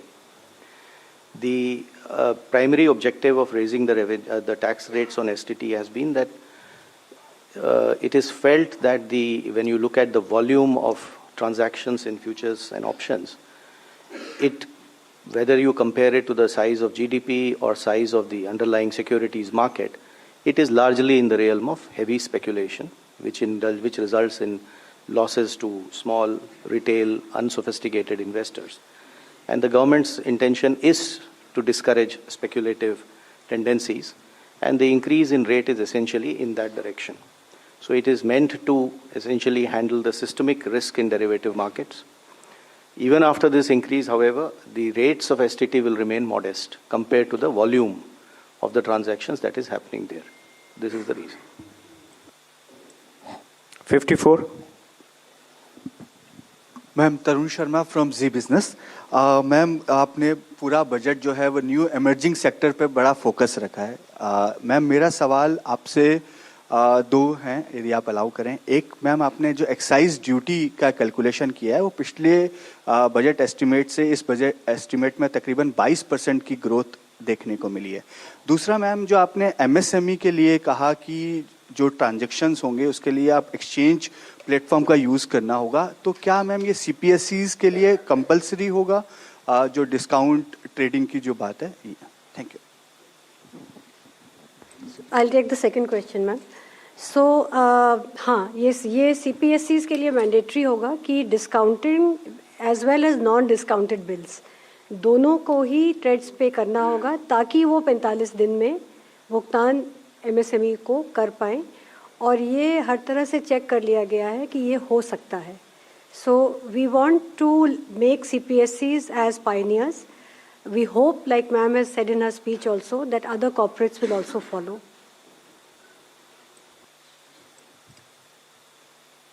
On exercise.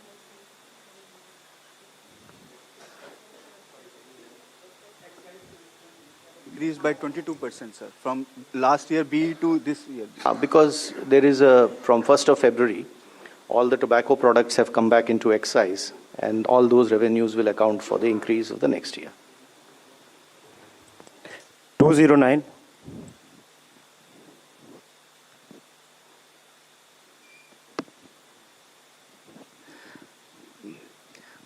Ma'am, Prakash Priyadarshi from ET Now.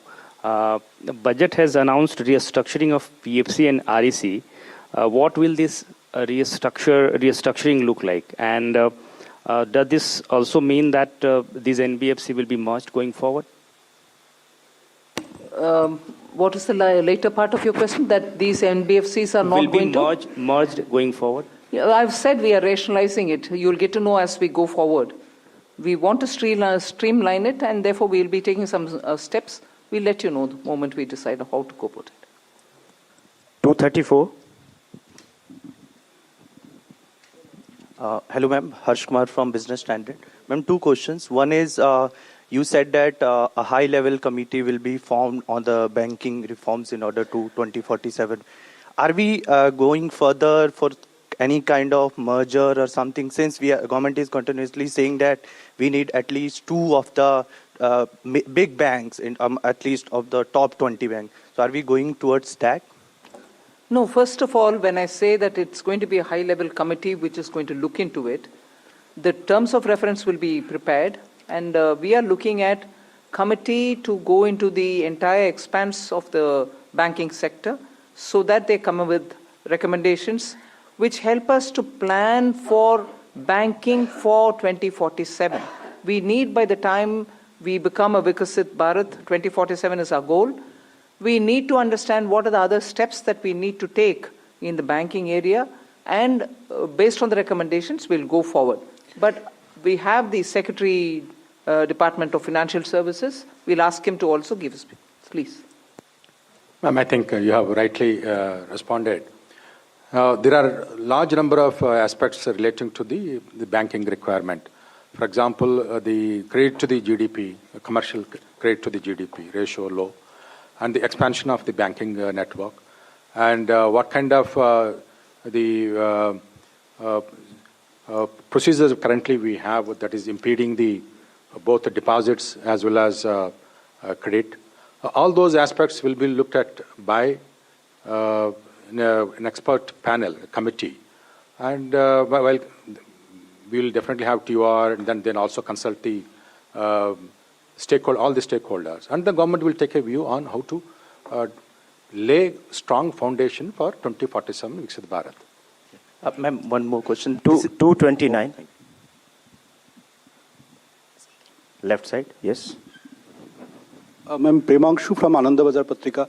Ma'am, have you consciously avoided announcing any bonanza for the poll-bound states?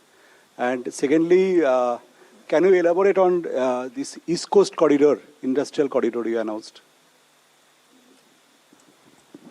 See, the industrial corridors are very critical for supply chains. We need a predictable mineral, rare earth and magnet related products to be made available for India's manufacturing, whether it's lithium ion, whether it's automobile sector, whether it's the new age solar.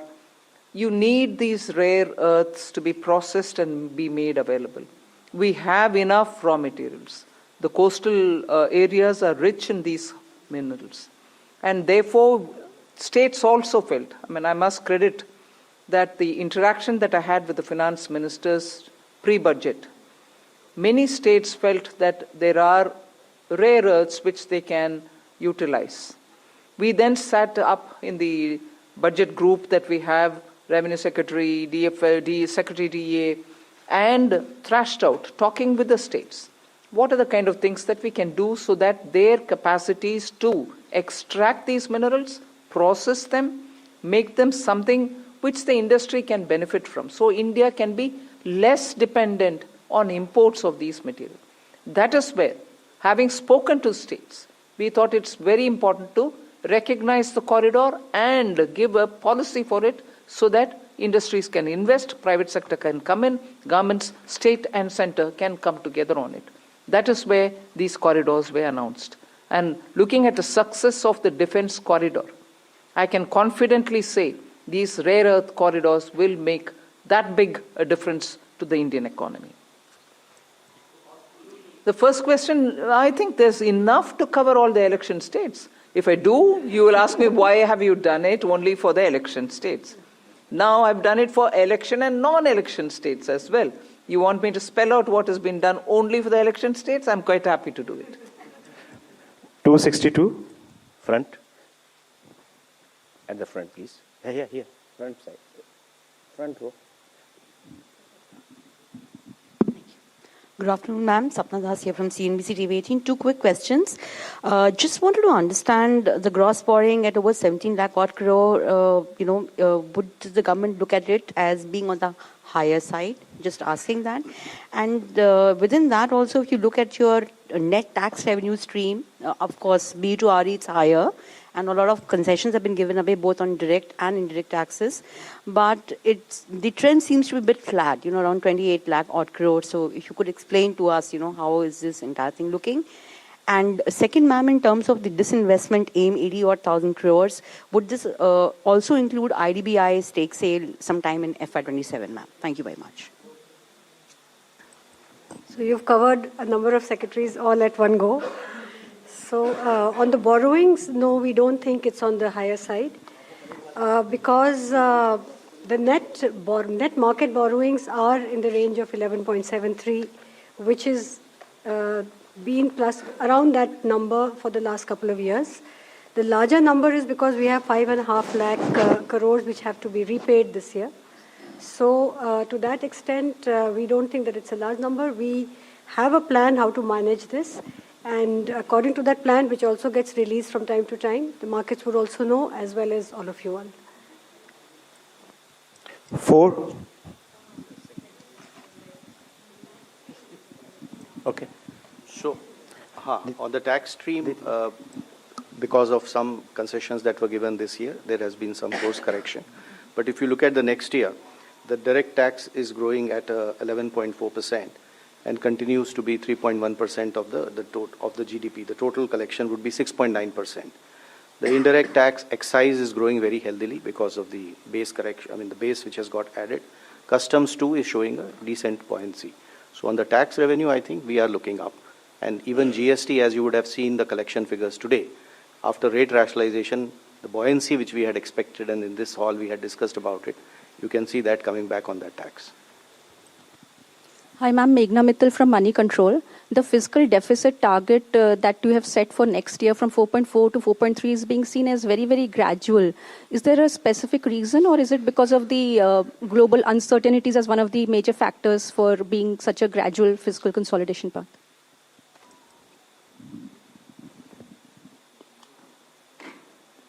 I would have thought you'll appreciate it being gradual. Because particularly fiscal, drastic changes don't go down well. One or the other section gets hurt.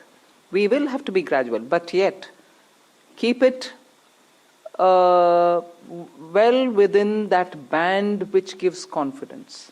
And to show that we care for fiscal. We take a very quick break. We return on the other side with more reactions on the budget and the impact this has on the economy in the fiscal ahead. Details coming up on NDTV on the other side of a very quick break. Stay with us.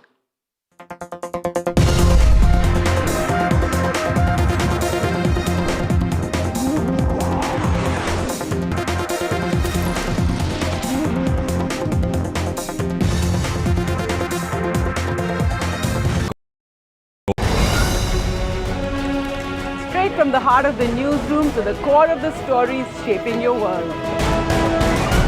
Join me, Gargi Raut, as I track all the developments as they break.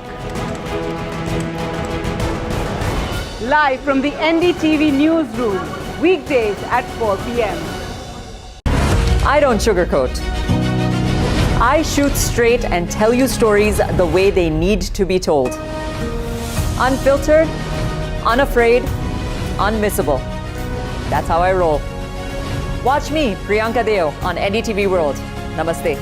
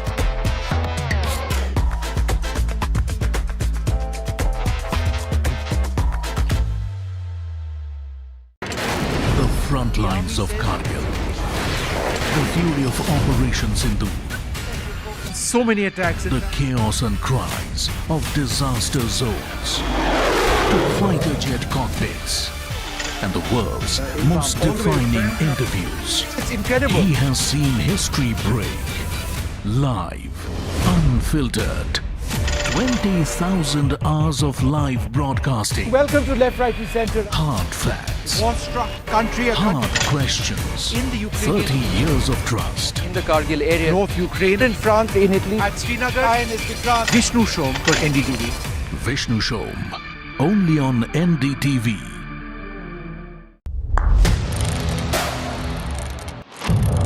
What seems settled for me is unfinished business.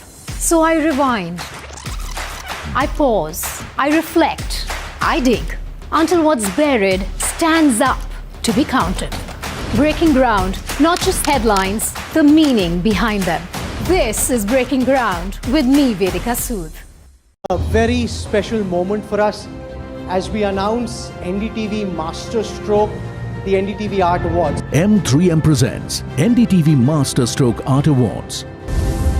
An odyssey of creative brilliance where the masterpiece meets its ultimate recognition. NDTV bringing this subject forward would have a great integrity of putting it forward where people could understand the importance of art. This award that is being started, I'm sure is going to be amazing. Art for India and for Indians is an expression of our Atmanirbharta. It's actually quite a formidable jury, so I think we'll reveal a lot more as we go along. This is an amazing platform, I think, today what you're doing. I have always had this inclination towards art, and if we don't collaborate and bring those artists forward, give them a platform, who else will?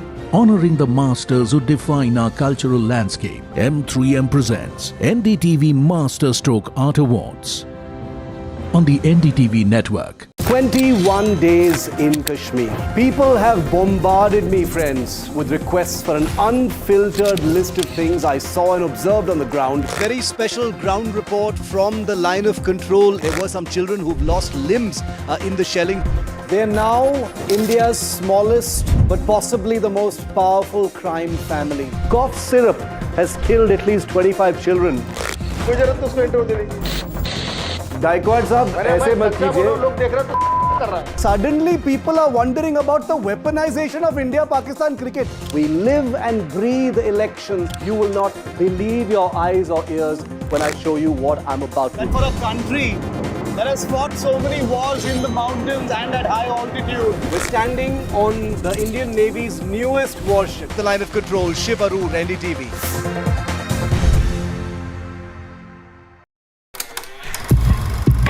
लोग कहते हैं कि जिंदगी एक film की तरह होती है, लेकिन मेरी जिंदगी सिर्फ एक फिल्म नहीं, एक ब्लॉकबस्टर फिल्म है। बचपन से पता था मेरे सपनों में दम है, आगे नहीं सबसे आगे जाना है, स्टार नहीं सुपरस्टार बन के दिखाना है। नाम मिला, फेम मिला, प्यार मिला, I was not just running, I was flying। सबकी जुबां पे बस एक ही नाम, यो हनी सिंगर। लेकिन फिर ब्लॉकबस्टर कहानी में आया एक ट्विस्ट, 7वें आसमान से सीधा गिरा मैं जमीन पर। फिर क्या, खुद पे काम दोबारा शुरू, फैंस ने फिर प्यार दिखाया, फिर स्टार नहीं सुपरस्टार बनाया। है ना मेरी जिंदगी एक ब्लॉकबस्टर फिल्म। शुक्रिया आपकी प्रेयर्स का और आपके प्यार का। कॉन्सर्ट्स तो आपने बहुत देखे होंगे, but this is gonna be concert of a lifetime, क्योंकि मेरे फैंस ही हैं मेरी विक्ट्री, मेरी हिस्ट्री, मेरी glory. So come and witness Yo Honey Singh, this is my story।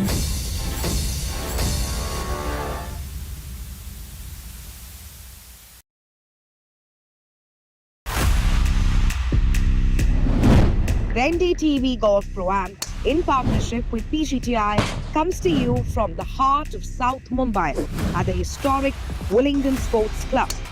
The city's classic layout provides the ideal canvas as India's finest golfers share the fairways with the country's top corporate leaders, Mumbai style. Watch at these heights.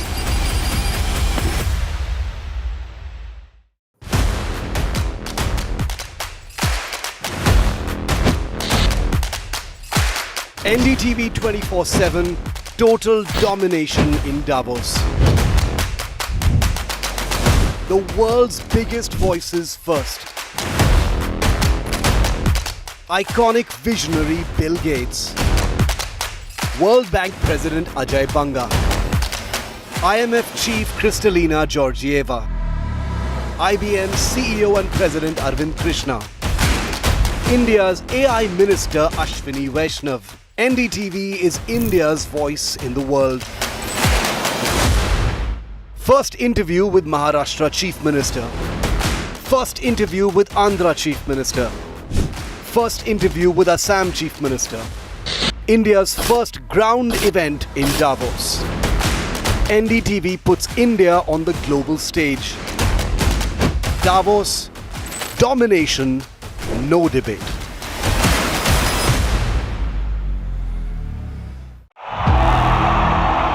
इनको यहाँ से जाना ही होगा। जय मां दुर्गा! और क्यों रोए? There is no bigger battle in 2026. And nobody has reported Bengal like I have. Buckle up for an unforgettable election thriller. Will the BJP breach Mamta's fortress? TMC जावे, बीजेपी आसमे। Can Didi fight off her life's biggest challenge? BJP double engine सरकार এই লড়াই বাঁচতে হবে। Battleground Bengal with Manogya Loiwal. Mumbai are bringing our first India tour in your city. Rug on with Shankar Ehsan Loy and Siddharth Mahadevan and Shivam Mahadevan. 5 times melody, 5 times masti with NDTV Good Times. Go grab your tickets on Live Your City by Fever. Other opposition parties.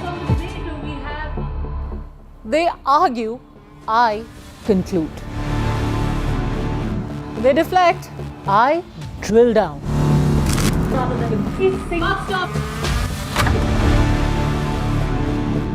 This isn't a free-for-all. It's a reckoning. No filler, no fog. Only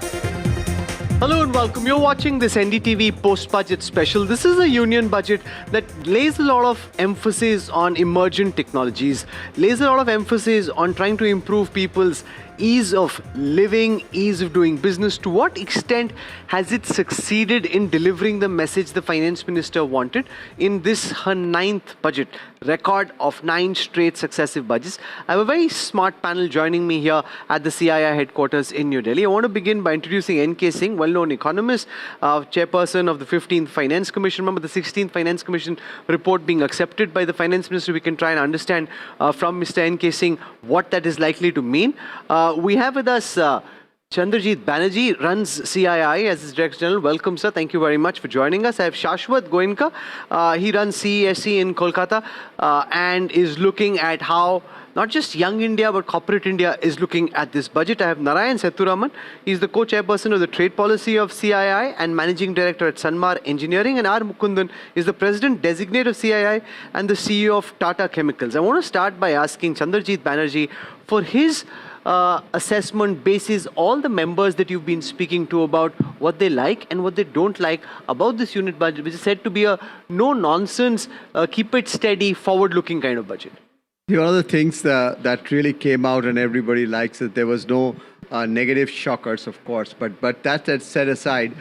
Except for the stock markets to some extent. The stock market, something that nobody wants to talk about because nobody wants to nobody understands how it behaves and when it behaves the way it behaves. But let's leave that aside. But really talking about the positive side of it is we've seen a strong macroeconomic fundamental in the budget, which is very strong. It shows that India is on a strong wicket. If you really see the numbers, if you see the fiscal, you see the glide path, if you see the debt to GDP ratios, these are very strong indicators globally as well as confidence for doing business in and with India. I think that's one thing which has stood out very strongly in the budget. The second part of it is the focus that it has had on, if you really look at the future, the way it's focused on manufacturing and the way it focused on even MSME, the capital support scheme and all of that, the labor-intensive manufacturing, the focus on textiles, been very, very crucial and critical. The third feature, which everybody's talking about, the focus on infrastructure, which is just phenomenal because that really leads to the second-tier cities, the third-tier cities, and that leads to a lot of not only business opportunities, but the cost of doing business coming down, etc. But one big, I shouldn't say surprise, but one big ask which has really been fulfilled has been the continued focus on the state capex, the public capex being kept in the way in which will last 1 year we have seen the private sector crowding in, and I see this to be a great boost for the private sector to crowd in. And I'll end with one point is the people focus through not only just skilling, but when you look at education and healthcare focuses, I think there is a lot for India in this budget. N.K. Singh, you've seen budgets going back decades.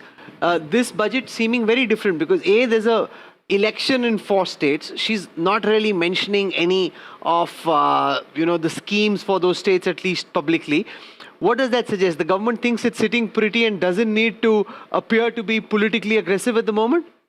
Oh, well, you should have Rahul listen to this very question, which in the press conference a few minutes ago, Finance Minister was asked.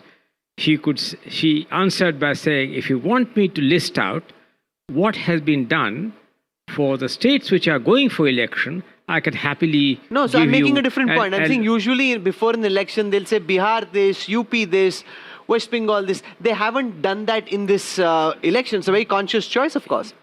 But many of the generic features which she has pointed out would benefit also the states in a substantial way who are going to face elections very shortly, look at the whole range of issues which she has covered. And I think that therefore it is, if you ask me, quite sanguine that budgets are designed for the growth of the economy as a whole, for inclusive growth, all-round growth, instead of focusing from episodic times. You know, Rahul, of course, that unfortunately we have this relentless cycle of state elections, and that each year, if the election cycle breaks the governance cycle, that India would get very poor quality of governance. Hence, I take some pride of having participated as a member of the One Nation, One Day election. And this has now reached an advanced stage. It is with the Parliamentary Select Committee, and that will rationalize over a period of time this constant needling of state election cycles, displacing the focus on governance. So the big message, Shashwat, really is the focus on all these emerging sectors, the semiconductor mission 2.0, data centers, cloud services getting tax concessions. Do you think this will lead to a spur in these new and emerging technologies? Absolutely. When you look at today's budget, one core thrust area has been manufacturing in the 7 sub-segments, right, which includes the semiconductor and the electronic space, where 40,000 crores has been laid out. Similarly, like you said, tax concessions, customs concessions in different new emerging sectors for data centers. These are all industries which are important from a growth of economy standpoint. They are important because they will generate huge amounts of employment as well. And for a country as young as ours, employment is going to become an important predictor of success. And we have 65% of our population under the age of 35. And it is for those people to now start actively contributing to the economy, where employment needs to come in. And I think today's budget has addressed multiple sectors which will generate that level of employment. And today's budget also spoke about the gap, or addressing the gap between the needs of work versus the skills that today's the youth have. And how can we use AI to propel economic growth? Mr. Mukundan, the focus on manufacturing, do you think the budget has done enough to be actually able to spur manufacturing beyond the manufacturing which was being planned earlier? So there are 3 broad themes in manufacturing. I want to dive each one much deeper. The first one, she spoke about scale. The scale is in broadly 4 areas. I think many of that, I think Shashwat has already highlighted, whether it be rare earth, whether it be chemical parks, whether it be with respect to the solar panels being made, a lithium battery, and also the whole element around textile mega park. But what I found very interesting in this whole building scale is that she used the word called challenge mode. I think we need to dig deep into that. These are not going to be executed in the business as usual. They're going to be business beyond usual. I think this is not going to go to the lowest bidder, or it's probably going to go in some other direction in terms of quality of output and outcome. So that is one part on the scale. The second piece is we have often ignored our legacy industrial parks. These were set up in 1950s, 60s, 70s, and some of the companies are actually based there. They face gross inefficiencies. If you look at the industrial park in Okla or Noida, which was set up in 70s and 80s, the infrastructure lags behind the new ones. The whole issue related to technology has not been injected. So she has spoken about 200 such parks where she's going to sort of inject these two. And the third is, of course, the backbone, which already Chandrajit spoke about, which is the MSME sector. In MSME, again, there's a whole slew of, first one, of course, access to market by linking trades with gems. Then there's a equity infusion support. Then there's a credit working capital support. So all in all, I think it sort of covers the whole gamut of manufacturing. But I want to go into a different element of manufacturing. She has not just focused on manufacturing alone, but saying green manufacturing. If you look at the whole element of, let's say, sodium antimony for solar panels, if you look at lithium components for lithium battery storage, if you look at nuclear power plant, if you look at biosyn gas, each one of them, when you add all that up, is actually green energy transition. Lastly, for hard to abate sector, which is something which we all have to grapple with if you have to hit our 2070 target, sectors like power sector, the steel sector, chemical sector, they all need to get onto new technology, and there's a thrust on carbon capture and use for the first time in the budget. We have a plant in UK which does carbon capture and use. These are now getting more and more proven. I think getting them under the ambit of what we call as what is doable, I think is a creditable step. Narayan Sitharaman? I want to add one more thing, Rahul. I think in addition to that, in every one of the themes, there's technology and AI. And to back that up has been this tax-free exemptions for data centers. So it sort of all ties in a very, very holistic way. No, do you think, for example, these tax-free holiday for cloud services in data centers helps attract additional investment which wouldn't have come otherwise? And also these corridors that are being built, for example, on rare earths. Now, we're already trying to play catch up. Just the fact that you're making these moves now, will we be able to actually catch up in the effort that's being made? See, if the government has been laying a lot of emphasis the last few months on supply chain de-risking. And yes, you can say one way of looking at it is to say that we are playing catch up, but it's about time we did. You know, we've learned, and therefore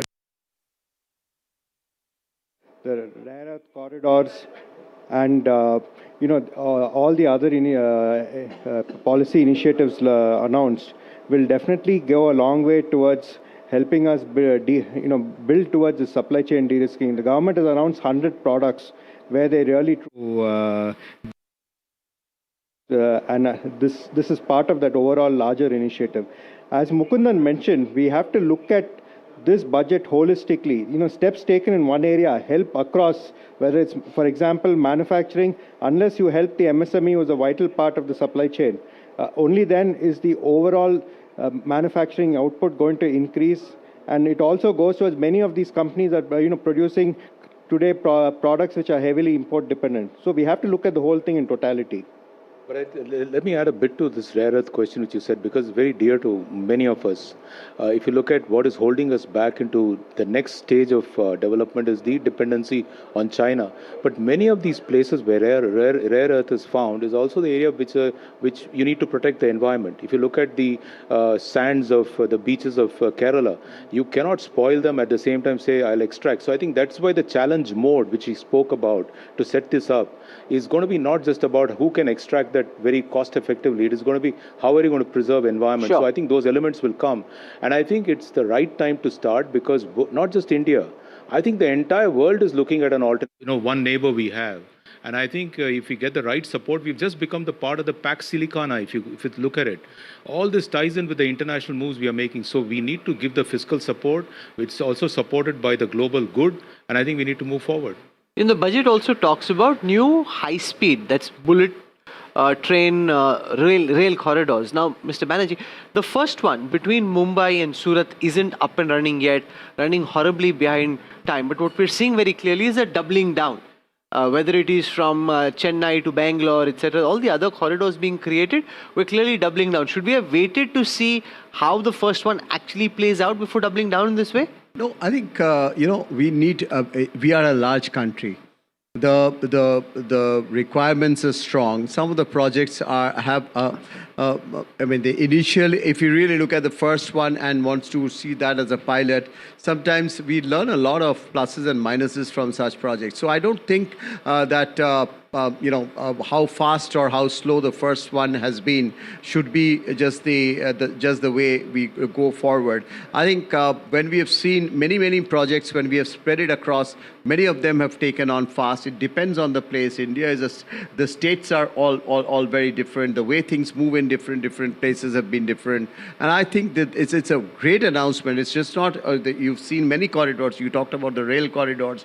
Now we are going to use the waterways, and I think these are essential ways of seeing how just not goods and people are transported, but these are really going to add to our cost of doing business in terms of really making us competitive and seeing logistics in the country improve. It is moving. Many parts have moved. You've taken an example where it might not have moved in the manner in which we expect, but then many have moved very fast, and this has really led to the type of growth that we have seen. Very clearly solid doubling growth. down. Mr. Sitharaman wants to make a point. Yeah, because on rail, since you raised the point of rail, I'll again like to come back to this issue of holistic, because the best rail technology is in Europe, and I think this whole partnership. Not China, not Japan. No, definitely it's Japan has bullet trains, that's fine, but if you look at the holistic, the signaling, the way the trains are made, the way the coaches are made, and I think this whole India-EU free trade agreement has laid a platform for collaboration. It has laid a platform for partnership. And you will actually see that to many of the infrastructure projects, the technology, the grassroots technology, this component manufacturing, this agreement will support achieving the goal. So we have to look at the totality of it all. So, Rahul, just to add, I wanted to bring a completely different element to this rail transport piece and the coastal transport. I look at it more from green perspective. If you look at one of the things we track in the company is the railroad ratio. More we transport by rail, the less is the carbon intensity, less is the cost. So I think by the way, if I may interrupt you, first of all, Rahul, just to put the record straight, along with the Shinkansen doing the present track, as part of the original plan was to have this corridor. That is to say, the Bangalore-Chennai. It was part of the original framework of the Shinkansen connectivity. Now, where I want to make a comment on your suggestion is that the basic feature, which is environmentally very debilitating, is for 30 years we have ducked the basic question of passenger freight cross-subsidy. The stuff which is supposed to go by train is going by road. Stuff which is supposed to go by rail, namely passengers, are going by train. When will we come to a state when this distortionary cross-subsidy, which is environmentally very debilitating, can be ironed out? The budget talks a lot about ease of living, ease of doing business. Does it go far enough to actually, Mr. Mukundan, make a material impact on these two fronts? Ease of living for citizens, taxpayers, ease of doing business for companies, particularly the MSMEs that the budget lays a lot of emphasis on? So in terms of ease of living, we've been highlighting India is going to urbanize. We have to recognize this fact. People are moving into cities. This whole point about city economic region, which is CER, which is another term which is for urbanization, because we want to give it a new brand name, because something has to succeed in a format which we want it to succeed. I think coupled that with the municipal bond, which is 100 crore and 1,000 crore, I think it's a game changer for some of these elements. I think we've got to make our urban centers much more resilient, much more robust, much more modern. I think there's a technology element also she spoke about in our urbanization framework. There's also an element which in terms of MSME you spoke about, how do we sort of make the ease of doing business better. One of the things we highlighted in this budget is the linkage with the external sector. So the key focus on customs, custom clearance, the speed of clearance, digitizing entire custom clearance is going to actually make the life easy for exporters as well as for importers. Because if you want to be a big export economy, you also need to open up for imports, because some of the components you may not make, you need to bring here, assemble and send them abroad. So I think we got to look at how do we make logistics more competitive, the paperwork which goes with logistics also more easy and efficient to do. Okay. Mr. Banerjee, one of the reasons that the budget is coming from criticism from some quarters is the absence of a framework on what the next step of reforms will look like. We know for a fact that there are several committees within the government, like the Rajiv Gauba committee, which are working on deregulation. Would it have been a good idea for the finance minister to lay the vision on what citizens, policymakers, people in the markets and elsewhere should expect from here on? Two broad points on that. I think the budget lays down the fact that the way we are going, there is a focus that there is a focus going forward on trust. I think when Mukund spoke about ease of living and ease of taxation and the type of space being given to, some of the things that we have seen in the tax front, say for instance, the penal provisions have been sort of modified. We are seeing more and more emphasis towards trust, and I think that's going to be taken forward. So the reforms. The type of reforms, trust-based reforms, the space to the private sector, all of it, I think going forward that private sector is going to create wealth, private sector is going to create employment, is all very well focused. The second part of it is I see a lot being focused upon, and as we move forward, is on how we are going to encourage, say, for instance, technology, indigenization of technology, the focus on research, the focus on long-term. And you talk about long-term, the long-term need for us to move into a much more research orientation and look at future of technologies. I think these are, it talks really about future of green, future of technology, future of skilling, the way we will move ahead on future of employment, future of healthcare. So I see a path going forward the very economic strongly. survey referred a lot to the global headwinds that we face, the uncertainty at the macroeconomic level. The budget is quite quiet on them. I mean, they're doing what they have to without necessarily referencing what's happening outside just the budget papers. For companies and businessmen like yours, are those uncertainties now baked into your investment decisions, or do you think they still loom over the investment horizon? First, from a budget standpoint, I think the budget is very strong when it comes to looking at becoming self-sufficient, to becoming resilient, to becoming Atmanirbhar. And I think those are the elements that the budget captured well. The economic survey, of course, like you said, spoke about the geopolitical uncertainties, and that is the reality of the world that we today live in. So we have to work to become resilient in our businesses, to make our supply chains resilient of global uncertainties, but at the same time also continue to become globally competitive. And that's the plan that we have built into all of our business plans.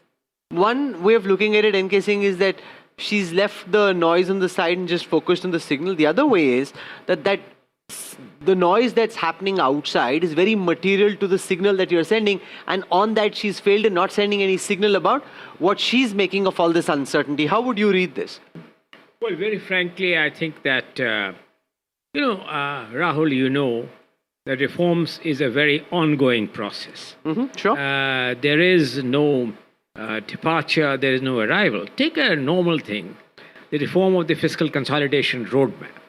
An ongoing process. You don't achieve fiscal consolidation in a short term. You don't bring down debt to GDP, considering the stock of debt being so high, in a jiffy. It's a long-term story. As long as there's no reversal to that long-term story. Question of how credibly you reach the end game. That's one.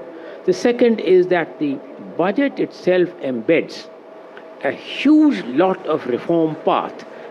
Just two examples very quickly. First of all, entering an era of not jobless growth, but you would have noticed that the budget for the first time increased the threshold of our potential growth from historical 6.5 or for some years 6.5 to now a threshold of 7%. This 7% is supported with jobs. So we are really taking decisive steps, jobs emanating out of tourism, jobs emanating out of health and healthcare facilities, making India an important health tourism destination. The job creation potential, we know that the capital employment coefficient of tourism is perhaps the maximum. Focusing directly on the job potential emanating from the tourism and from the services sector, then the decisive moves of linking this up with skilling, and skilling which enables you to move towards a part of the global value-added chain. These are very, very important. But Mr. Sitharaman, a lot of this and I totally agree. is based on the hope that this manufacturing will lead to the creation of new jobs. We're already seeing with humanoids, with robotics, and the cost of these coming down in the way that it is, and more likely over the next 2 or 3 years, that even if new manufacturing facilities get set up, the prospects of humanoids and robotics being used very heavily, which means there may be some job creation, but not at the scale at which a country like India requires. Well, one still has to look at the relative cost. I feel that it will not be 3 years, what you just mentioned. The second is that the only way to go about it further is also look at the intelligent jobs which get created, and second is grow manufacturing even faster. You go to a town like Coimbatore, for example, and you walk around, you go to the different MSME and SME units, they're expanding at a frenetic pace. See the spirit of entrepreneurship. We were talking about the shackles getting off, first in minds, and second, actually the bolts and nuts getting on the ground. No, but you're saying it will take more than 3 minutes? I'm not 100% sure, Mr. Banerjee, and I'll tell you why. That with the kind of advancements that we're seeing, and Davos was full of several of those advancements, the adoption maybe might be much faster than what we're anticipating at the moment, creating the prospect that you may have more manufacturing, but not necessarily incremental job creation. I want to put in two pillars. One for technology, manufacturing, AI. That's different. That's required. That's necessary. But where will jobs come from? Sure. Jobs are going to come from the mid-sized companies, the small companies. They will also be digitally transformed. But if you really look at the way the textile, skilling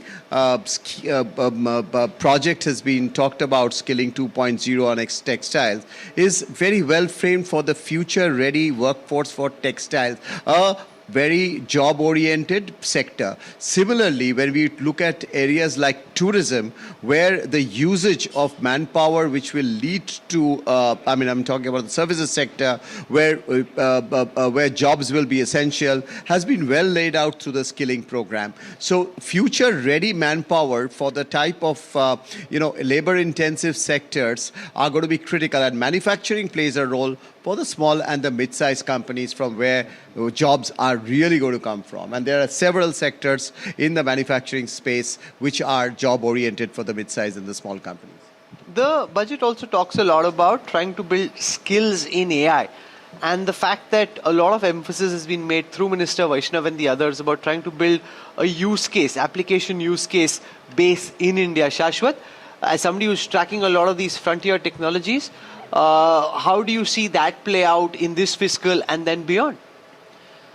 The underlying theme around AI was that technology is going to become an enabler across everything that the finance minister spoke about, right? And so whether it is setting up institutes, whether it is setting up the university townships that we spoke about, whether it's about higher education, STEM education that the finance minister spoke about, all of this is going to have an underlying AI element to it, right? And technology is going to become that force multiplier for the economy going forward. So I think, in reality, going beyond the budget as well, there is, AI adoption is the only way to kind of grow at exponential speeds. And today we have the demographic power to grow at that speed.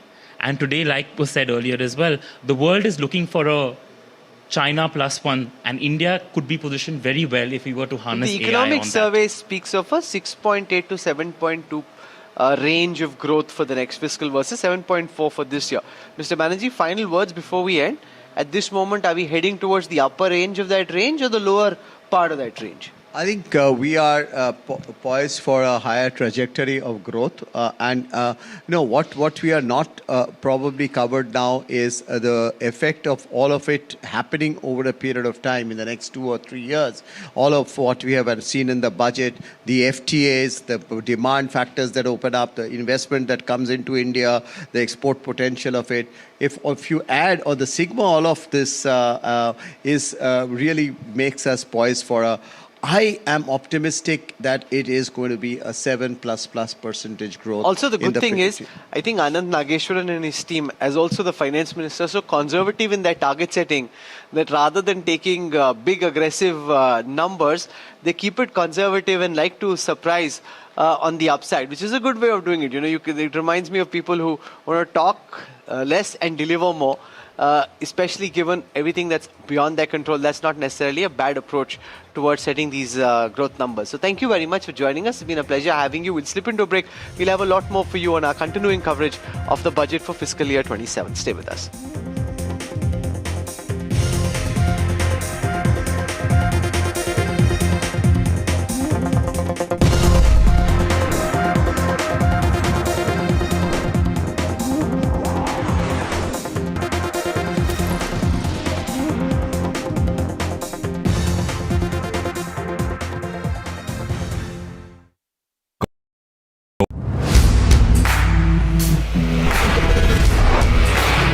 right, team, our new auto show is ready. Now we need a promo. Something cool, something sharp. Well, I'm sure we'll be having outstanding reviews, solid suggestions, Expert advice, the latest trends. It's a lot simpler. We'll help people make the right auto decisions. It's got the cool stuff, geeky stuff, serious stuff, all of it, so that you can discover, decide, and drive. I'm Siddharth Sharma, and I am your automate.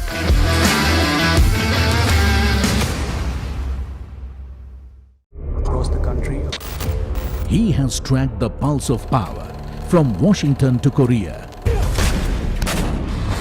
Witnessed history being made in global capitals and conflict zones. Brought clarity to complex issues of national security and international affairs. Aditya Raj Kaul, covering international affairs like no one else. Only on NDTV network. Straight from the heart of the newsroom to the core of the stories shaping your world. Join me, Gargi Raut, as I track all the developments as they break. Live from the NDTV newsroom, weekdays at 4 p.m. I don't sugarcoat. I shoot straight and tell you stories the way they need to be told. Unfiltered, unafraid, unmissable. That's how I roll. Watch me, Priyanka Deo, on NDTV World. Namaste.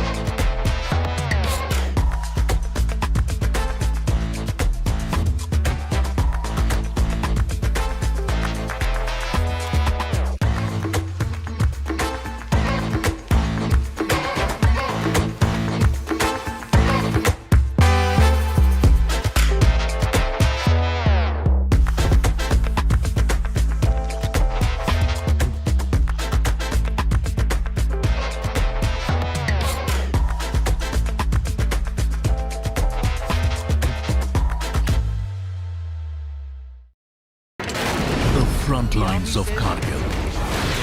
The fury of Operation Sindhu.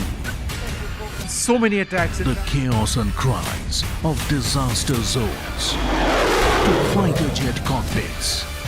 And the world's most defining interviews. It's incredible. He has seen history break. Live. Unfiltered. 20,000 hours of live broadcasting. Welcome to Left, Right, and Center. Hard facts. War-struck country. Hard questions. In the Ukraine. 30 years of trust. In the Kargil area. North Ukraine. In France. In Italy. At Srinagar. Vishnu Shom for NDTV. Vishnu Shom. Only on NDTV.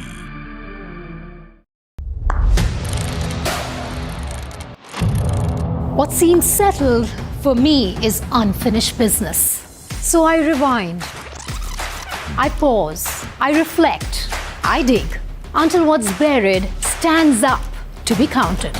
Breaking ground, not just headlines, the meaning behind them. This is Breaking Ground with me, Vedika Sood. A very special moment for us as we announce NDTV Master Stroke, the NDTV Art Awards. M3M presents NDTV Master Stroke Art Awards.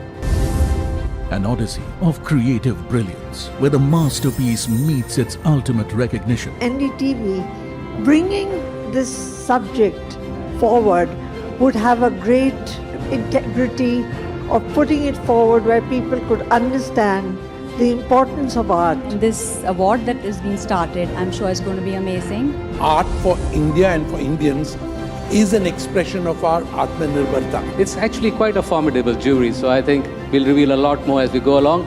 This is an amazing platform, I think, today what you're doing. I have always had this inclination towards art, And if we don't collaborate and bring those artists forward, give them a platform, who else will? Honoring the masters who define our cultural landscape, M3M presents NDTV Master Stroke Art Awards on the NDTV network. 21 days in Kashmir. People have bombarded me, friends, with requests for an unfiltered list of things I saw and observed on the ground. Very special ground report from the line of control. There were some children who've lost limbs in the shelling. They are now India's smallest but possibly the most powerful crime family. Cough syrup has killed.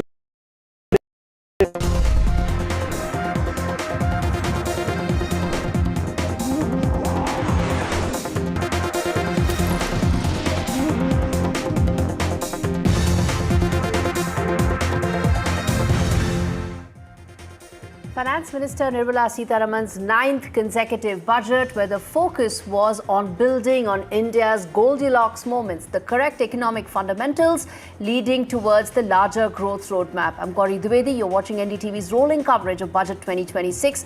Let me get you the big headlines that we are getting for you this hour. First up, Budget 2026 puts AI jobs in focus as Finance Minister Nirmala Sitharaman targets services-led growth. New panel to be constituted to review the impact of AI on services sector. Defence sector gets a major push. Capital outlay up by almost 22% to 2.19 lakh crore rupees. Total defence budget at upwards of 7.8 lakh crore rupees. Biggest jump from 48,000 crores to 63,000 crore rupees in aircraft and aero engines. Prime Minister Modi hails Budget 2026, calls it futuristic, says the budget this year is setting a roadmap for Viksit Bharat 2047, a developed country by 2047. Equity markets gave a big thumbs down to Budget 2026. Both Sensex and Nifty were in deep red after budget announcements, primarily on account of hike in the STT for FNO, besides the expectation of a capital gains tax cut, which didn't happen. Politics speaks over Budget 2026. Leader of opposition in Lok Sabha, Rahul Gandhi, slams the budget, says there's nothing in it to placate the looming global shocks, even as Trinamool chief Mamata Banerjee calls budget a garbage of lies.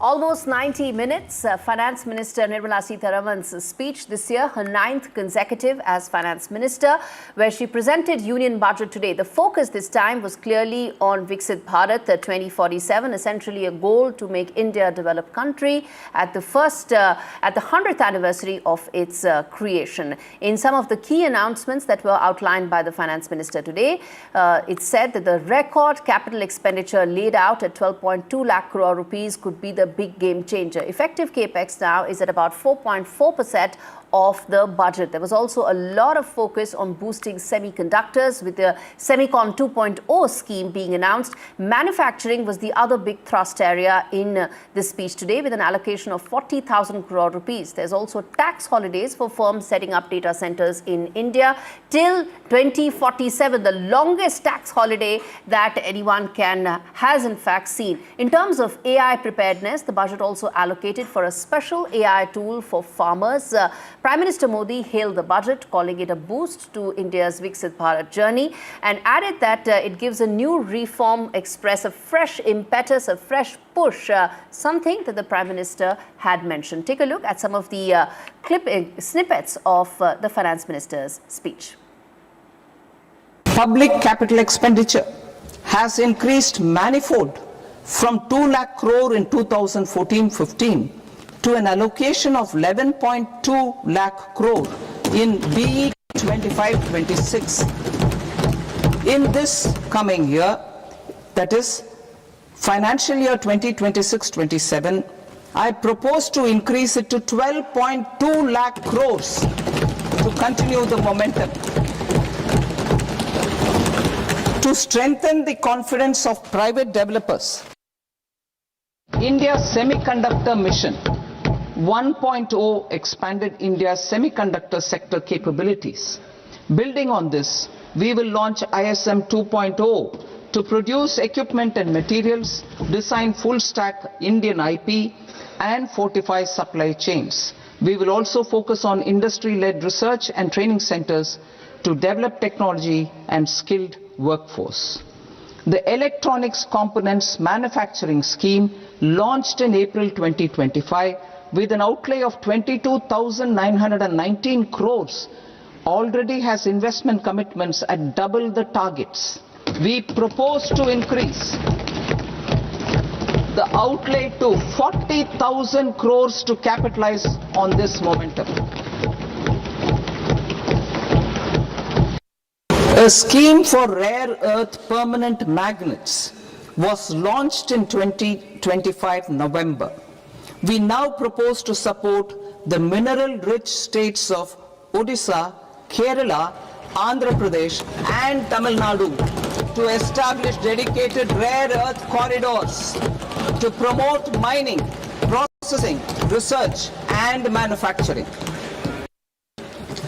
Attracting global business and investment. Recognizing the need to enable critical infrastructure and boost investment in data centers, I propose to provide tax holiday till 2047 to any foreign company that provides cloud services to customers globally by using data center services from India. It will, however, need to provide services to Indian customers through an Indian reseller entity. I also propose to provide a safe harbor of 15% on cost in case the company providing data center services from India is a related entity. The Prime Minister hailed the budget, also spoke about the Yuva Shakti being a key backbone and a key feature of the budget this year. Listen in to what the Prime Minister said. इस budget में make in India और आत्मनिर्भर भारत अभियान को नई रफ्तार के लिए महत्वाकांक्षी रोड मैप प्रस्तुत किया गया है। इस बजट में नई उभरती इंडस्ट्रीज यानी सनराइज सेक्टर्स को जिस मजबूती के साथ समर्थन दिया गया है वह अभूतपूर्व है।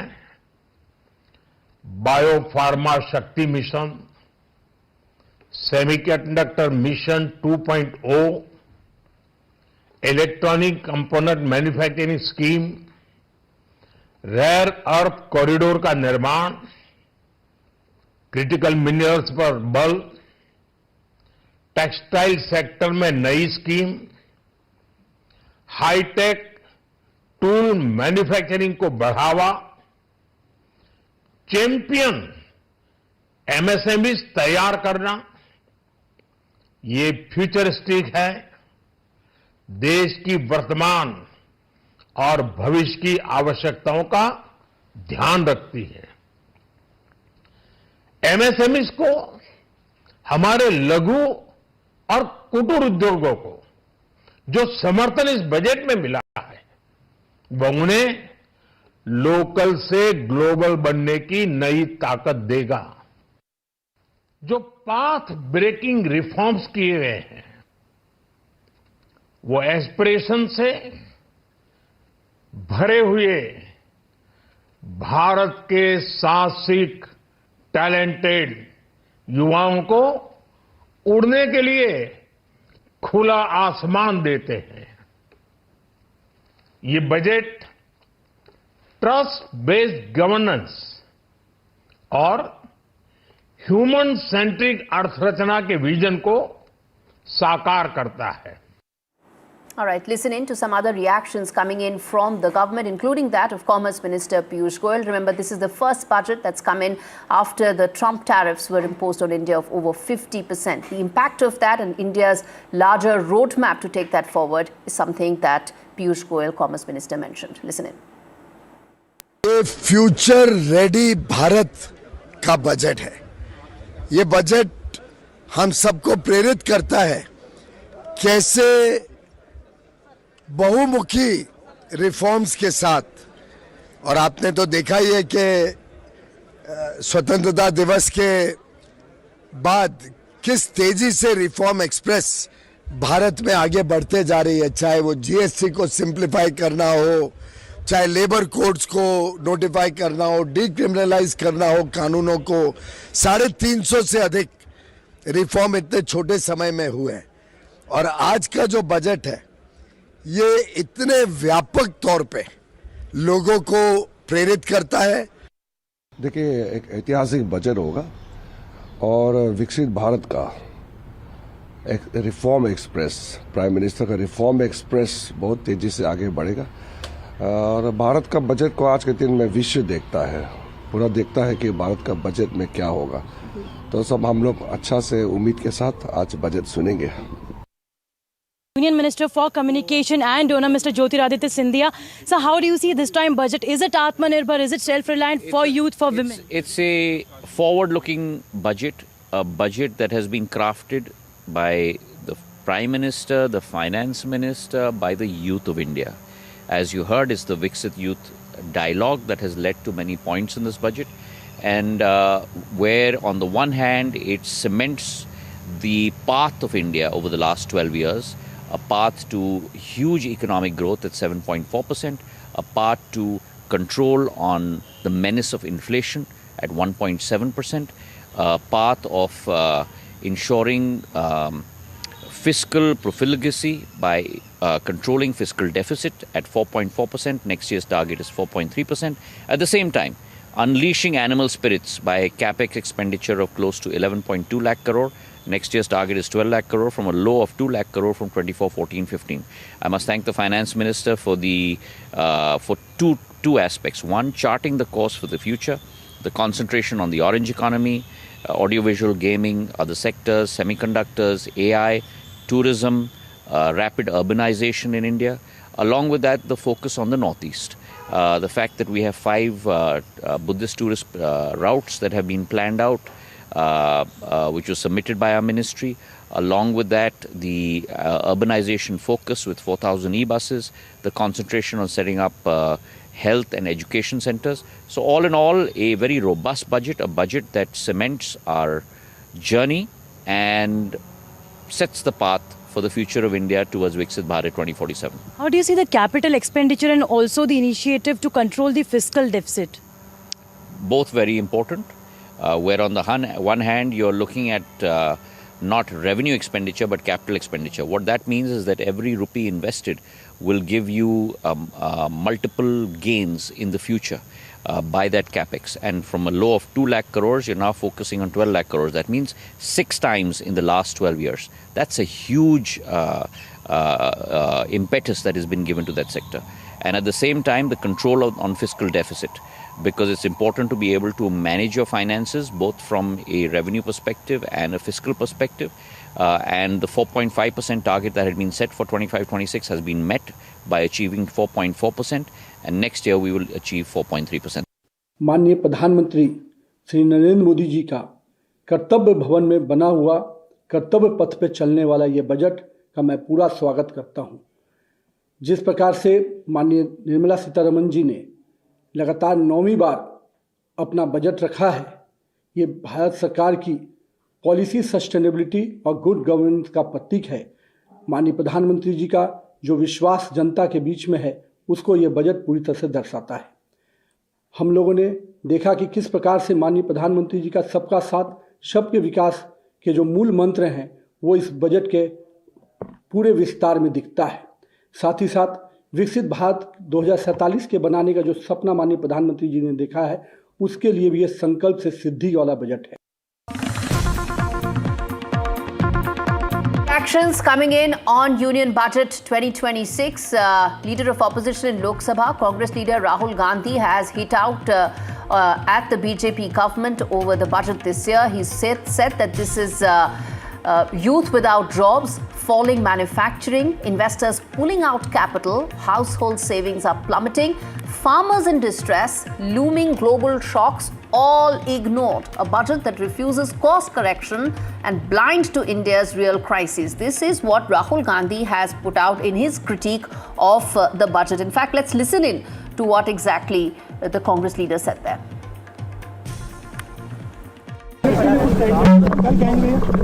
लेकिन सर अभी पार्लियामेंट को यूज करेंगे लेकिन सर अभी पार्लियामेंट को यूज करेंगे.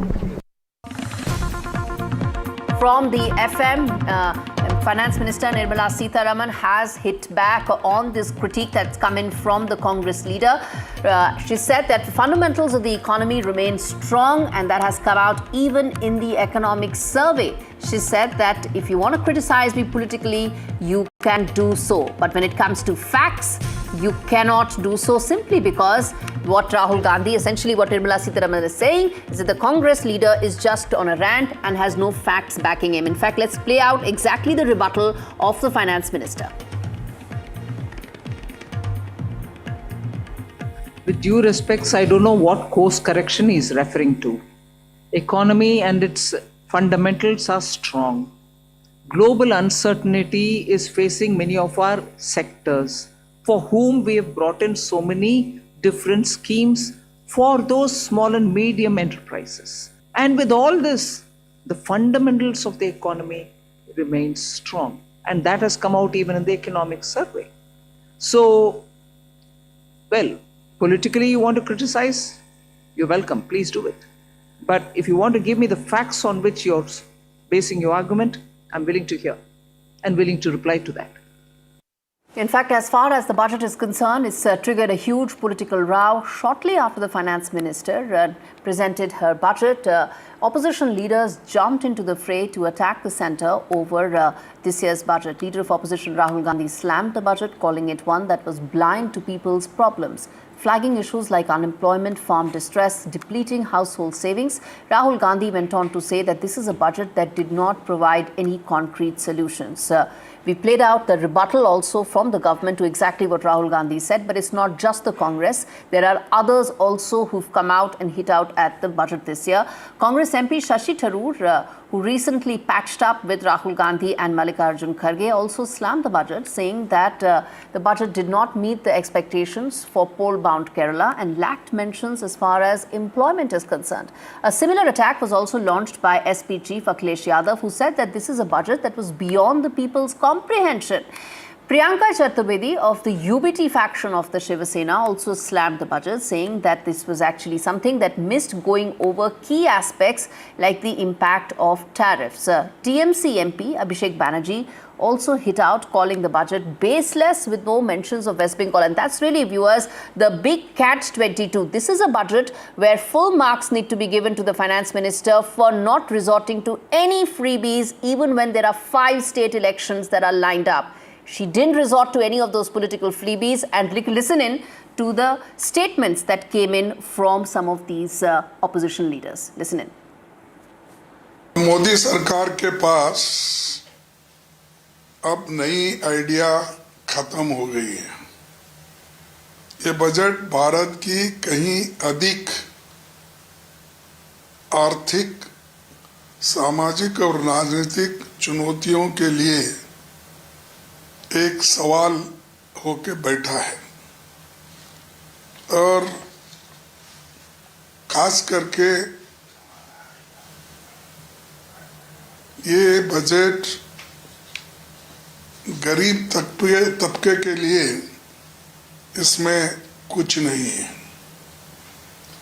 इन्फ्लेशन कंट्रोल करने के लिए भी इनका कोई समाधान, सकारात्मक कोई सलाह या कोई कदम उन्होंने नहीं दिखाया.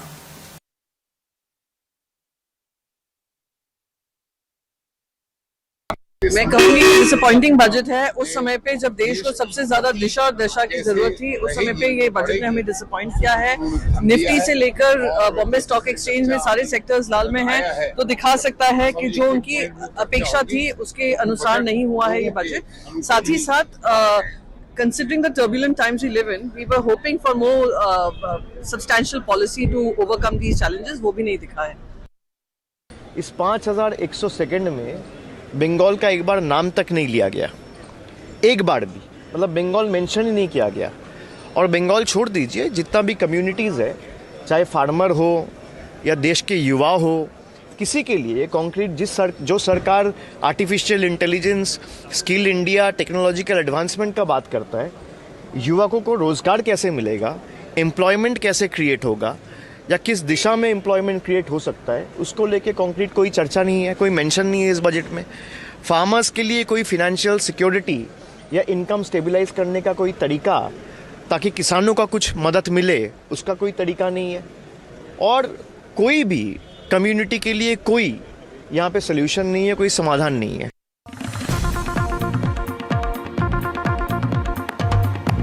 All right, more news coming in, more political reactions coming in, this time from the DMK, which has said that it's not a favor that they are asking, it's their right to a voice. Essentially, the Tamil Nadu government is saying, the DMK is saying that every year Tamil Nadu pays billions of rupees in taxes, yet all it gets in the budget are mere crumbs, ignoring everything from Coimbatore to the Madurai Metro to student education funds is an act of disrespect to people of Tamil Nadu. Remember, earlier in the day, you had the Tamil Nadu Chief Minister saying that states should actually get 50% of the finances, even as the Finance Commission has mentioned 41%, something that the union government has stuck to.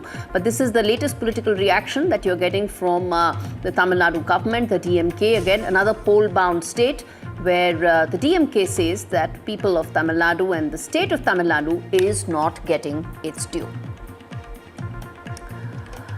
All right, this is the latest update that we are getting. Remember, earlier in the day, you had the DMK and you had the Tamil Nadu government saying that the central government should actually allocate more revenue to the states to the tune of 50%, something that, of course, even the Finance Commission did not mention. And this right now is a follow-up to those reactions that came in earlier.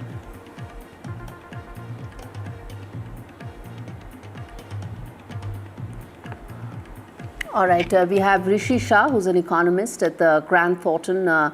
We have Dr. Nishant S. Mehta, who's a chartered accountant and global wealth and tax strategist. Managing partner of Nishant S. Mehta Company. We have Sana Afri, founder and CEO of Beyond the Loop. Ashutosh Nath, who's a CA at Tradewin, Shantanu Sen Gupta, banking and finance expert, and former HSBC Amro Bank. So you can see it's a powerful lineup, and completing that lineup is Anshuman Magazine, a chairman and CEO of CBRE. Thanks so much, all of you, for taking out the time and joining me. In fact, Mr. Anshuman, let me start this with you. While, of course, we've had some time to now dissect and also get more details as far as what the budget said. You had the finance minister also complete her press conference where she said that this is essentially a budget that takes the government and takes the larger roadmap towards Viksit Bharat 2047. Your reaction?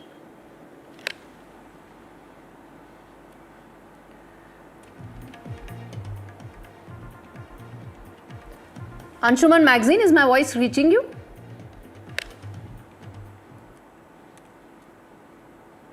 All right, we'll fix that in just a bit. Rishi Shah, why don't you take that question? The fact that the FM said that this is essentially the roadmap for Viksit Bharat 2047. Anything in the budget data that you've been able to identify since the budget speech ended that you want to now focus on? I think the whole budget is about 2047 and for delayed gratification. One of the interesting points that the economic survey had made that, we should work towards delayed gratification and work on our fundamentals. And that's what the budget has fundamentally delivered. The last year was all about, reforms on the demand side, wherein you gave a push to income tax, exemption limits. You actually brought down prices via the GST reforms. Now, this year is on the supply side of things, wherein you want to build up your infrastructure, your capital goods sector, your MSMEs, bring in new technologies.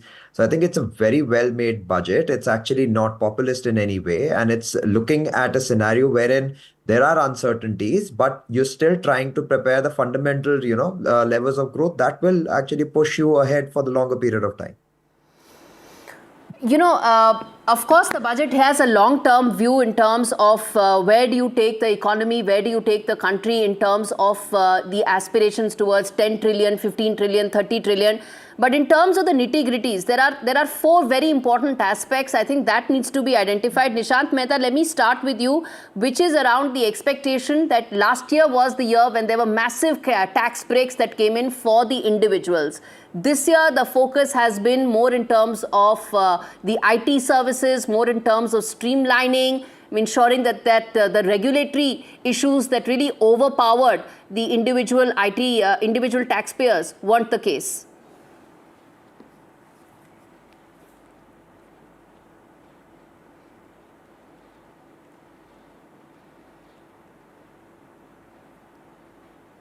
Sir, you need to unmute yourself.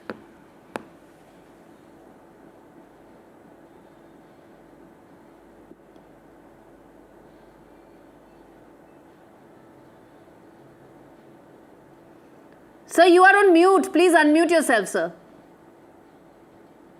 Okay, hi. So I believe this time the budget is not about giveaways. It is more about flexing the plumbing tax laws, compliances, capital allocation and reporting. It is a quiet reset and not a headline budget. The last time it was all about giving away the relief and all that. But this time the new tax regime is coming in place from 1/4/2026. So it's a reset and it is not a headline budget. So you won't have too much of tax benefit. But whatever is there is a great budget. I will personally feel it is not about an instant applaud. It is about reducing friction in the system, more compliances, and more tax-free and ease of living. And that's the I'll tell you what this is, Mr. Mehta. I'm going to slip into a break, but I want all of you to stay with us because our viewers want to know exactly what that fine print of the budget is. We heard the speech. It's now time to decode some of that fine print, most of which, of course, centers around, like our viewers watching this, that when you go and pay your taxes, that now you have a freedom to extend it. There will not be any of those massive clampdowns that were there earlier, and that relaxation is actually a very important message. We're going to dwell on this further. A quick break.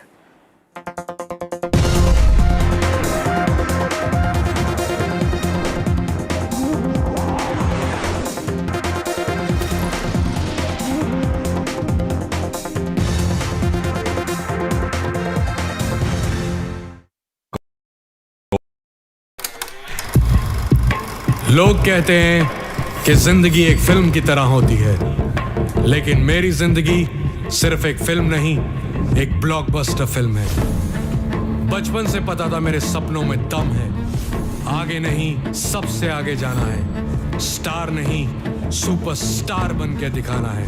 नाम मिला, fame मिला, प्यार मिला, I was not just running, I was flying। सबकी जुबां पे बस एक ही नाम, यो हनी सिंह। लेकिन फिर ब्लॉकबस्टर कहानी में आया एक ट्विस्ट, 7वें आसमान से सीधा गिरा मैं जमीन पर। फिर क्या, खुद पे काम दोबारा शुरू, फैंस ने फिर प्यार दिखाया, फिर स्टार नहीं सुपरस्टार बनाया। है ना मेरी जिंदगी एक ब्लॉकबस्टर फिल्म। शुक्रिया आपकी प्रेयर्स का और आपके प्यार का। कॉन्सर्ट्स तो आपने बहुत देखे होंगे, but this is gonna be concert of a lifetime, क्योंकि मेरे फैंस ही हैं मेरी विक्ट्री, मेरी हिस्ट्री, मेरी glory. So come and witness yo Honey Singh, this is my story.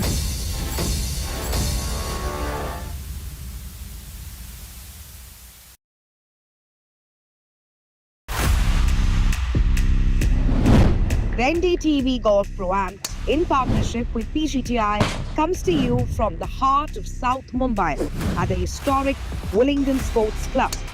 The city's classic layout provides the ideal canvas as India's finest golfers share the fairways with the country's top corporate leaders, Mumbai style. Watch at these times.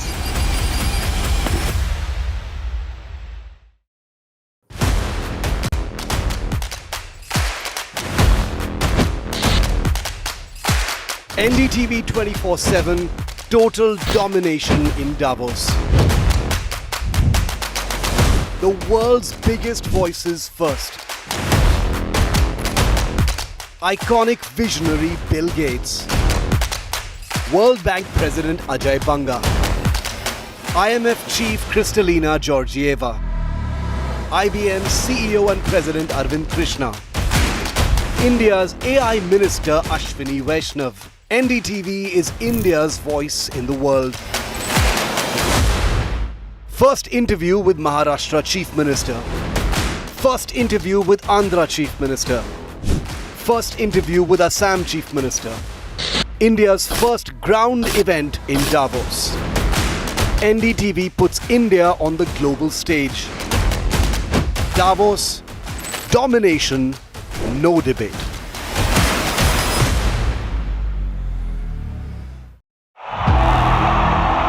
इनको यहाँ से जाना ही होगा। जय मां दुर्गा! और क्यों रोए? There is no bigger battle in 2026. And nobody has reported Bengal like I have. Buckle up for an unforgettable election thriller. Will the BJP breach Mamta's fortress? TMC जावे, BJP आसपे। Can Didi fight off her life's biggest challenge? BJP double engine সরকার এই লড়াই বাঁচতে হবে। Battleground Bengal with Manogya Loiwal. Mumbai are bringing our first India tour in your city. Rag on with Shankar Ehsan Loy and Siddharth Mahadevan and Shivam Mahadevan. 5 times melody, 5 times masti with NDTV Good Times. Go grab your tickets on Live Your City by Fever. They argue, I conclude. They deflect, I drill down.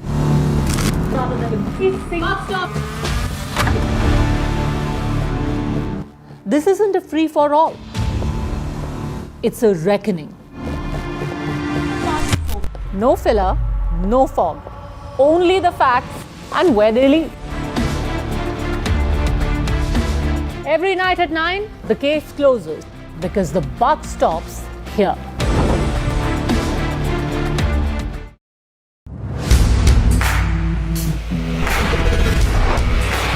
Alright team, our new order show is ready. Now we need a promo. Something cool, something sharp. Well, I'm sure we'll be having outstanding reviews, solid suggestions. Expert advice. The latest trends. It's a lot simpler. We'll help people make the right auto decisions. It's got the cool stuff, geeky stuff, serious stuff, all of it, so that you can discover, decide and drive.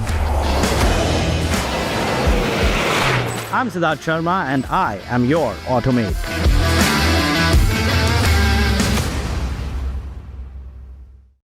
Across the country, he has tracked the pulse of power from Washington to Korea. Witnessed history being made in global capitals and conflict zones. Brought clarity to complex issues of national security and international affairs. Aditya Raj Kaul, covering international affairs like no one else. Only on NDTV network. Straight from the heart of the newsroom to the core.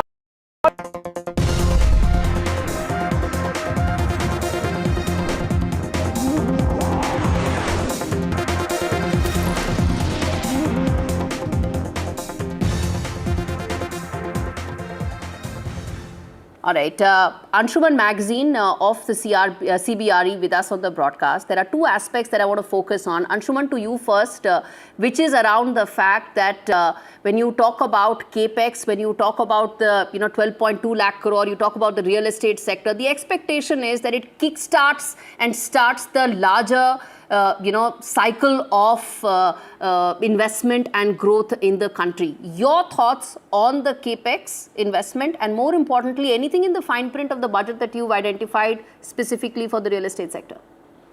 Yeah, absolutely. Any investment going to infrastructure has a multiplier impact. The budget talked about revival of tier 2, tier 3 cities, towns. That'll make a big difference when the money really goes in there. The entire connectivity of waterways, freight corridors, highways, that's going to make a big difference. There's a risk fund which was announced for developers of infrastructure. I think once we know the details, that could be helpful. But one key and a major announcement, I don't think it has been fully understood. The impact of it is the REIT and InvIT structure for CP SC assets, which really means that the central government's assets can be now monetized under a REIT and InvIT structure. So can you imagine that if you look at Government of India, state governments, central government agencies, PSUs, they're sitting on huge, they're the biggest owners of land real banks. estate. They have lakhs of crores of land banks. Not only land banks, but buildings, offices, warehouses, huge real estate across, be it office, be it industrial. And if those can be monetized and move from a non-productive or use right now to productive, it's going to unleash. And if this model works, it can be used for across India and government thing. And I think that will be a huge needle mover. And especially now, mutual funds will start soon, will be allowed to invest in REIT and InvITs like a equity. So even a lot of the mutual fund money. Putting it very simply for our viewers, that tapping another possible funding avenue with the REITs that the budget really offers here. How much of that is going to happen in the next financial year? We're going to come back and touch on that. And also on the big banking sector. Shantanu, I'm going to touch upon that as well as to, how do you make Indian banking sector future ready or shock proof really, as that is what the big aspiration is. A quick break, we return with that.